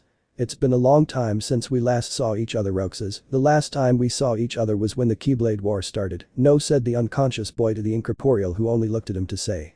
Issei. It wasn't that you were with Sora and the others, he said seriously while he was laughing at what he said to say. Vanitas. No, you're confusing things. I'm not the original, I'm just a mere copy, but well, that doesn't matter. What matters now is that I'm going to defeat you and then kill the leaders and finally the women. He couldn't finish speaking because an X-shaped cut was made on his chest, blood gushing out of it. Looking ahead, he saw Issei with a dark look standing in front of him and then a blow to his stomach, sending him flying past the supernatural people, crashing into a cracked rock. Currently, the Keyblade battle was taking place between the two, while in the distance Kateria and Azazel faced each other. The leader of the Fallen had activated his artificial sacred gear. While Israel and Rias were searching for the room where Kaneko and Gasper were while eliminating low-level mages. Issei was dodging Vanita's cuts while countering as best he could. Vanita's jumped from one side to the other, sending cuts that Issei blocked as best he could. After a slash was launched, Vanita's had to dodge it as best he could, jumping backwards. Issei shot forward, breaking the ground where he was, arriving in front of Vanita's in seconds. Vanita's launched a slash that Issei managed to block, gave him a spinning kick, sending him flying, while with the other two-headed figures. It seems that Vanita's needs help, so I want you to stay here until I tell you to, said the taller hooded man to the other, who just nodded, looking at Issei, who ran off to where Vanita's was doing the same, going back to fighting. Issei was trying to finish quickly, but he was in defensive mode waiting for his opponent to make a move, but he could feel someone coming from behind, putting his keyblade blocking the attack. Seeing how a kind of red laser came out of the palm of his hand, the hooded man broke Issei's defense to get away. The subject fell near where Vanita's was lying, breathing deeply. He had grown tired because the wound was bleeding too much, and with its darkness it was slowly healing. Wow, my best ex-member defeated you, that impresses me, said the guy looking at Vanita's, who looked at him angrily. Vanita's. Shut up, he caught me off guard, I couldn't react because of the speed. Apparently it's one of his best qualities, he said, sitting down, but still breathing a little calmer. Well, how about we have a friendly chat like in the old days, right, Roxas? Asked the masked man, walking up to where Issei was, who without making him wait, launched himself at his enemy. The fight started between the two. The hooded man used some kind of red lasers that came out of the palms of his hands. But the factions. In the fight between Kateria and Azazel, he had knocked her out because he needed her to get information about the Chaos Brigade. In the fight, the leader of the Fallen lost his right arm. He noticed that the magicians who were around him before died because of the fight between the two. He saw in the distance how Asami, Asari, Kiba, Xenovia and Arena faced the magicians while the girls of the church apologized to each other while Asari had activated her balance breaker that looked like the boosted gear. While Asami used his spear masterfully, Kiba used his sword to kill the magicians at high speed. Suddenly when a magician was going to attack him from behind, a dragon shot killed that magician, showing Israel with Rias, Kaneko and Gasper. When everyone was smiling, that smile disappeared as Issei was sent flying towards the academy, piercing it. When everyone turned to see where Issei came from, Gasper's ability disappeared as he was crying, seeing where Issei went. The previously hooded man was now a tall, strong man with soft features. He has long silver hair, brown skin and yellow eyes. He wears the black trench coat of the 13th organization with long, wide sleeves that cover a little more than the hands. This was the person both Roxas and Issei hated. This was Xemnas, who smiled. This one was seriously injured, while with the third mysterious one he was looking at Issei's keyblades that had fallen in front of him. He looked at them for a moment to get closer and take them, seeing them in detail. At the academy. Issei got up in pain when he finished standing. He had to move since a rubble fell, where he was looking at the corridors where little by little they began to fall. Then invoking a magic circle he took out Ascalon to start running, dodging the rubble, jumping, dodging. He stopped suddenly seeing how rocks fell to launch himself, destroying those that fell. His step was interrupted. Why a moment of rubble fell at the entrance to launch himself, destroying this. The cloud of dust appeared. Everyone looked where Issei was, including those who were frozen. When it dispersed, Issei was seen in a combat pose, ready to fight. Issei. Let's go for the second round, he said, then at an overwhelming speed he shot out towards the two who also started to fight.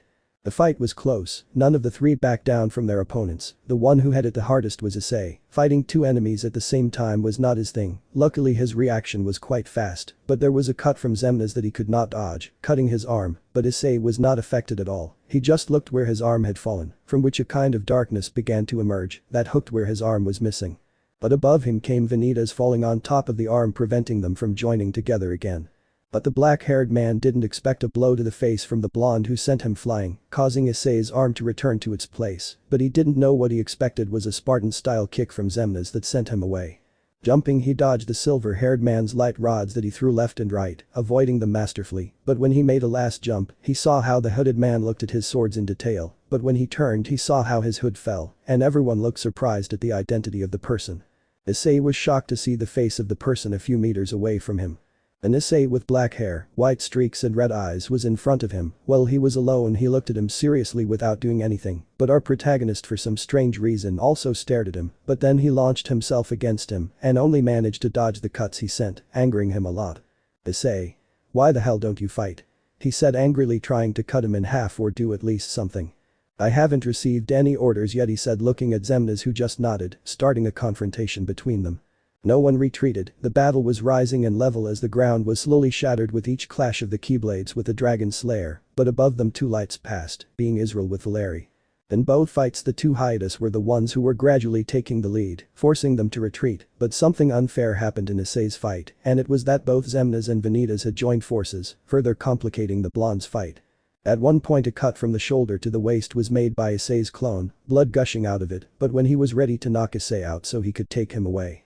Raised Issei's black keyblade, being this distant memories, being ready to knock Issei out with another slash on the chest. Something fell at high speed from the sky to the side of Issei, causing the three to retreat. Issei looked to his side and saw her. Sora. I got it, said the girl with a smile, looking into the eyes of her best friend, who smiled to say. Issei. A little late, no Sora, said the boy, amused, making the girl laugh with embarrassment to look at her enemies. Sora. So you were behind everything, Xemnas, said the girl to the former leader of the Organization 13, who only remained serious at the appearance of the girl. But suddenly a kind of wormhole opened from the sky that pointed to where Issei and Sora were. From there fell two people. One was a kind of duck with blue clothes apart from a magic wand, the other was a kind of dog, green clothes, green hat and a shield. Both fell on Sora, and stars came out of their heads. Also from that same portal came out several more people, scaring the three enemies, deciding to make a tactical retreat, looking at Issei one last time.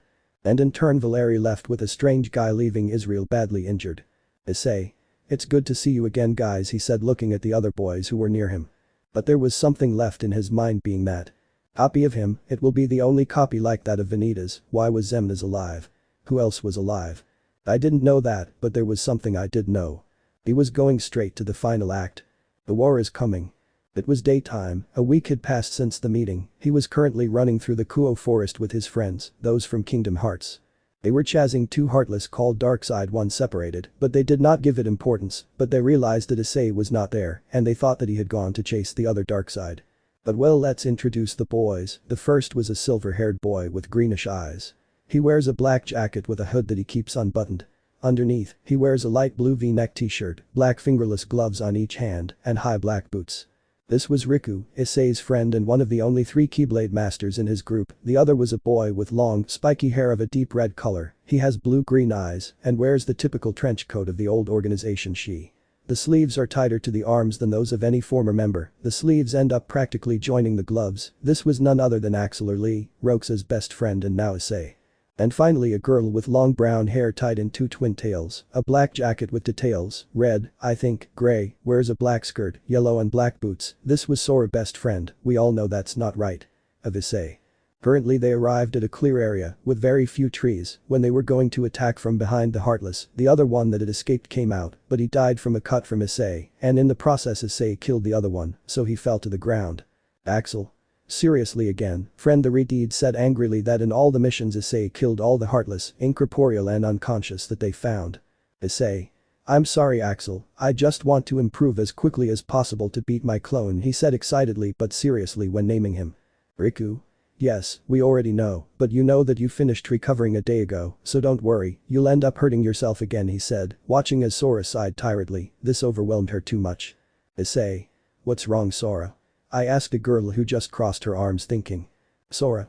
Well, I wonder how you healed so quickly, not even with a cure spell you can heal completely, he said, holding his head trying to think of a logical answer, and Riku also started to think. Issei. It was thanks to a phoenix tear from Rivalry, he said thoughtfully, but did not notice the annoyed face that Sora put on when he heard the name. He remembered how the girl did not let him see Issei, because she said that she could not see him while he rested. After that they began to get along very badly. Riku and Axel just laughed. Axel did not hide it at all, while Riku tried to hide it. Issei. Something's wrong, Sora, he asked with confusion, seeing the girl's face, who just nodded annoyed. Riku. Well, leaving aside Sora's jealousy, how about we return to Destiny Islands, and you Issei should return to your home, said Riku, while the Gumi ship landed near them, from which a duck with blue clothes and a dog with green clothes and a yellow hat came out to greet them. Donald. Hello Issei, said the duck approaching him and was followed by Goofy. Issei. Hello Donald. Hello Goofy, he said happily, giving both of them a high five. Goofy. Hello Issei, said the dog, who started chatting like Donald with Issei. Riku. Well Issei, we are leaving, let us know if you need help, he said while Sora, Donald and Goofy got on the Gumi ship without first saying goodbye to Issei. Issei. Of course, but now, he said, but was interrupted by a magic circle that appeared in his ear. Rias. Issei-kun, said the girl through the magic circle, and Issei felt how his energy was gradually decreasing, but it wasn't something that worried him much. Issei. What's wrong, Rias? Asked the boy, capturing everyone's attention, who stood still listening. Rias. They are those things you warned me to be careful of. I think they were incorporeal, she said while she heard a power of destruction being launched, and everyone looked at Issei, who only remained silent to stretch his left arm into the air, and from there a dark corridor opened, and then he smiled. Issei. Don't worry Rias, I'm going there, he said, so that the magic circle would disappear. He just turned to look at his friends. Issei. Well guys, I have something important to do, so see you, he said to run towards the hallway and cross it. With Rias. He and his nobility faced some incorporeal beings who attacked without letting them defend themselves. The ones who attacked the most were Rias and Akeno, who used Issei's mark, which increased their abilities. On the other hand, Asia healed everyone. Now her way of healing him was faster, since she also possessed Issei's mark, which improved her sacred gear, making her have much more magic, energy, etc. Rias and Akeno did what they could, but it wasn't much. There were large amounts of incorporeals such as Umbrios, Thorny Shadows, Dragon, Sorcerers, Assassins.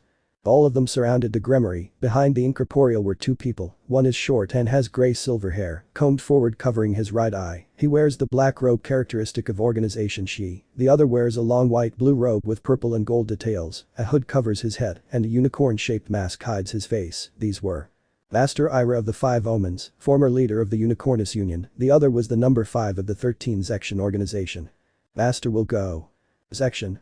Both looked at the scene with a bored face, although it was not noticeable on Ira's part, but they saw how a dark corridor opened in front of the Gremory and smoke came out of there, where several nobody samurai came out to fight against the other nobodies, and from there Issei also came out on top of a samurai's shoulder. Issei got off so that samurai could jump into the fight. He approached the Gremories who smiled at seeing him, who just helped everyone by healing them with a cure spell. Issei. I'm glad you're okay, guys, he said, helping Israel and Kiba to stand up, who then let go trying to walk on their own. Rias.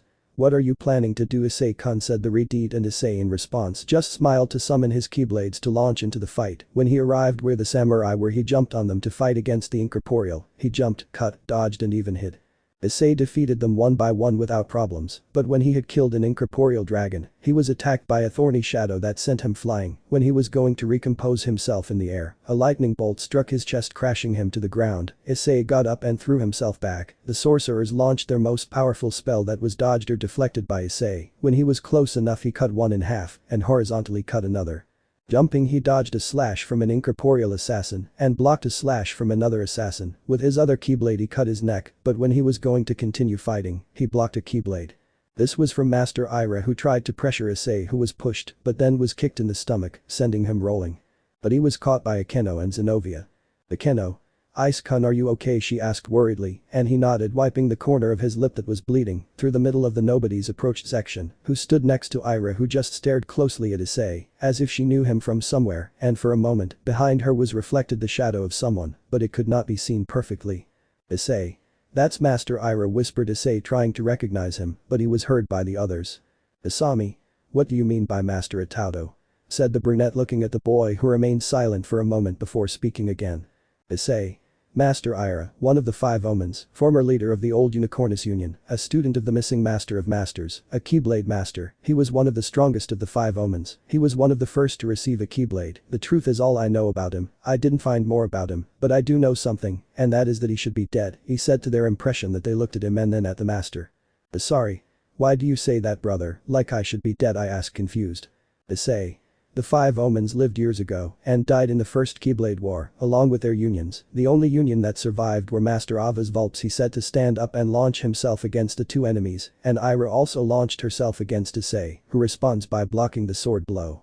Both fought at great speed. Wherever they passed they created destruction, causing the nobodies to die little by little. Section remained neutral, watching the totally unbalanced fight. There were two reasons why the fight did not end. The first was the great amount of magical power, physical strength, control of the Keyblade by Issei, and the second was the experience in battle, his intelligence and battle power, both physical and magical, by Master Ira.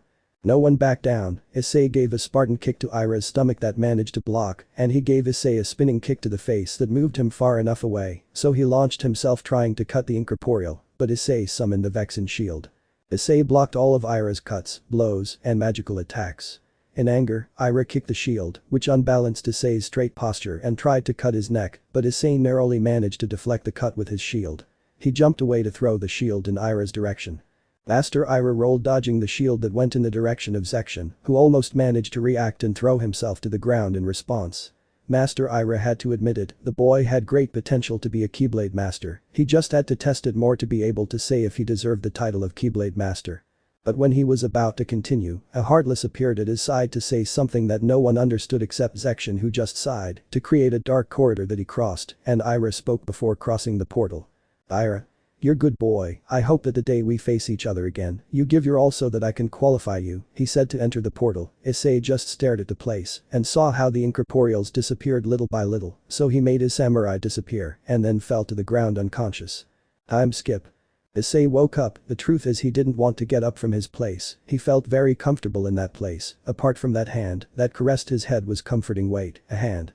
A hand caressed his head, making him get up quickly, but before even getting up, he felt a pain in his body that still had not recovered 100%. Fufu, don't overexert yourself too much, they just finished healing you, therefore you should rest, said a voice that Issei recognized. Turning around he saw Venelana Bale, who laughed subtly at the way the boy reacted to her presence. Issei. Venelana, what are you doing here, he said, confused, so that in a quick movement of Venelana, this ended in a hug. For a moment he felt pain, but little by little the pain went away, until he began to be laid on Venelana's legs, who only caressed his head. Venelana. Answering your previous question, I came mainly to see Rias and you, but when I arrived they were all in your room worried about you and undecided what to do since they had to report the mission to the Mao, but they couldn't leave you alone since Ravel along with your other maids had gone to see Lady and Lord Phoenix, so I offered to take care of you, she said, looking at the boy who was thinking but tried to stand up being stopped by Venelana. Venelana. Calm down my child, everything will be fine, you are safe now, but please do not move too much, you could hurt yourself, she said. While he was alone he stayed still in that position. Venelana. Move little by little, she said while putting a hand on his back holding him and helping him sit. It should be noted that they were in the bed in Issei's room. Venelana. And tell me how you feel my boy, she said while Issei looked at her hands as well as her bandages that she had, more on the part of her head. Issei. I think so, he said smiling, making Venelana smile too. Venelana. Haha, I'm really glad to hear that, I was really worried about you, but luckily it wasn't anything serious yet, so I would like to be able to take care of you a little more to make sure you would be okay, and she said making Issei smile. Issei. Thank you, he said with a smile. Venelana. I made you some soup, this will help you feel much better, it will help you regain your strength, I think it would be better to eat it. Well, it's hot, she said with a smile as she grabbed a bowl of soup and a spoon. Issei. You really did it to me, he said surprised looking at the woman who nodded. Venelana. Yes, that's right, haha, well my boy open your little mouth and say ah, she said so that Issei would open his mouth and Venelana gave him the spoonful. Venelana. Haha, perfect, she said with a sweet smile. Issei. Thank you Venelana and sorry for the inconvenience, he said sorry why she has to waste her time on him. Venelana. Don't worry, it's not a bother at all at any other time, I wouldn't have done this for anyone, but after everything that happened with my husband, he told Issei about his past with Xeodicus after the fight against Razor, having moments like this make me feel quite strange, but I think I could get used to this, she said, looking fondly at Issei who only looked into her eyes. Venelana. Well, there's still a lot more soup, open it again, she said, giving a spoonful of soup to Issei, who gladly accepted it. Venelana. You look too cute while eating, you are a very cute boy, she said with a still sweet smile, caressing his cheek. Issei. Venelana, why do you call me my child, he asked confused. Venelana. Hey, why am I telling you my boy, haha, she said amusedly. Venelana. Well, you are very young, you are like a cute child, cute and very tender, and seeing you so innocent and defenseless makes me want to take care of you, she said sweetly grabbing Issei's cheeks who blushed. Issei. But you also look so young, at one point I thought you were Ria's sister, he said, making Venelana blush. Venelana. Haha, well I'm not as young as you think, after all I am a demon, she said, making Issei pout. Issei. How old are you then? I asked confused. Venelana. Well I won't tell you how old I am, but you can get an idea, I am many years older than any human, but still thanks for the compliment my boy, you are very sweet, she said, and Issei started to think. Issei. Then I should call you Baal Sama for being someone older than me, an ancient in the supernatural world, yes, just excuses, asshole, he said with a finger on his chin. Venelana. He please don't worry about that, you don't have to be so formal, Baal Sama is when I assumed the position of Heterita of my clan, but now I am no longer the Heterita, I on the other hand live a normal life away from the clan, but there is no need to be so formal now, we are just two people talking and having a nice time, well we take care of each other, so don't call me Baal Sama, just call me Venelana, well, not many can call me that, said the calm woman. Venelana. But you my boy are a very special case, it is in fact a very curious case, I feel very comfortable being by your side, I could say, in confidence, in fact, talking about it my boy, come and lie down on my thighs, so you could rest much better, she said, patting Issei to lie down. Issei. Really Venelana, he said blushing looking at her. Venelana. Yufufufu, don't worry about that, it's fine by me, if it were any other person, I wouldn't allow it, but as I said you are a special case, she said, so that Issei sighed and lay down, Venelana began to caress his head. Venelana. Just rest my boy, she said, and Issei slowly began to go back to sleep until he fell deeply asleep. Dream by Issei. Issei was floating in the air, he couldn't move, but he felt himself going down until he began to plummet and he had passed through water falling somewhere. Until at one point he was slowing down until he was leaning on the floor, he looked around but felt something approaching his face from his right, moving his side he saw something that surprised him, a girl with black hair, clothes from the organization 13, blue eyes, it was Xian, who was pointing her keyblade at him. He was surprised, Xian was not looking at him, she kept her gaze averted, Issei could not utter any words because of the impression, when he tried to speak and bring his hand closer he could not because it began to fragment like glass, until it had been destroyed into 1,000 pieces, Issei was covered by the light that had come out. But suddenly he felt like a dark aura rose behind him. He couldn't move because of the darkness that the being behind him possessed. He was afraid to turn around, but he took a breath and let it out to turn slowly to see something that shocked him. A girl with white hair tied in two twin tails, a black jacket with red-gray details. She wore a black skirt, fingerless gloves that were covered in darkness in the shape of claws. Her boots were destroyed, her feet covered in darkness. There were red weapons floating on her back just as darkness came out of her back. It was Sora consumed by darkness. Issei had to roll dodging one of the swords that was going to stab, jumping, rolling, and doing pirouettes. He avoided the attacks. For some reason he could not summon his keyblade. Issei. Sora, what are you doing? He said, upset, moving to avoid a double attack from two of his weapons. In a jump he managed to grab one of the swords that was dragging him along the ground until with a movement he threw him, making his head hit the ground. He was complaining, but by instinct he used his hand to push himself and stay in the air, seeing that a red spear was going to try to impale him. When she fell to the ground she moved her head and passed a red sword. She looked at Sora, who looked at her indifferently, but her eyes showed madness. But when she was going to throw herself at her, a cut on her back appeared, and looking back she saw Sora with his keyblade covered by darkness, so she received several cuts from all sides, until she ended up lying on the ground. When Sora was going to finish her off with a cut, Sora blocked a double cut, which made her retreat. Issei looking up. His eyes lit up. It was Roxas who had saved him when he launched himself against Sora, starting a fight. Issei ended up unconscious, and after what seemed like hours, he woke up, noticing that he was in the final world.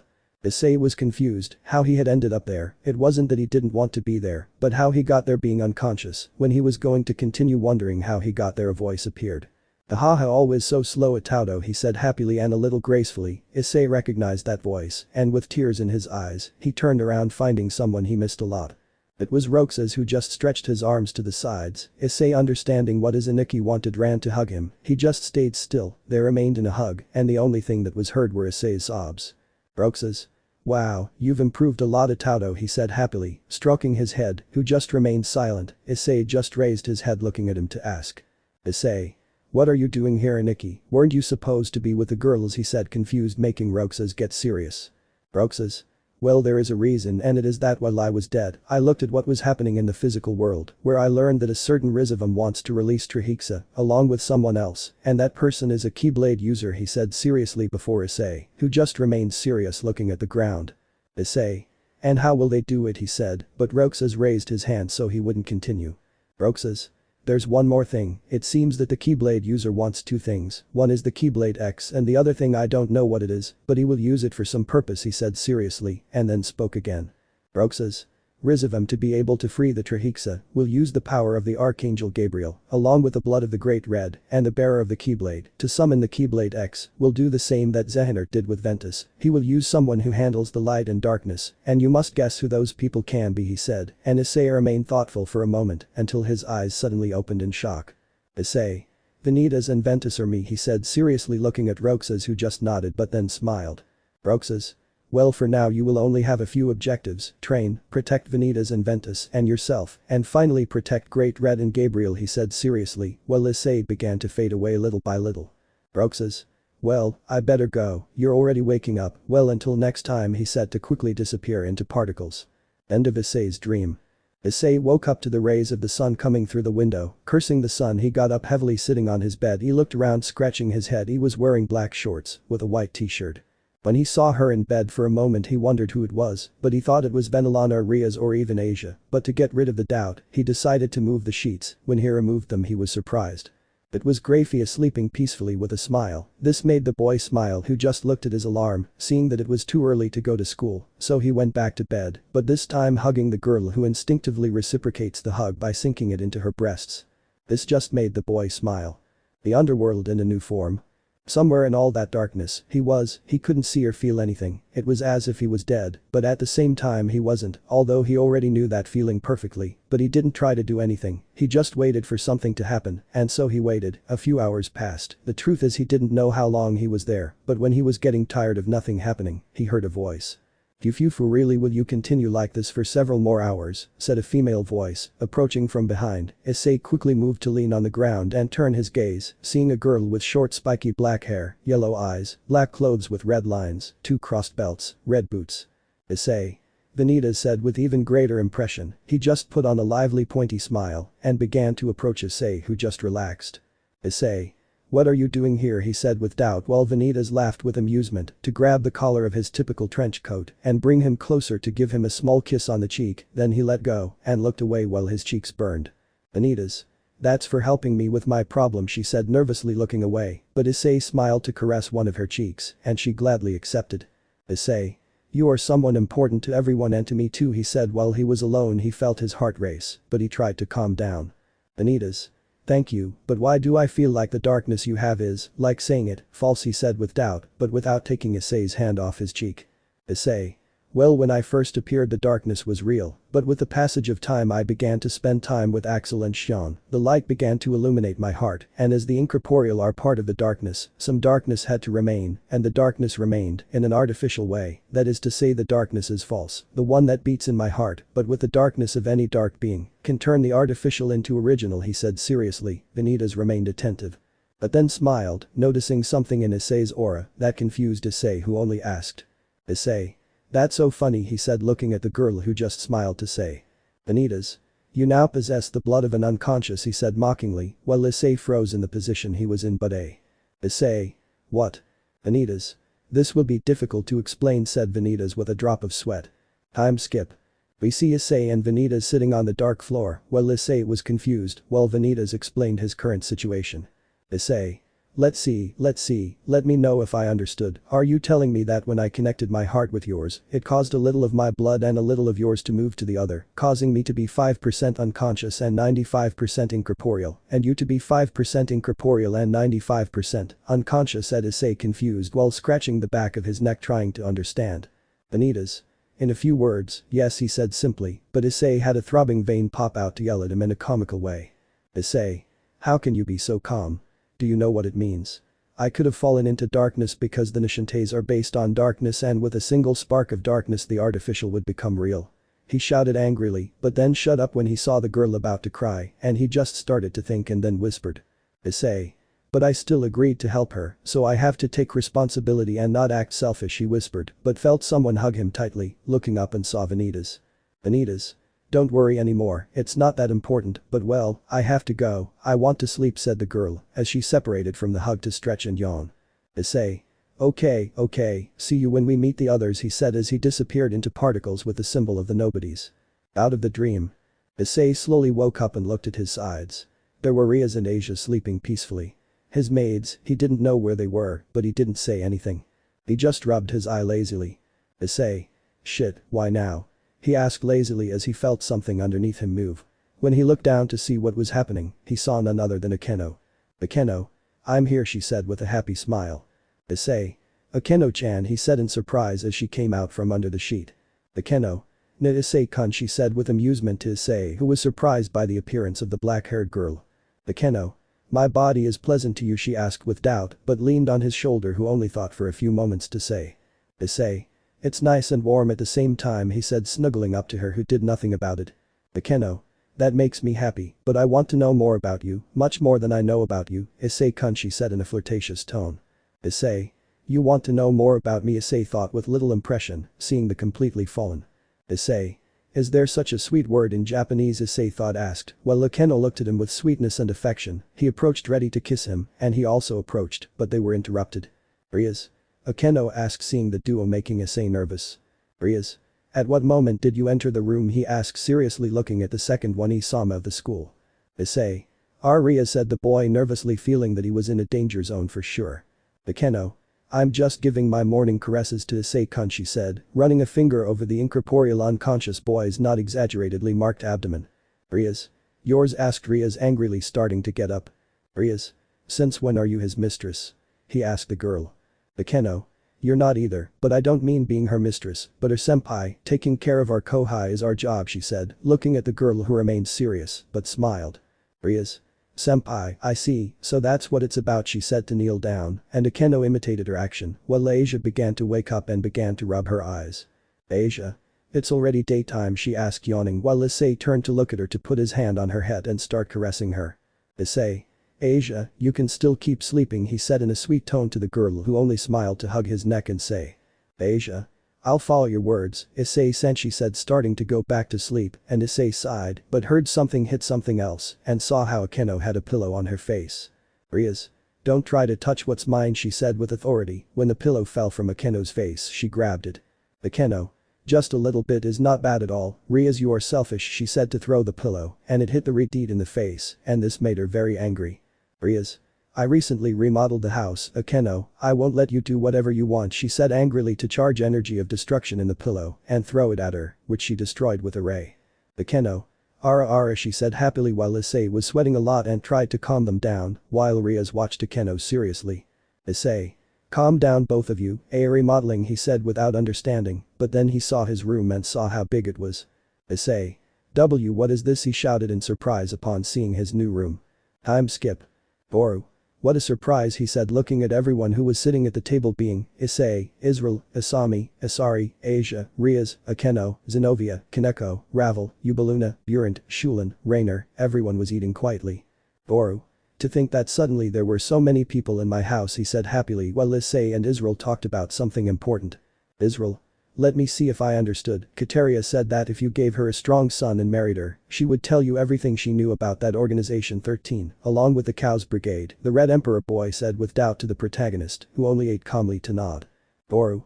The house has 6 floors and 3 basements, they told me that Ria's father is working on the remodeling, he said with a smile to look at the girl who nodded.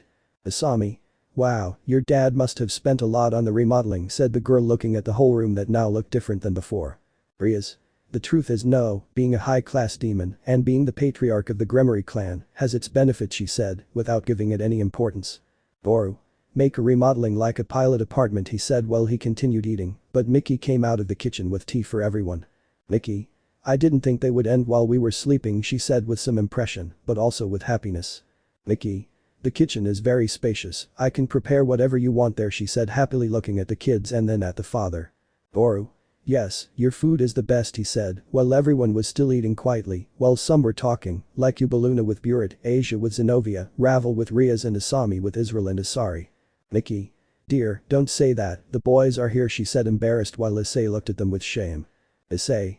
Instead of fearing his demonic power, I'm afraid for his father, he said looking at Rias who just smiled amusedly and then continued eating. Time skip 15 minutes.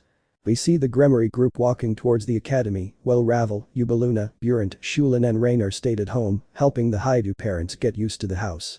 Asia. The house has become noisier, she said amusedly, while the Hyoudou brothers agreed with her. Israel. So louder, he said with doubt. Issei just nodded while the brown-haired twins just smiled. Issei just remained silent thinking about what happened the other day. Previous chapter, lately many people who were previously in Organization 13 had a clone in it, he wondered how it was that there were clones of any person. Asia. Issei-sen asked the ex-nun with concern looking at the boy. Issei. It's nothing, he said with a calm tone, trying not to worry the blonde more, but an image came to his head. Roxas, please come back, okay, said with a smile, a girl with blonde hair and blue eyes. Issei. Asia, he said taking her by the shoulders surprisingly and then hugging her. Issei. Asia, I will protect you no matter what happens, he said hugging her tightly without letting go. She was surprised but did nothing. Asia. Yes, thank you very much, Issei-sen, she said confused, but they were seen by the others. Akeno. Ara Issei-kun is very lively since the morning, she said, and Issei was surprised why she had forgotten that they were there. Issei. Akeno-chan, it just reminded me of something strange, he said nervously, but Xenovia asked. Xenovia. Something strange, you mean making children, she said, and Issei became even more embarrassed. Issei. Xenovia, that thought is stranger, he said so that Kaneko would be the first to walk again. Kaneko. Issei-senpai, you acting like this since morning is the worst, she said neutrally, but Issei could notice the jealous tone she had. Issei. Kaneko-chan, he said so that Rias could speak. Rias. You're going to make people uncomfortable here, show your affection somewhere else, Asia, she said with a calm look at both of them. Issei. But of course it's not just for Asia, I would give my life for my Rias-chan, he said with a warm smile, making her blush. Rias. Thank you, that makes me very happy, Ice-kun, she said happily, so that Asari interrupted the moment. Asari. Well, leaving aside the affection, how about we go to the academy, maybe we'll end up arriving late because of your flirting, she said, starting to walk with the others. Time skip Academia Kuo, Reciso. Issei was in the living room of his sisters, Asia, Xenovia, Kaneko. He was eating quietly with his sisters and Kaneko. Murayama. Hey, what are you going to do during the summer vacation that starts tomorrow? Asked the president of the Kendo club to the two girls from the church. Asia. This is the first time I'll experience a long holiday, the nun said calmly to the two girls. Xenovia. Hi, I'm going crazy, said the girl looking at the girls, and Caddis spoke. Caddis. I see, your first time, he said with amusement, but in the distance were the perverted duo.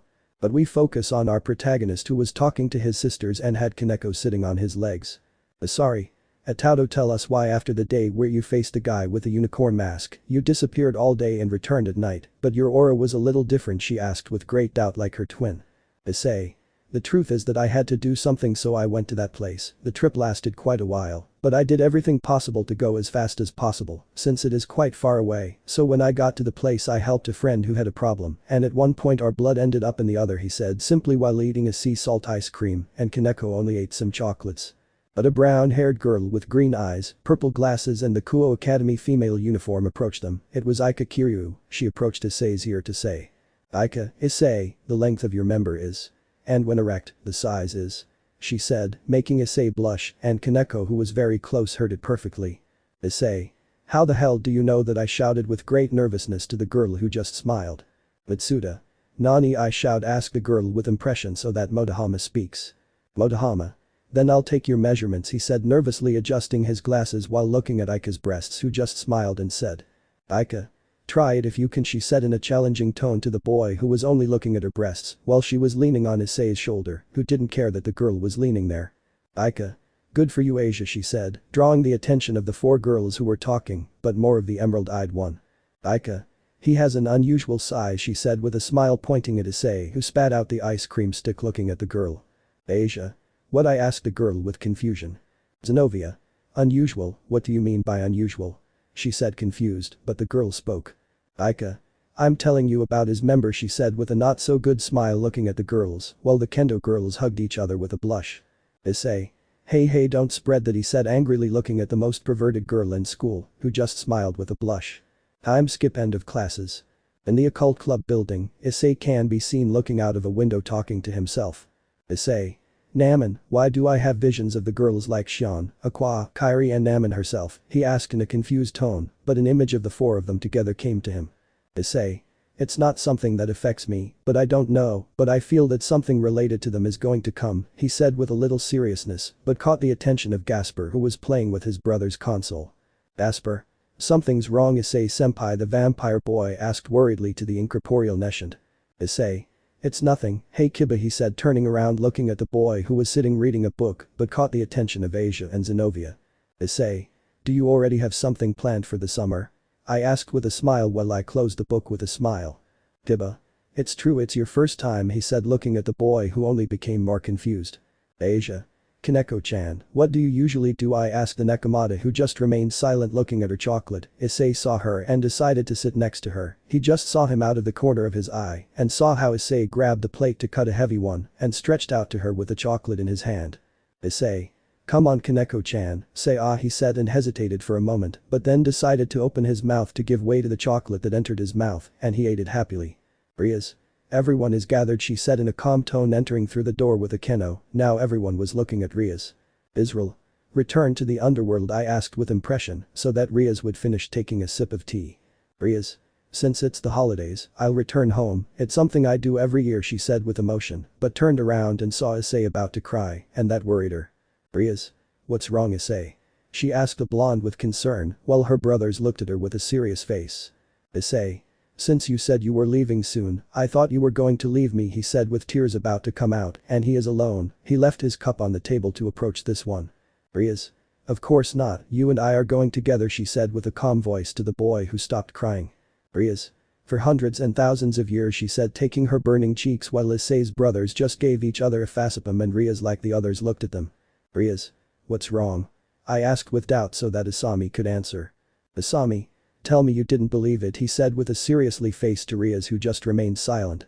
Sorry. Yes, he believed it, he said in disbelief to the girl who only had a throbbing vein pop out. Rias. I thought I was, he said angrily to the brothers. Israel. You fell into Issei's trap, he said with regret. Rias. What a trap, she said looking at the boy who just looked away whistling. Sorry. We named him the boy of the fake tears because he always pretended to cry to get what he wanted, he said with comical anger to the boy who just laughed nervously. Rias. Don't worry, I wouldn't leave you, she said calmly before separating from the boy and continuing. Rias. So tomorrow we will travel to the underworld, she said with joy, so that the new ones, Asia, Xenovia, Israel, Asami, Asari and Issei Marka, were surprised, and when Rias was going to continue Issei said. Issei. Ah hey Azazel, could you turn that chair around, you've been there since we entered, he said with a sigh, looking at Ria's chair, that turned around showing Azazel. Azazel. I'll go too, he said with a funny smile, so everyone was surprised. Israel. Azazel sensei, he said with surprise, and Rias stood up impressed. Rias. At what moment, she said incredulously that she had not felt his presence before. Azazel. If you still don't notice my presence, it's because you need to train, and Issei, you have a 10 in my subject, he said, pointing at the boy with a finger who just nodded. Issei. Well, I have something to do, and tell me Azazel where she is, he said seriously, so that she would give him a paper that he saw and then nod and create a white circle and leave. Akeno. Ara, what did the paper contain and who is Issei-kun looking for? She said, confused, looking at Azazel, who only responded by saying. Azazel. Look for someone who can tell him everything Issei wants to know, he said, looking at his new students. Elsewhere. In a dark room you could see a tall woman with glasses and a voluptuous figure apart. She had tanned skin with long brown hair tied in a bun and had purple eyes. She was wearing an extremely low-cut dress and had a high slit that exposed a large part of her breasts. It was Kateria Leviathan, who woke up chained to the wall. She saw everything normally, she had been used to being there for several days, but she noticed how the door opened to admit Issei, who approached seriously to the girl, who smiled mockingly. Kateria. Fufufu is none other than the younger brother of the Sekiryuutei, who came to see me. I remember the last time we saw each other, it was at the leaders' meeting, and in exchange for the information you asked me I told you my condition, but you didn't say anything, and after that several days passed and you're here, she said with amusement to him, who just remained silent. Issei. I accept your condition, he said seriously, but he was sweating enough for the girl to smile victoriously. Kateria. Okay, what do you want me to say? She said with disinterest to the boy, who didn't hesitate for 5 seconds to answer. Issei. What does Organization 13 want to achieve by joining the Cow's Brigade, he said seriously, looking at the girl, who just laughed subtly. Kateria. Maybe you mean Organization 17, since it currently has 17 members, she said mockingly, so that the boy would be impressed by that fact. Issei. How, who are they? He asked, upset, looking at the girl, who started saying. Kateria. I really don't know, but the only thing I know is that their leader created 15 replicas of former members of the old organizations, using blood or something that has their DNA, but your replica is not really a replica, but a being with the objective of hunting a person, since it seems the leader does not have your blood, she said, looking at the boy, who continued to assimilate everything the girl said to say. Issei. And how does it benefit your leader to join the organization, he said, so that the girl remained silent momentarily. Kateria. He told me that if I helped him capture you or the other 2 girls, he would help him get the blood of Great Red and the Archangel Gabriel, she said, so that Issei only nodded to approach a table and grab some keys and walk to the Leviathan and unleash it. Issei. Okay, your part of the deal is done, only my part remains, he said, looking at the girl who just hugged him. Time skip, the other day.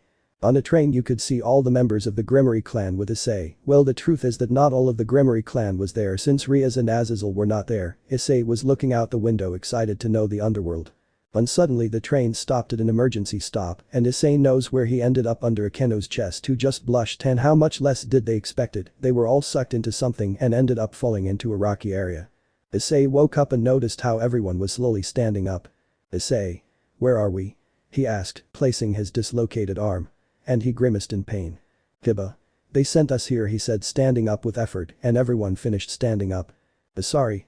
The president, she said, looking in all directions. Akeno. He's nowhere, she said, fixing her gaze on the stones falling from above. Asper. Sensei isn't here either, he said worriedly, but in the distance he heard something. Asami Xenovia. Be quiet, she said, so that everyone would be quiet, and footsteps began to be heard with great force, and it seemed to be large. Issei.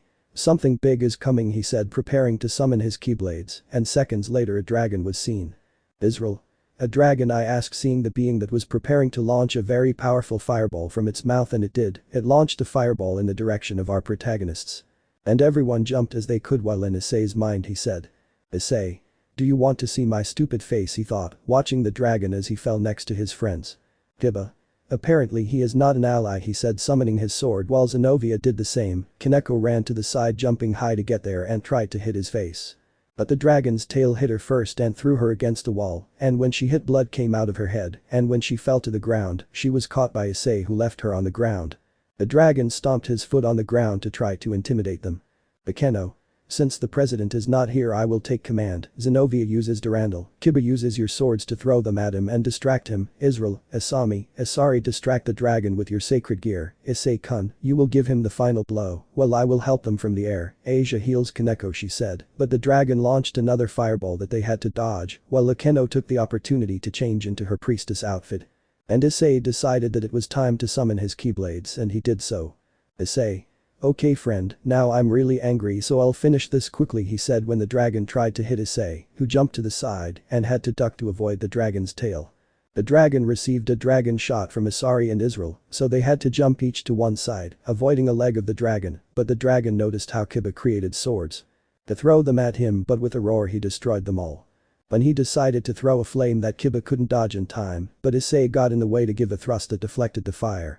When the fire stopped coming out, Asami and Xenovia came behind the dragon and tried to cut its back, but they were grabbed by its tail and slammed them against the ground, leaving them unconscious. But he ended up receiving a lightning bolt from Akeno that disoriented him. But turning towards the boys, he was surprised to see how Issei was in front of his face in a combat pose. But he doesn't know, he waited when a circular cut that Issei gave hit him, causing some not very deep cuts. That made him fall to the ground. When everyone was sighing in relief, they saw how the dragon stood up and prepared to attack again. A voice interrupted. Azazel. Well, that's enough, he said, watching as the dragon stopped preparing its next attack. Israel. The president and the sensei, he said, confused looking as both of them came down with their wings while the dragon just stood up straight. Time skip 5 minutes. Sorry. This dragon is a demon, he asked with intrigue like the others except Issei, who was already forming an idea of who that dragon was. Dragon.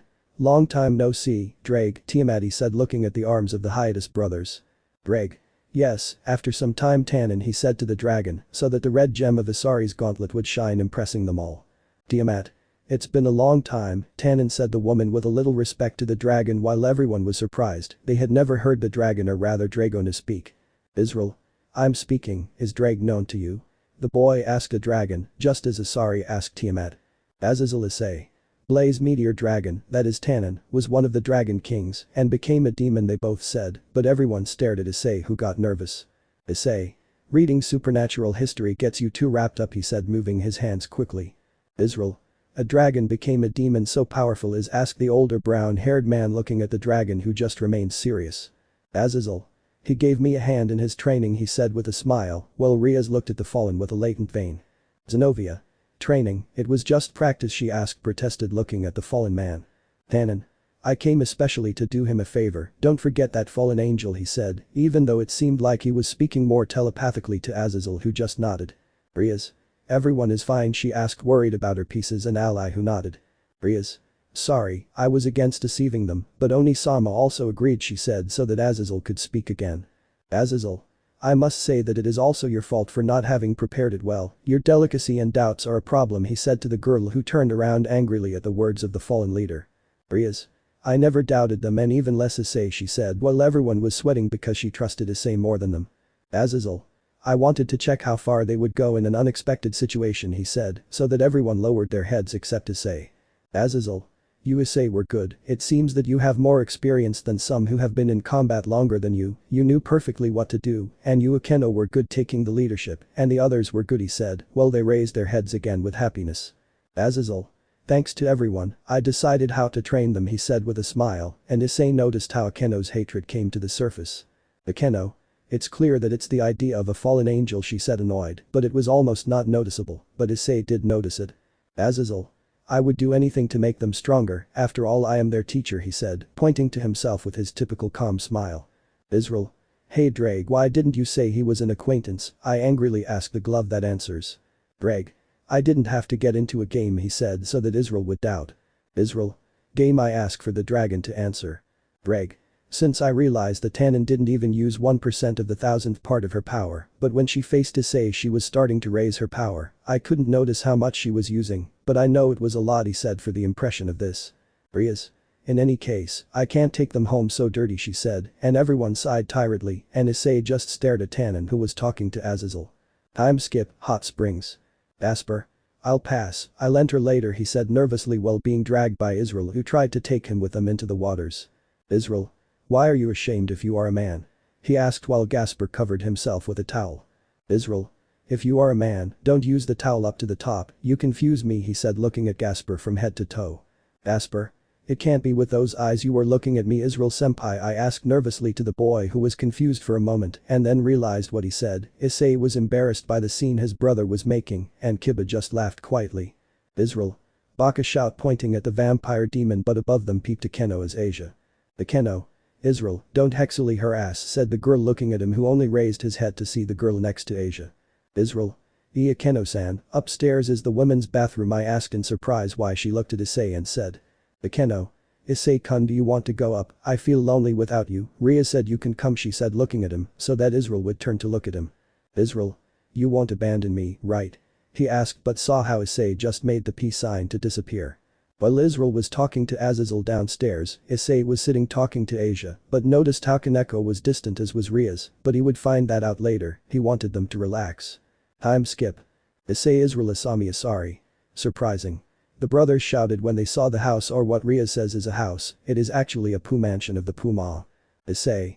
Without a doubt the underworld will be a new experience, he thought with a smile looking at the entire mansion, but someone opened the door and Issei saw the person he least expected. It was desired or unwanted reunion. In the underworld, Gremory territory, a large mansion could be seen, and there at the door, you could see the Gremory group with Issei. Hi to brothers. Surprising, the four shouted looking at Ria's house, and Issei was surprised, but not as much as his brothers. In his Aniki's memories he could see huge castles, but he heard Xenovia speak. Xenovia.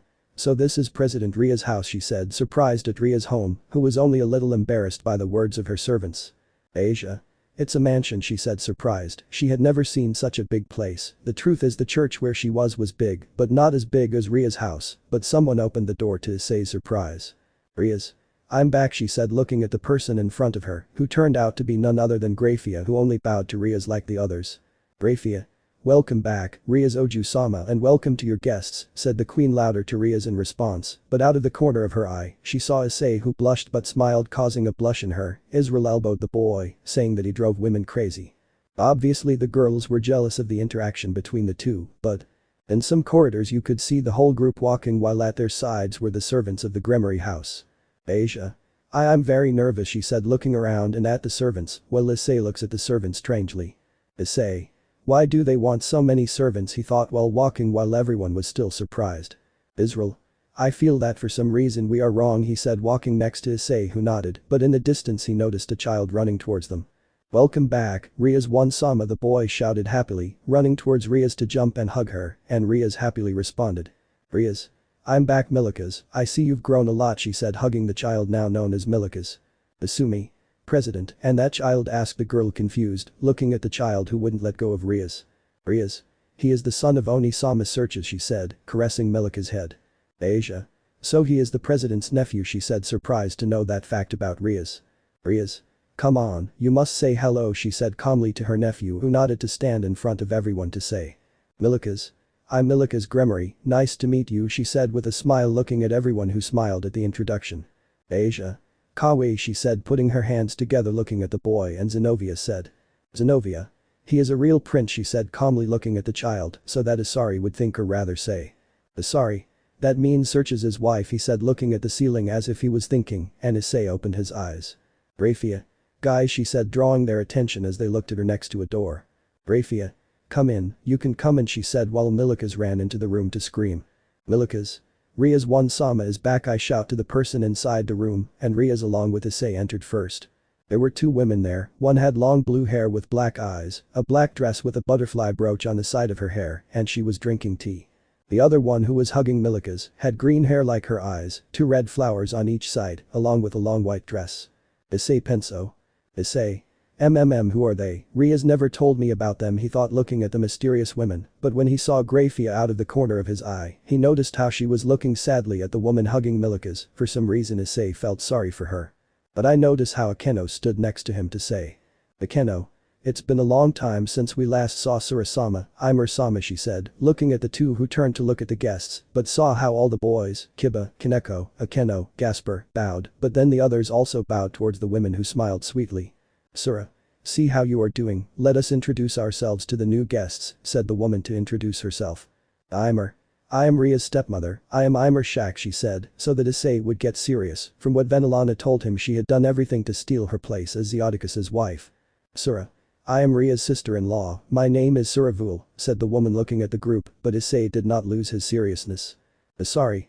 The president's stepmother, this person, I asked, surprised and astonished by such a revelation like the others. Imer looked at everyone, but then focused his sight on Issei, who still remained serious. Imer. You must be Hyoudou, Issei right, he asked, approaching them, so that Issei just nodded. Issei. How do you know about me, he said, or rather asked, confused, so that Imer laughed softly.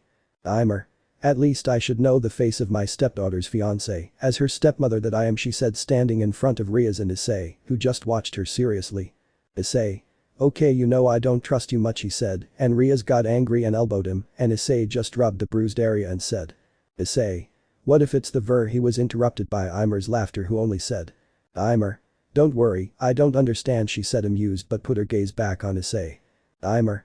But put aside my daughter's feelings and name yourself her fiancé, he said, so that Rias blushed and said.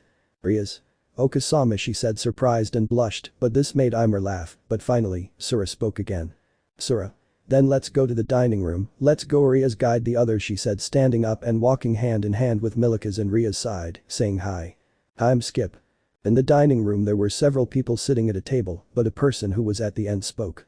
Best of Rias, I would like you to feel at home, said the person, being a man with red hair that reached his shoulders, a beard, and an elegant suit, being this person's Zeodicus Gremory.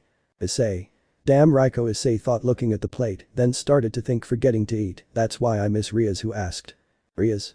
Issei-kun, something is wrong, you haven't touched your food, she said, worried, but Issei hadn't paid attention to her, and that caught everyone's attention. Issei thought. Issei. If I am now 5% conscious, I will surely have new abilities, I would really like to know what they are, he thought, but was interrupted by a blow to the head from Rias, who had a vein in her head. Why Issei, in all the time she had called him, he did not answer. Issei.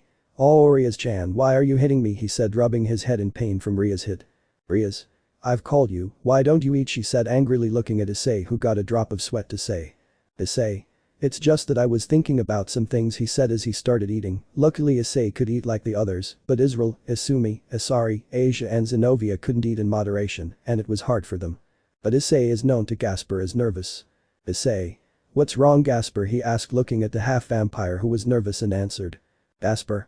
Eating in a place as big as this makes me feel nervous, he said, while Issei smiled at that, but he noticed how Kaneko didn't eat, and when he saw her he turned around. Issei. Kaneko-chan, he thought, worried about her, but Zeodicus spoke to him. Zeodicus. By the way, Hyoudou, Issei, Hyoudou Israel, he said, drawing the attention of both of them, who turned to look at him so he could proceed. Zeodicus. How are your parents?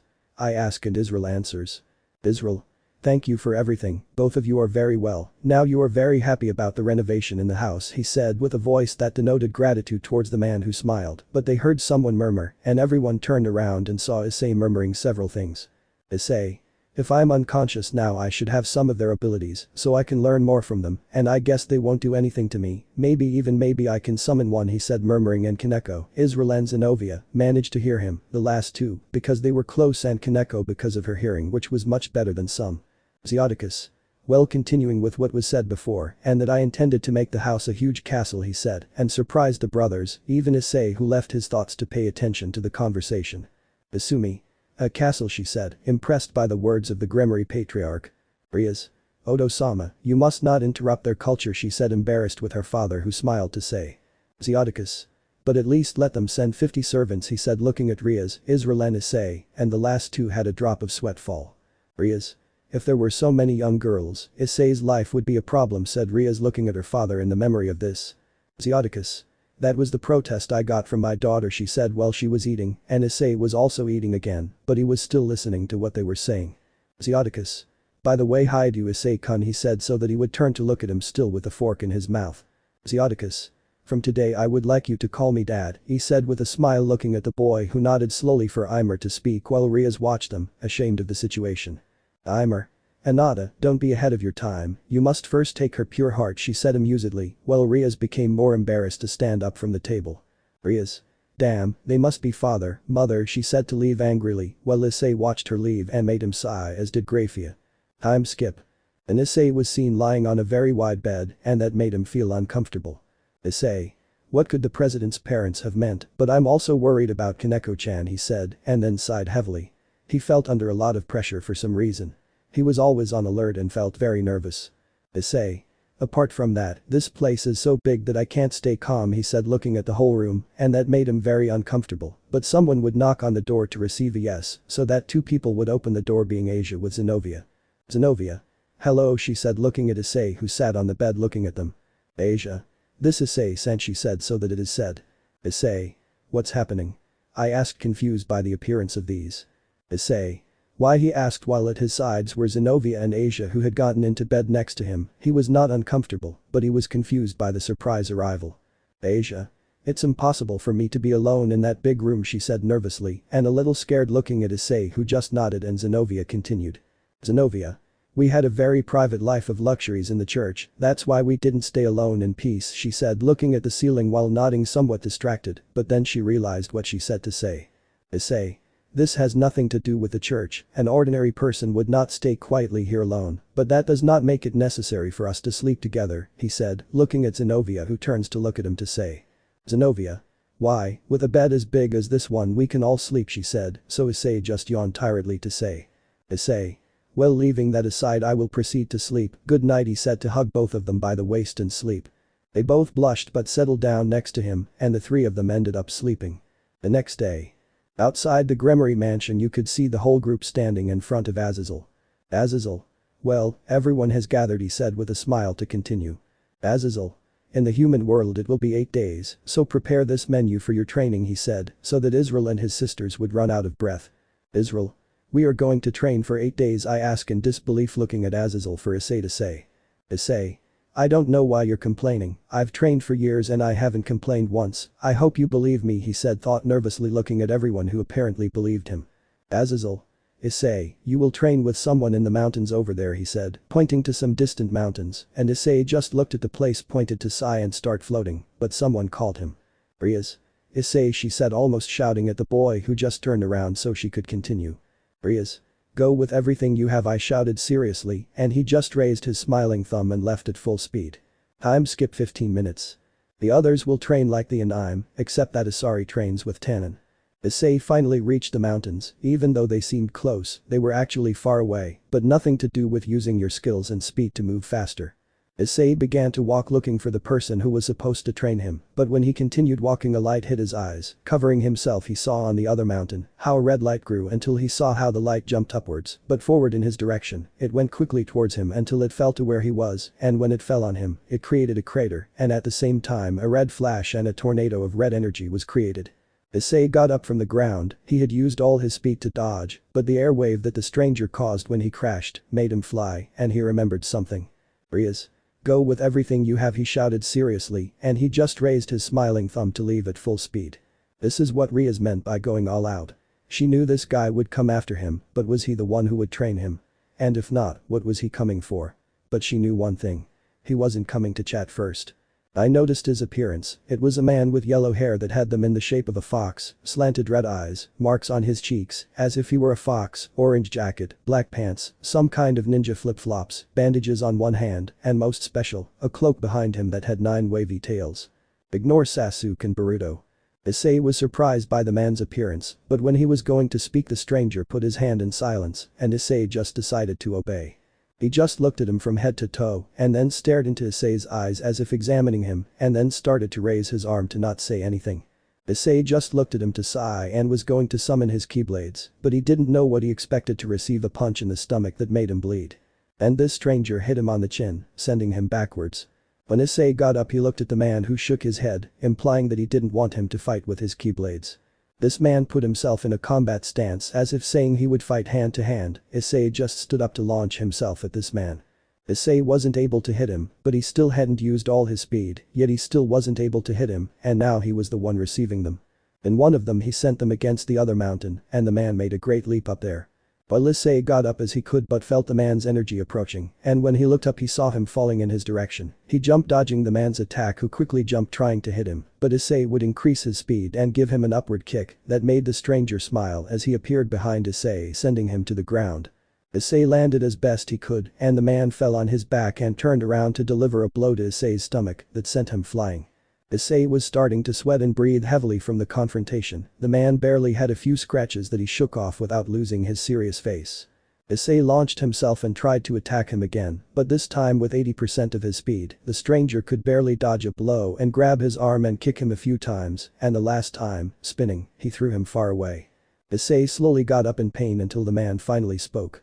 "The fight is over," he said, and Issei just looked at him and nodded angrily for not being able to do more.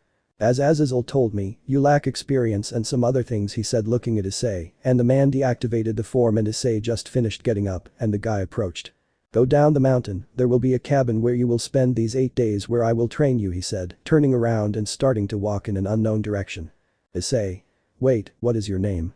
he said with doubt looking at him and he stopped, thoughtful to say. Naruto Phoenix Uzumaki said to extend 2 flaming wings and fly at high speed, leaving Issei alone. This one just went to the edge of the mountain to sit and get a sea salt ice cream and watch the sunset. After finishing his ice cream he looked at the stick that said winner. Issei smiled but remembered a black-haired girl with blue eyes. He wondered where her reincarnation was like the others. But he stopped thinking about that, now he had to prepare himself, soon a war would come where sooner or later he would have to fight. A nekamata and a god. Pastor? Issei thought, increasing his speed trying to catch up with Naruto who was jumping between more tree branches and dodging Issei's slashes every time he was close. Issei was about to catch Naruto, but when he slashed it, it vanished, confusing Issei, but he turned around to see Naruto with a spherical energy in his hand that he heard him scream. "Naruto!" Rasengan shouted the man to crash the sphere into Issei's ribs, sending him to a tree. "Issei. Ugh," he complained and ended up sitting on a branch but got up, in a flash he appeared on his side cutting Naruto in half, but he burst into smoke. Issei.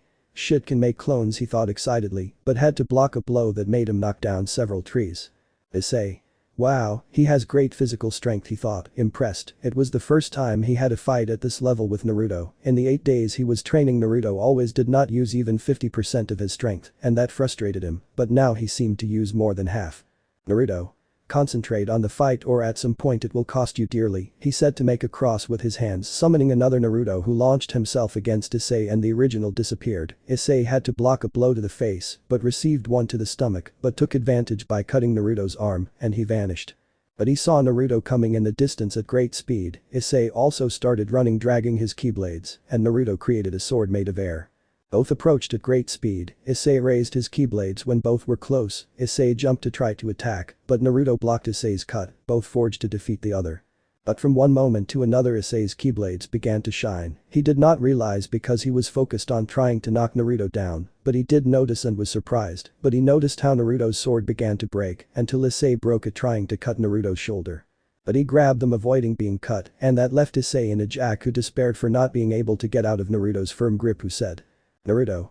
This is the end, you lost, all you have to do is give up," he said seriously without letting go of Issei, who was only mentally cursing himself for how stupid he was, but something occurred to him, he quickly let go to fall to the ground and deliver a blow to Naruto's stomach who didn't react and ended up being pushed away several meters, but when he looked up, the double cut was what he received from Issei who fell to his knees, and Naruto had not yet reacted due to the speed of the attack, and when he reacted he fell to his feet. He turned around in surprise and with a smile, Issei disappeared his keyblades and breathed tired from the fight, but an arm passed behind his head to pull him towards the person being Naruto. "Naruto. Ha ha ha, you surprised me, boy. A few days ago you couldn't face me in a hand-to-hand fight, and a few hours ago you managed to face me, and now you were able to defeat me, and if you continue training you might be unstoppable," said the fox boy smiling looking at Issei who smiled happily, nodding frantically. "Issei. It's too bad that today is my last day with you, Mr. Naruto," the boy said sadly, since in 2 hours he had to go back with the Gremory, the 8 days of training set by Azazel had already passed. "Naruto. First of all, no lord, it makes me feel old, so call me Naruto, father-in-law or Tachan," the Uzumaki said amusedly, so Issei would look at him confused. "Issei. Why should I call him that if I don't even know who his daughter is," he said confused looking at the phoenix who froze but seconds later said. "Naruto. That you were not my daughter's partner, Rivalry, what she told me was a lie," he said somewhat confused looking at the boy who opened his eyes in surprise. "Issei. What are you Rival-chan's father?" he shouted, extremely powerfully surprised, looking at the man who nodded with a smile. "Issei. Then yes, she is my partner," he said altered so that Naruto put his hand on Issei's shoulder who felt scared for some reason. "Naruto. In that case I'll let you go out with my daughter, but if she ends up hurt in any way, I'll kill you, he said with a dark voice scaring Issei, who nodded non-stop because of the fear he had. He didn't want to be the victim of a murder by a furious father. Naruto. Well, it's time for you to go. Wow, how fast time flies, he said, the watch he took out of his pocket, so that Issei nodded sadly but happy at least to have him as a father-in-law. Issei. Well, goodbye Naruto Tachan, he said, opening a dark corridor to enter running, leaving a Naruto who just stayed there, but in a cloud of smoke on his shoulder appeared a small orange nine-tailed fox. It reminds you a little of you, no? Asked the fox, looking at Naruto, who nodded slowly, remembering the boy's happy smile, which made him smile. Naruto. Yes, it makes me remember those days in Konoha, when I still had that stupid dream of wanting to protect that disgusting village and become Hokage. You know, I miss those times, but I can't go back. It's not the same since that damn village showed me its true face. Kurama, I did well to risk my life for so many years, he said with venom in his voice, remembering the village where he was born and grew up all his life, and the fox, now known as Kurama, just kept quiet to speak. Kurama. We will never know, Gaki, only you know if what you did was right or wrong. I can't decide for you, something that only you can decide, said the fox seriously, so that Naruto nodded, starting to walk in an unknown direction. To clarify, Naruto is the strongest demon in the underworld currently. In the Gremory territory. Issei. Rias-chan, how long has it been? I've wanted to see you, he said, crying comically, trying to stop them, and everyone's sweat dropped because of how dramatic the boy was. Issei. Every night he slept hugging a pillow while remembering its warmth, he said, crying now for real. Rias was the only one who noticed and just hugged him with a calm smile. Rias. Issei-kun is here, you are now with me, and that is what matters, she said, hugging him to calm him down a little, and it worked, but Azazel, who was sitting, spoke. Azazel. It seems that you have improved your hand-to-hand combat skills, and now you know how to use your great speed at the right time. Now you will not depend only on your sword that you always use, Azazel said, looking at the boy, but then turned to see Israel and Asari. Azazel. And you have improved your resistance, although you did not advance much with your balance breakers, he said, looking at both of them, who were only embarrassed by the fact. Israel, Asari. Yes, we're sorry, they said, depressed for not improving that, but they turned to see Issei, who only gave them a thumbs up that had a face drawn on it, giving them a smile, making them both smile. Akeno. I'm back, she said, entering through the door, drawing the attention of Issei and the others, but Rias spoke. Rias. How is Kaneko? She said so that Issei would worry. Had something happened to Kaneko? But he remembered that they told him that she had fainted in the middle of her training. Akeno. Now he is rested, she said, walking to them, and Issei spoke, worried about her. Issei. Fainting in the middle of training, what happened to Kaneko-chan, he said, turning to look at Azazel, who only said. Azazel. He overdid the training menu I gave him, he overloaded himself too much, he said, frustrated by that, but nobody noticed that Issei came out of there walking thoughtfully with his arms crossed. Issei. So the young demons, your servants, from what Naruto Tachan told me, are very strong, he said with his eyes closed, but the memory of when he was defeated by his other self came to him that angered him, erasing that memory from his head, he said to himself. Issei. This is not the time to remember things from the past, I already have a goal, he said to himself, trying to encourage himself, but he noticed something, Kaneko's room, and went to her to knock twice on the door, but without receiving an answer, so he decided to open it little by little, so as not to wake the nekamata. Issei. Kaneko-chan, he said with the sweetest voice he could, but he saw her asleep in her bed. He decided to approach, seeing a sleeping Kaneko with her ears out. Issei just got on his knees watching the girl. What he didn't notice was Rias behind the door. Seeing what the boy was going to do, he had mainly planned to explain the girl's past, but now he just wanted to see what her blonde was doing. Issei. You know, Kaneko-chan, the first time I saw you in that forest, I only thought that you were tender and fragile, but with the passage of time together, I saw how strong and beautiful you really were. Your sister and you were some of the people I trusted the most at the time together, but I still trust you, but since we separated that time, I only felt lonely the rest of the years without seeing each other, I felt very alone. But you know something, said the boy, looking at the sleeping Nekamata, or well, supposedly she was already awake, but she wanted to hear everything her senpai said. Issei. When we met again, it was the best moment of my life. You filled that empty space that I had for years, and you know, even if I have a lot of women chasing me, I will not forget you. I know that you get sad because all the girls have the, how to say it, personality. You are perfect just the way you are, said the boy, caressing the nekamata that only purred. He felt happy to know that his senpai did not forget her, and that he loved her very much. Issei. And besides, I always felt that you are special. From the moment where our eyes met, I felt that I knew you from before, but I never knew why, he said in a confused tone, but sighed, looking at the girl. He just gave her a happy smile. But I noticed something, like Kaneko was starting to wake up, that made Issei happy. The girl, when she opened her eyes, the first thing she noticed was the boy's smile. Issei. It's good that you woke up Kaneko-chan, he said happily that the girl finally woke up from her fainting spell, she just smiled to say. Kaneko. Thank you for being with me, she said happily and shedding tears. The boy just sat on the bed to hug her, she just let herself be hugged by him, she felt calm, it's been a long time since she felt this warmth. Behind the door was a smiling Rias who decided to leave. At the meeting of the young demons. Everyone was laughing or talking to each other, in the distance were Searches, Grafia, Ajuka, Falbi and Asmodeus were chatting among themselves and with Naruto. Hiba. Being in front of a demon king, it's the first time I've seen one, he said looking at the mass and clan leader who were just chatting amicably. Xenovia. It's an incredible sight, said an excited Xenovia, but everyone turned to see a smoking Issei making him nervous. Issei. Ergrias, tell me why I have to wear this, he said, looking at the elegant suit that was not his style of clothing, to see the girl who was looking at the entire room. Rias. It always bothered me to have to wear a dress, so that I wasn't the only one to feel that way. I dressed you like this, she said simply so that Issei would only sigh tiredly, so that Rias would say. Rias. And make sure not to offend anyone, he said looking at his entourage who only nodded, but Issei turned around seeing Akeno in a yukata, that made the boy blush. Akeno saw that and smiled. Issei. Akeno-chan, what kind of training did you receive, he said looking at the girl, who only said. Akeno. Just the common training, she said, and Issei smiled. He thought the girl was telling the truth, but at the same time she wasn't, but he didn't want to make her uncomfortable. But something surprisingly grabbed the girl, and it was a kiss on the cheek from Issei. That made her blush seeing Issei smile, she just closed her eyes and then opened them saying. Akeno. Thank you Issei-kun, she said this time sincerely to the boy. Issei was momentarily dazzled by her smile, but then cleared his mind to say. Issei. You're welcome my dear Akeno-chan, he said with a smile caressing her cheek. She gladly accepted holding it with happiness, but something happened. Sona. Good night Rias, she said as she approached with Tsubaki and Saji. Issei approached Tsubaki. Issei. Hello Tsuba-chan, he said to the girl who came to greet him with a smile, and Saji went to greet the brothers. Tsubaki. Hello Ice-kun, she said hugging the boy who reciprocated, but they heard something in the distance seeing Serafal approaching. Serafal.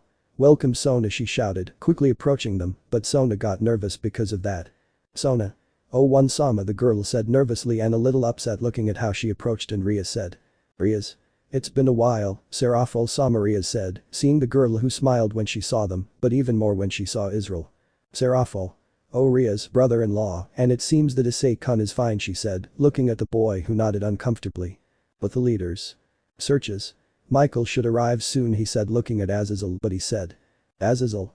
I put Barakiel in charge of security, and according to Auden, along with Yasaka, they should be on their way, he said without looking at Searches. Looking at Searches, he said. Searches. Barakiel is escorting them, I asked seriously looking at him, while Azazel separated from the wall he was leaning on. Azazel. Just in case there are many Norse gods who do not approve of Auden's alliance with the demons, he said seriously, but Searches sighed. Searches. It seems that there are always people like that in every group, he said tiredly, but they didn't notice that a Heartless sentinel robot was looking out the window without them realizing it. Azazel. The problem is that the Cow's brigade is recruiting those people, he said seriously, and the others nodded in agreement. Issei's child. He walked with his group talking to Tsubaki, but both paid attention to the heiress's conversation. Sona. We have to wait in this room until the ceremony begins, she said walking through the halls of the place. Rias. The other young demons are here, I hope nothing bad happens, she said a little hopeful about that, and Sona just said yes, but the door where they were going to enter exploded. It seems that you really want to die, Zephyrdor said, a serious and at the same time annoyed girl looking at the boy in front of her. Zephyrdor.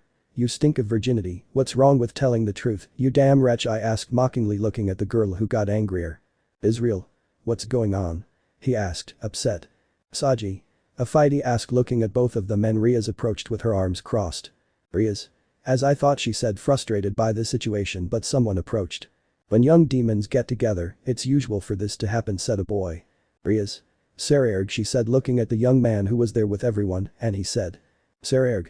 I'll give my regards later, he said, and was going to start walking towards them, but Issei didn't give it importance to walk to the discussion of both demons that he knew who they were. Issei.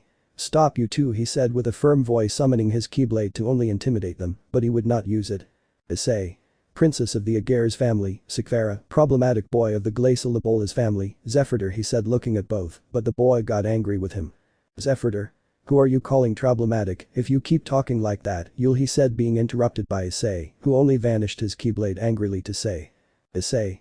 This is sudden, but this is the last warning, one more, and you'll have to deal with me, he said seriously, cracking his hands ready to fight him. Sekiryuutei just analyzed him. She had the feeling that if she faced him, she would be defeated, so she wouldn't risk it, and the boy only got even angrier. Zephyr. Incompetent idiot of the Hyoudou family, shouted, trying to hit Issei, but received a blow from Issei that sent him flying. Asia would be pushed by the wind, but caught by Issei. Issei. Is everyone okay? I asked, looking at everyone who nodded, but Saji spoke. Saji. Surprising, he said, surprised by the strength the boy showed, but Rias spoke. Rias? Well, he is the next leader of the Bal clan, Sekiryuutei, he said, surprising everyone as he left. Rias? He's my cousin, she said, so that everyone would be even more surprised by the information. Israel? I see, that's why you knew about Razor, me and Issei, he said, surprised to know that which was killing him with doubt. Rias? And he is number one among the young demons, said to Israel's surprise. How powerful is Sekiryuutei? But footsteps were heard approaching them. Issei turned to see. Ravel. It's been a while, Issei-sama, she said, looking at them all but more at Issei, who smiled at seeing her. Issei. Ravel-chan, nice to see you, he said, looking at the girl who just looked away. Ravel. I found out that my father trained you, not Issei-kun, she asked, so that Issei nodded happily. Issei. Yes, haha, but something asked me what happened to your brother, he said, confused like his brothers. Ravel. He's totally depressed about you. Well, it's his fault for boasting about his talents, he said, looking away with his eyes closed. Ravel. So I'm sure it was a good lesson for him, said Issei. A drop of sweat fell from how hard his maid was. Ravel. Then Issei-sama, when all this is over, I'll give him some tea. Also lately I've been baking my own cake, she said, so that Issei would smile. The girl felt calm when she saw that smile, but she realized this. Ravel. Then I have to receive the others, so I'm leaving, he said, to leave while Kaneko. Kaneko? She said, looking to her sides to leave where she came from. Issei noticed this and decided to follow her. In the distance, Rias, who was talking to Sona, noticed this. Kaneko arrived at the elevators to enter one, and Issei ran to where the girl was going. Issei. Kaneko-chan, he said, arriving at the elevators to notice how he went down. I decided to enter the one next to it, but when I selected the floor, Rias entered. Issei. Rias-chan, he said, surprised not to notice how she came behind him. Rias. Why are you so panicked? I asked, looking at the boy who just said. Issei. Kaneko suddenly left the room. It seems that she is chasing something or someone, he said, so that she would only get serious. Rias. I don't want to make a scene yet, let's go look for her, she said, so that Issei nodded. Minutes later. In a dark forest, a small bat came out and landed on some fingers. Rias. Good job, she said to the little bat that went through a magic circle, to turn to see Issei. Rias. My familiar found Kaneko, let's go, she said, for both of them to run after her, deep into the forest. Kaneko. She was running through the forest, she could feel a presence that she knew perfectly well. Kaneko. I'm sure I felt it, that presence, she thought, running in one direction and kept running until she reached a tree. It's been a while since we last saw each other, right?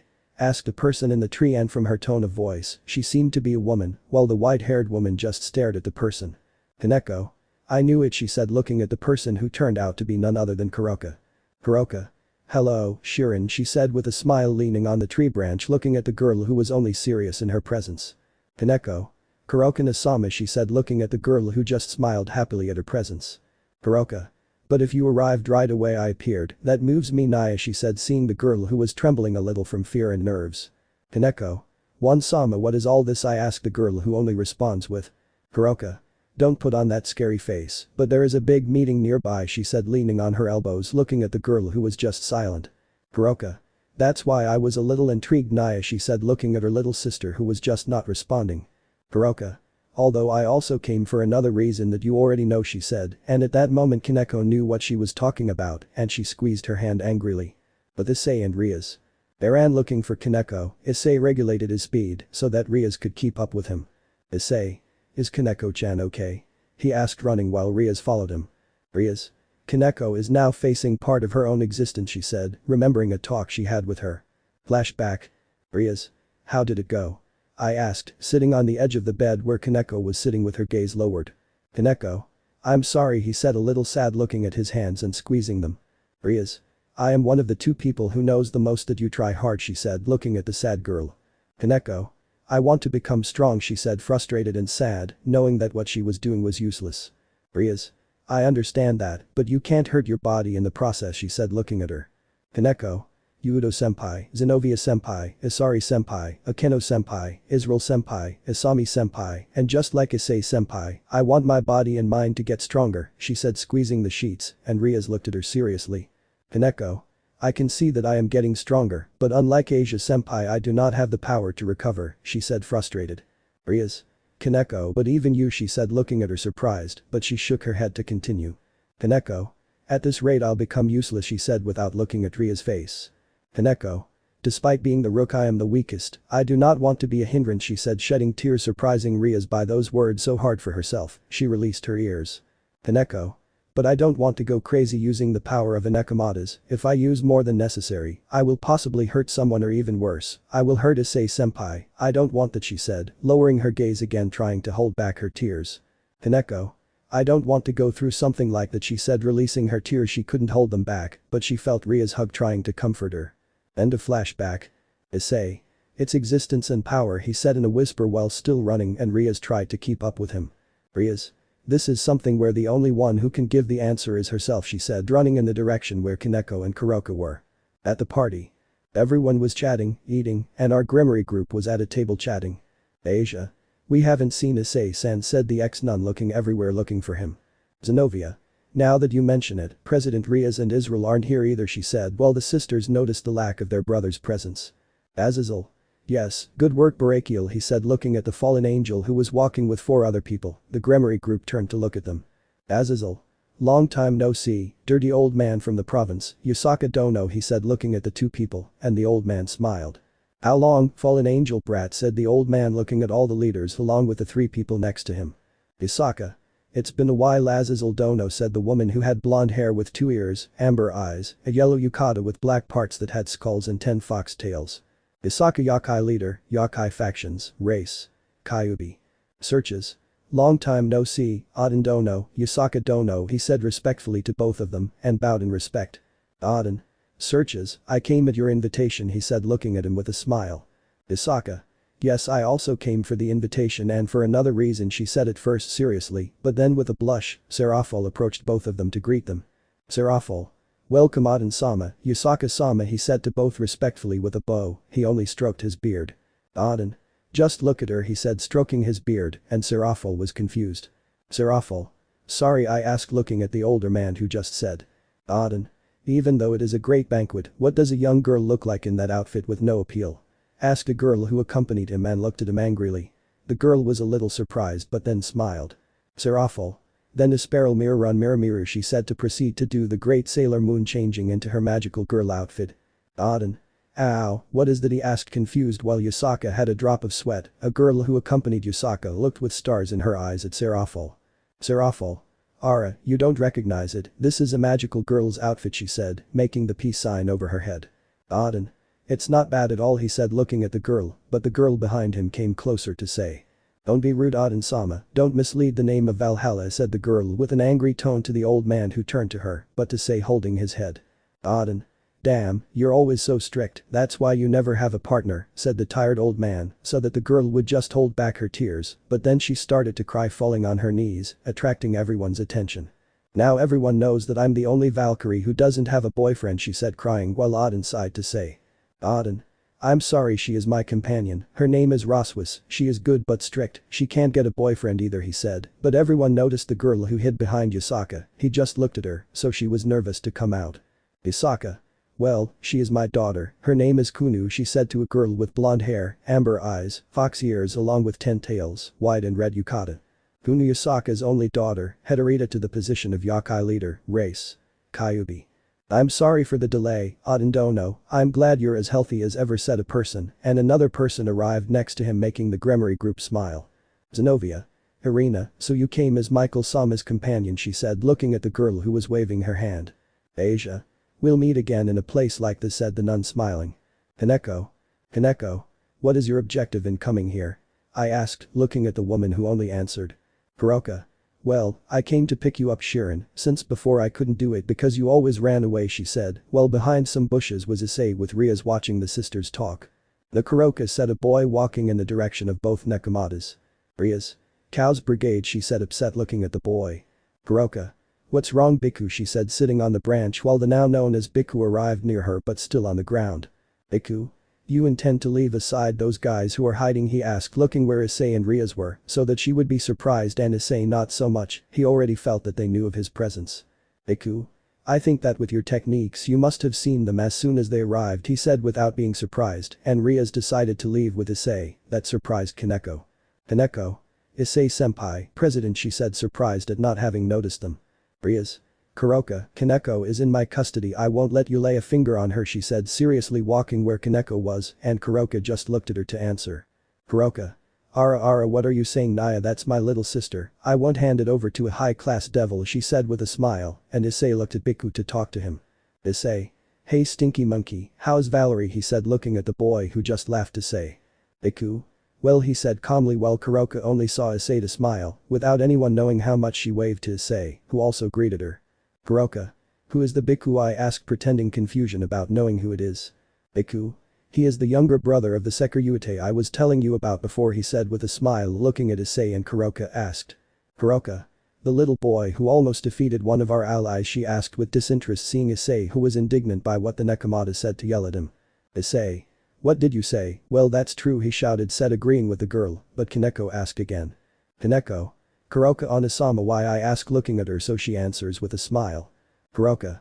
Valeria and the others will welcome you with great joy, Naya, you have the same power as me, she said smiling, so that she would respond. Kaneko?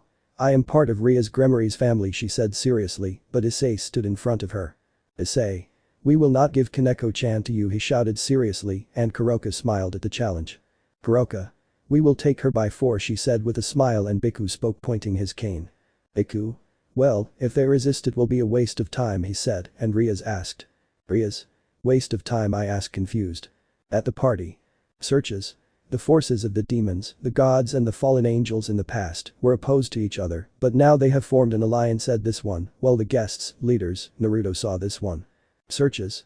We have a promise not to cause another war between us, he said, with his arms extended, speaking to everyone in general. Bhikkhu? Since a certain man was brought here at Valeria's request, he said while Searches turned to look at Auden. Searches? Auden Dono, without you we could not have finally reached this point, he said while nodding as Auden walked, but Kuroka spoke. Kuroka? He said he wanted to be present at that meeting and was accompanied, he said with total disinterest, but a voice was heard and Auden said. Auden? Without a doubt, it was you, he said as a blue magic circle appeared in the room that opened and a man came out. Loki, god of tricks and part of the Norse faction. Loki? I am the true Norse god, Loki, he said pointing to himself with superiority. Azazel? We have a strange visitor, said Azazel seeing the man floating in the air, and Searches spoke. Searches? Loki Dono, you have no right to cause a fight or to name yourself a Norse god, he said, but he answered him. Loki? We the main gods have grown tired of fighting among ourselves since the mythological era, he said, well Rossweisse wanted to protect Auden, but he raised his hand in a way that he should not worry. Auden? Loki, if you return to Valhalla right now, I will forgive you, he said, while some demon soldiers positioned themselves in front of Loki. Loki? Forgive me, don't buck with me, senile old man, he asked and said mockingly at the words of the Nordic leader, so that Ross would get angry and was going to yell at him, but he interrupted her. Loki? Why do these peace negotiations when we should be heading towards Ragnarok, he said while everyone watched him, but Azazel asked him where he had heard it or if he was in contact with the Cow's Brigade. Loki? I will accept that I have a cooperative relationship with them, besides I am not alone, he said, and a soldier was being surrounded by a purple energy, and then a lightning bolt will begin to attract him towards it and then be sucked into a playing card, showing a hooded man wearing the organization's clothes before 13 now 17. This person took off his hood showing a blue-eyed blonde man who started to clap slowly. Luxord, number 10 of organization 17. He just smiled to say. Luxord. So these are the famous biblical factions. Demons, angels and fallen angels.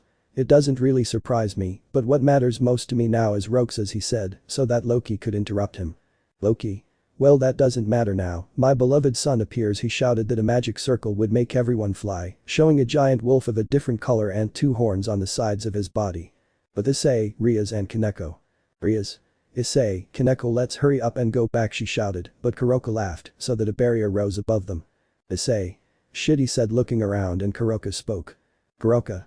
This entire forest is closed by a barrier, Naya, she said now next to Bhikkhu, and he began to spin his staff over his head. Bhikkhu? You'll have to entertain us a little. The key of light and darkness, he said to try to hit the three, but they manage to dodge it so that Rias launches her power of destruction, but Kuroka has a small aura that avoids the attack. Issei. They are serious, he said, and was going to summon his keyblades, but something caught his attention. This aura feels very dark, said that voice. Issei turned to look and saw a large dragon with a person on its back. Issei. Ha, so the former Dragon King Tannen came to help, he said with emotion, but the person in Tannen jumped to fall to the ground but avoided his fall using his dragon wings. Are you okay, brother, said the person walking through the dust that had been raised. Issei. Aniki, he said, surprised to see him there, but when the dust cleared he saw something that surprised him. Issei. Master Erika said, surprised by the appearance of his brother who did not notice the tears, being Roxas connected to Ventus, and now Issei, the part of Ventus, reacted to the appearance of his master. Israel. Ataudo, something is wrong, he said, worried, and Issei noticed the tears and wiped them, but noticed something. The very dark presence coming out of the forest. It's been a while since we've seen each other, Roxas, he said, walking towards Issei, who turned to look at the person and saw. Issei. Young Xenovia, he said, surprised. He just watched him, but when he turned to see Israel, he was impressed but remained calm. Xenovia. I'm surprised by your great resemblance to Ericus, he said to Israel, who didn't understand what he wanted to tell him, but Xehanort had to jump, dodging a cut from Issei. Issei. What are you doing here, Xehanort, he said in a fighting stance, and he just smiled. Xehanort. Nothing, I just came to capture you, he said, but when he was going to summon her, Issei tried to cut his stomach, but he had to dodge, and another. In one of the cuts he had to use Issei's keyblade to propel himself far away. As he fell he only looked at Issei, who turned to see Tannen's fight against Biku on his cloud. Issei saw Rias give a speech about Kaneko while she was crying, and turned to see Issei. And he smiled at her, raising a thumb. She smiled too and said in a shout. Kaneko. I Taujo Kaneko, I will live next to Issei senpai, she shouted, and Kuroka just smiled. At the same time Israel stood in front of them. Israel. I Israel Hyoudou will protect my sisters-in-laws, he shouted, activating his booster gear that made the nekamata laugh. Kuroka. Even though they won't be able to defeat me, they are bakas, she said, amused by the scene, and out of the corner of her eye, she saw Issei fighting against Xehanort, who couldn't summon his keyblade. Kuroka. Then die, he said, starting to make some purple letters in the air, creating a purple smoke. Who was in the air, making Rias and Kaneko fall to their knees. Israel saw them and said. Israel. President, Kaneko, he said, surprised, turning around, but Kuroka spoke. Kuroka. It is supposed to affect most demons. It seems that it does not work with dragons, and I don't know, but it seems that it does not affect Issei-kun, she said, seeing Issei, who blocked a kick from Xehanort that moved him away. Issei. Damn it, I screamed, looking at her sitting on the same branch as before. Issei launched himself at Xehanort again. Kuroka. I'll kill you slowly, she said, amused, seeing her future brother-in-law who was angry with her. At the party. The great wolf roared loudly. Near him were the Citri nobility, the other Gremories. Loki snapped so that the wolf threw himself at the roof, colliding with it, causing a piece of rubble to fall to the floor, and it was where Asia and Gasper were, but a lightning bolt from Akeno destroyed it.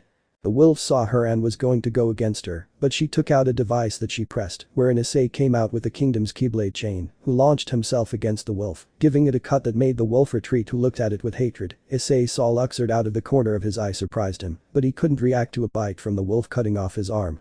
Loki and Luxord stood next to the wolf, and a seal began to form beneath them in the shape of pyramids. Loki looked at Ajuka. Issei's child.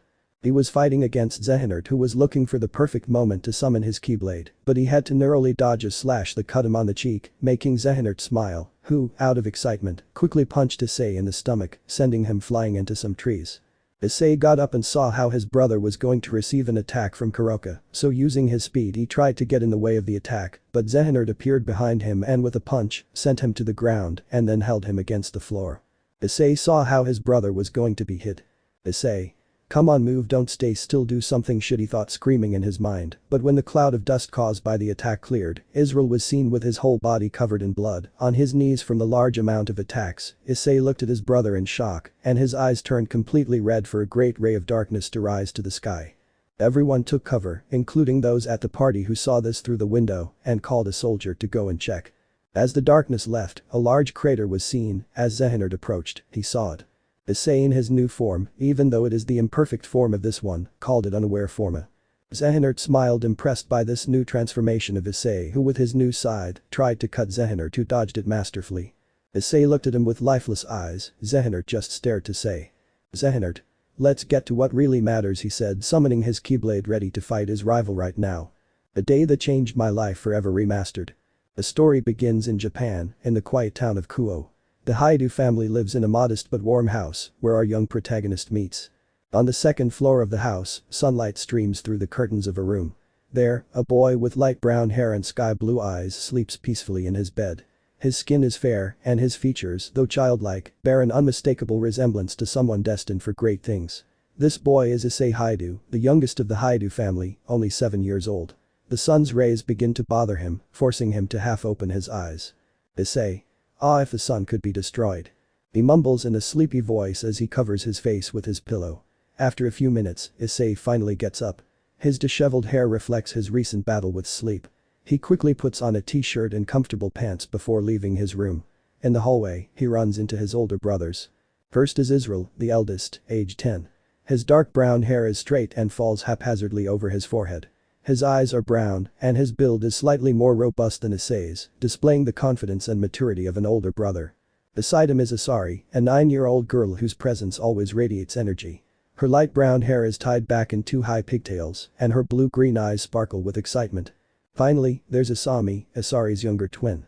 Although she physically resembles her sister, with her light brown hair and blue eyes, her expression is more reserved, reflecting a calm personality. Israel. Hello, brother, how are you? Israel asks calmly, placing a hand on Issei's shoulder. Issei.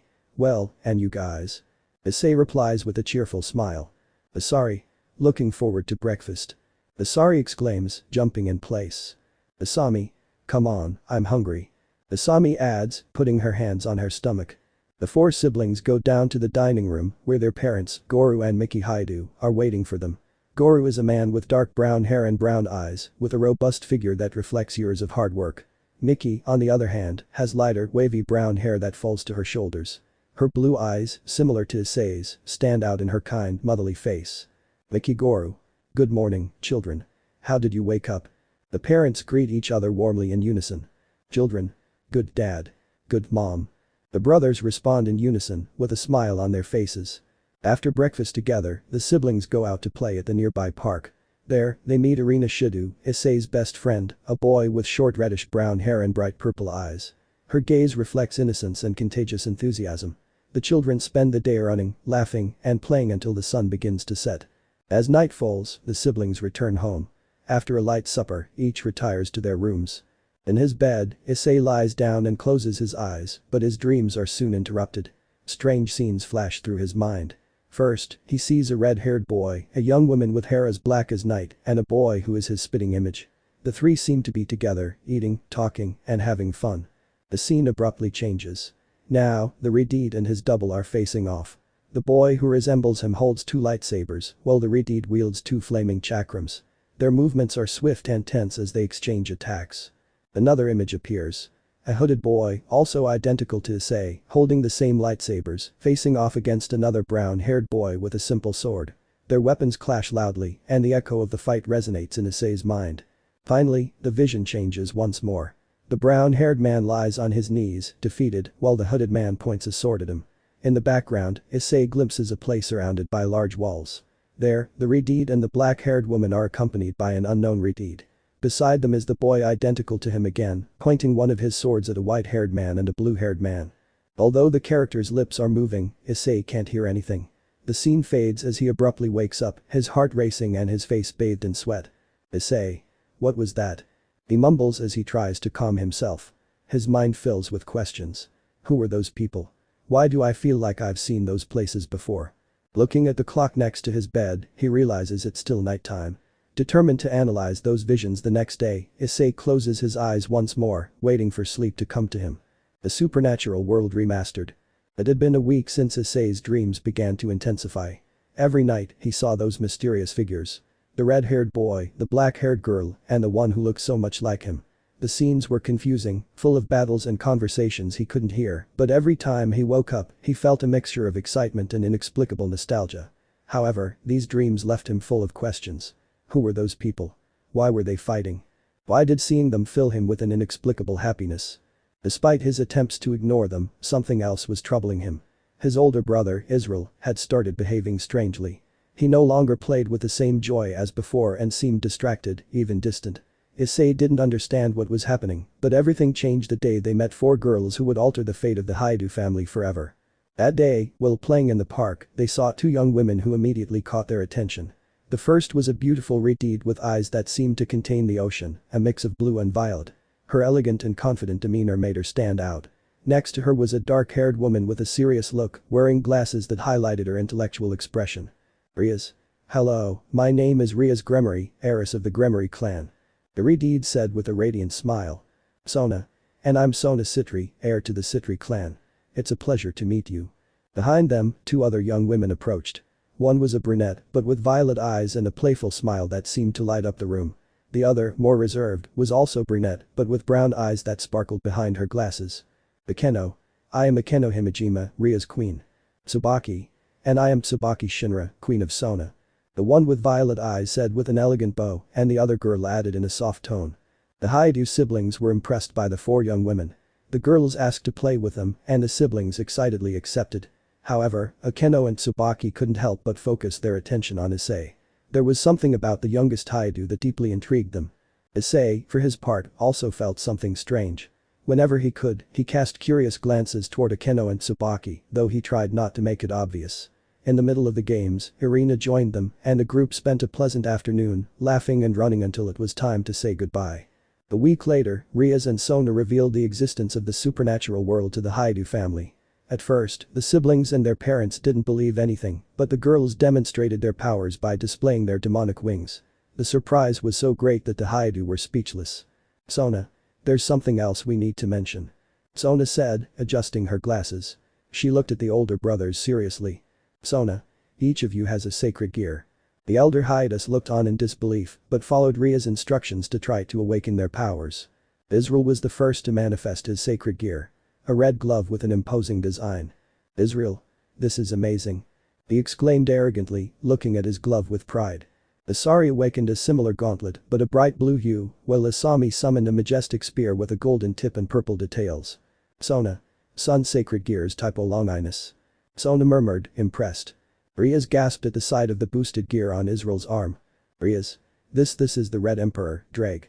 She said in disbelief, as everyone celebrated, Issei watching in fascination, excited for his siblings. However, when his mother asked if he also had a sacred gear, Rias responded with disdain. Rias. Issei doesn't have any. The atmosphere became tense. The gazes of his siblings and parents turned cold. Israel couldn't contain his ego. Israel. Ha, I always knew you were useless, but this confirms it. She said with disdain. Mickey, Issei's mother, crossed her arms and said something that would destroy the little one. Mickey.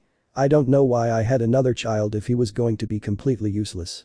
The contempt in her words was too much for Issei, who ran off to his room with tears in his eyes. Akeno and Tsubaki tried to chase after him, but Israel got in the way, seeking their attention. Israel. Why do you care about that useless guy? Isn't it better to be with someone like me, a true celestial dragon? He said, with his ego overflowing. Both of them ignored him, annoyed, and went after Issei. When Akeno and Tsubaki arrived at Issei's room, they found him huddled in a corner, hugging his knees while sobbing silently. Both. Issei-kun, are you okay? They both asked in unison, worried. He tried to nod, but the tears kept falling. The girls approached, knelt beside him, and wrapped him in a warm hug. Akeno. You're not alone, Issei-kun. We're with you. Tsubaki. We'll always be here for you. Akeno whispered to him, and Tsubaki added. Issei couldn't hold back his pain any longer and cried in her arms. The girls comforted him until he finally fell asleep. They carried him to their bed, laid down beside him, and hugged him, protecting him as if he were the most precious thing in the world. At night, while he slept, Issei would dream again, but this time, the dreams would reveal a truth that would change his life forever. Let me know in the comments below if you guys want the next part. Also check out my other video that has been shown and left. Thank you for watching. If you enjoyed this video please like and share this video. And have a fantastic day. Bye.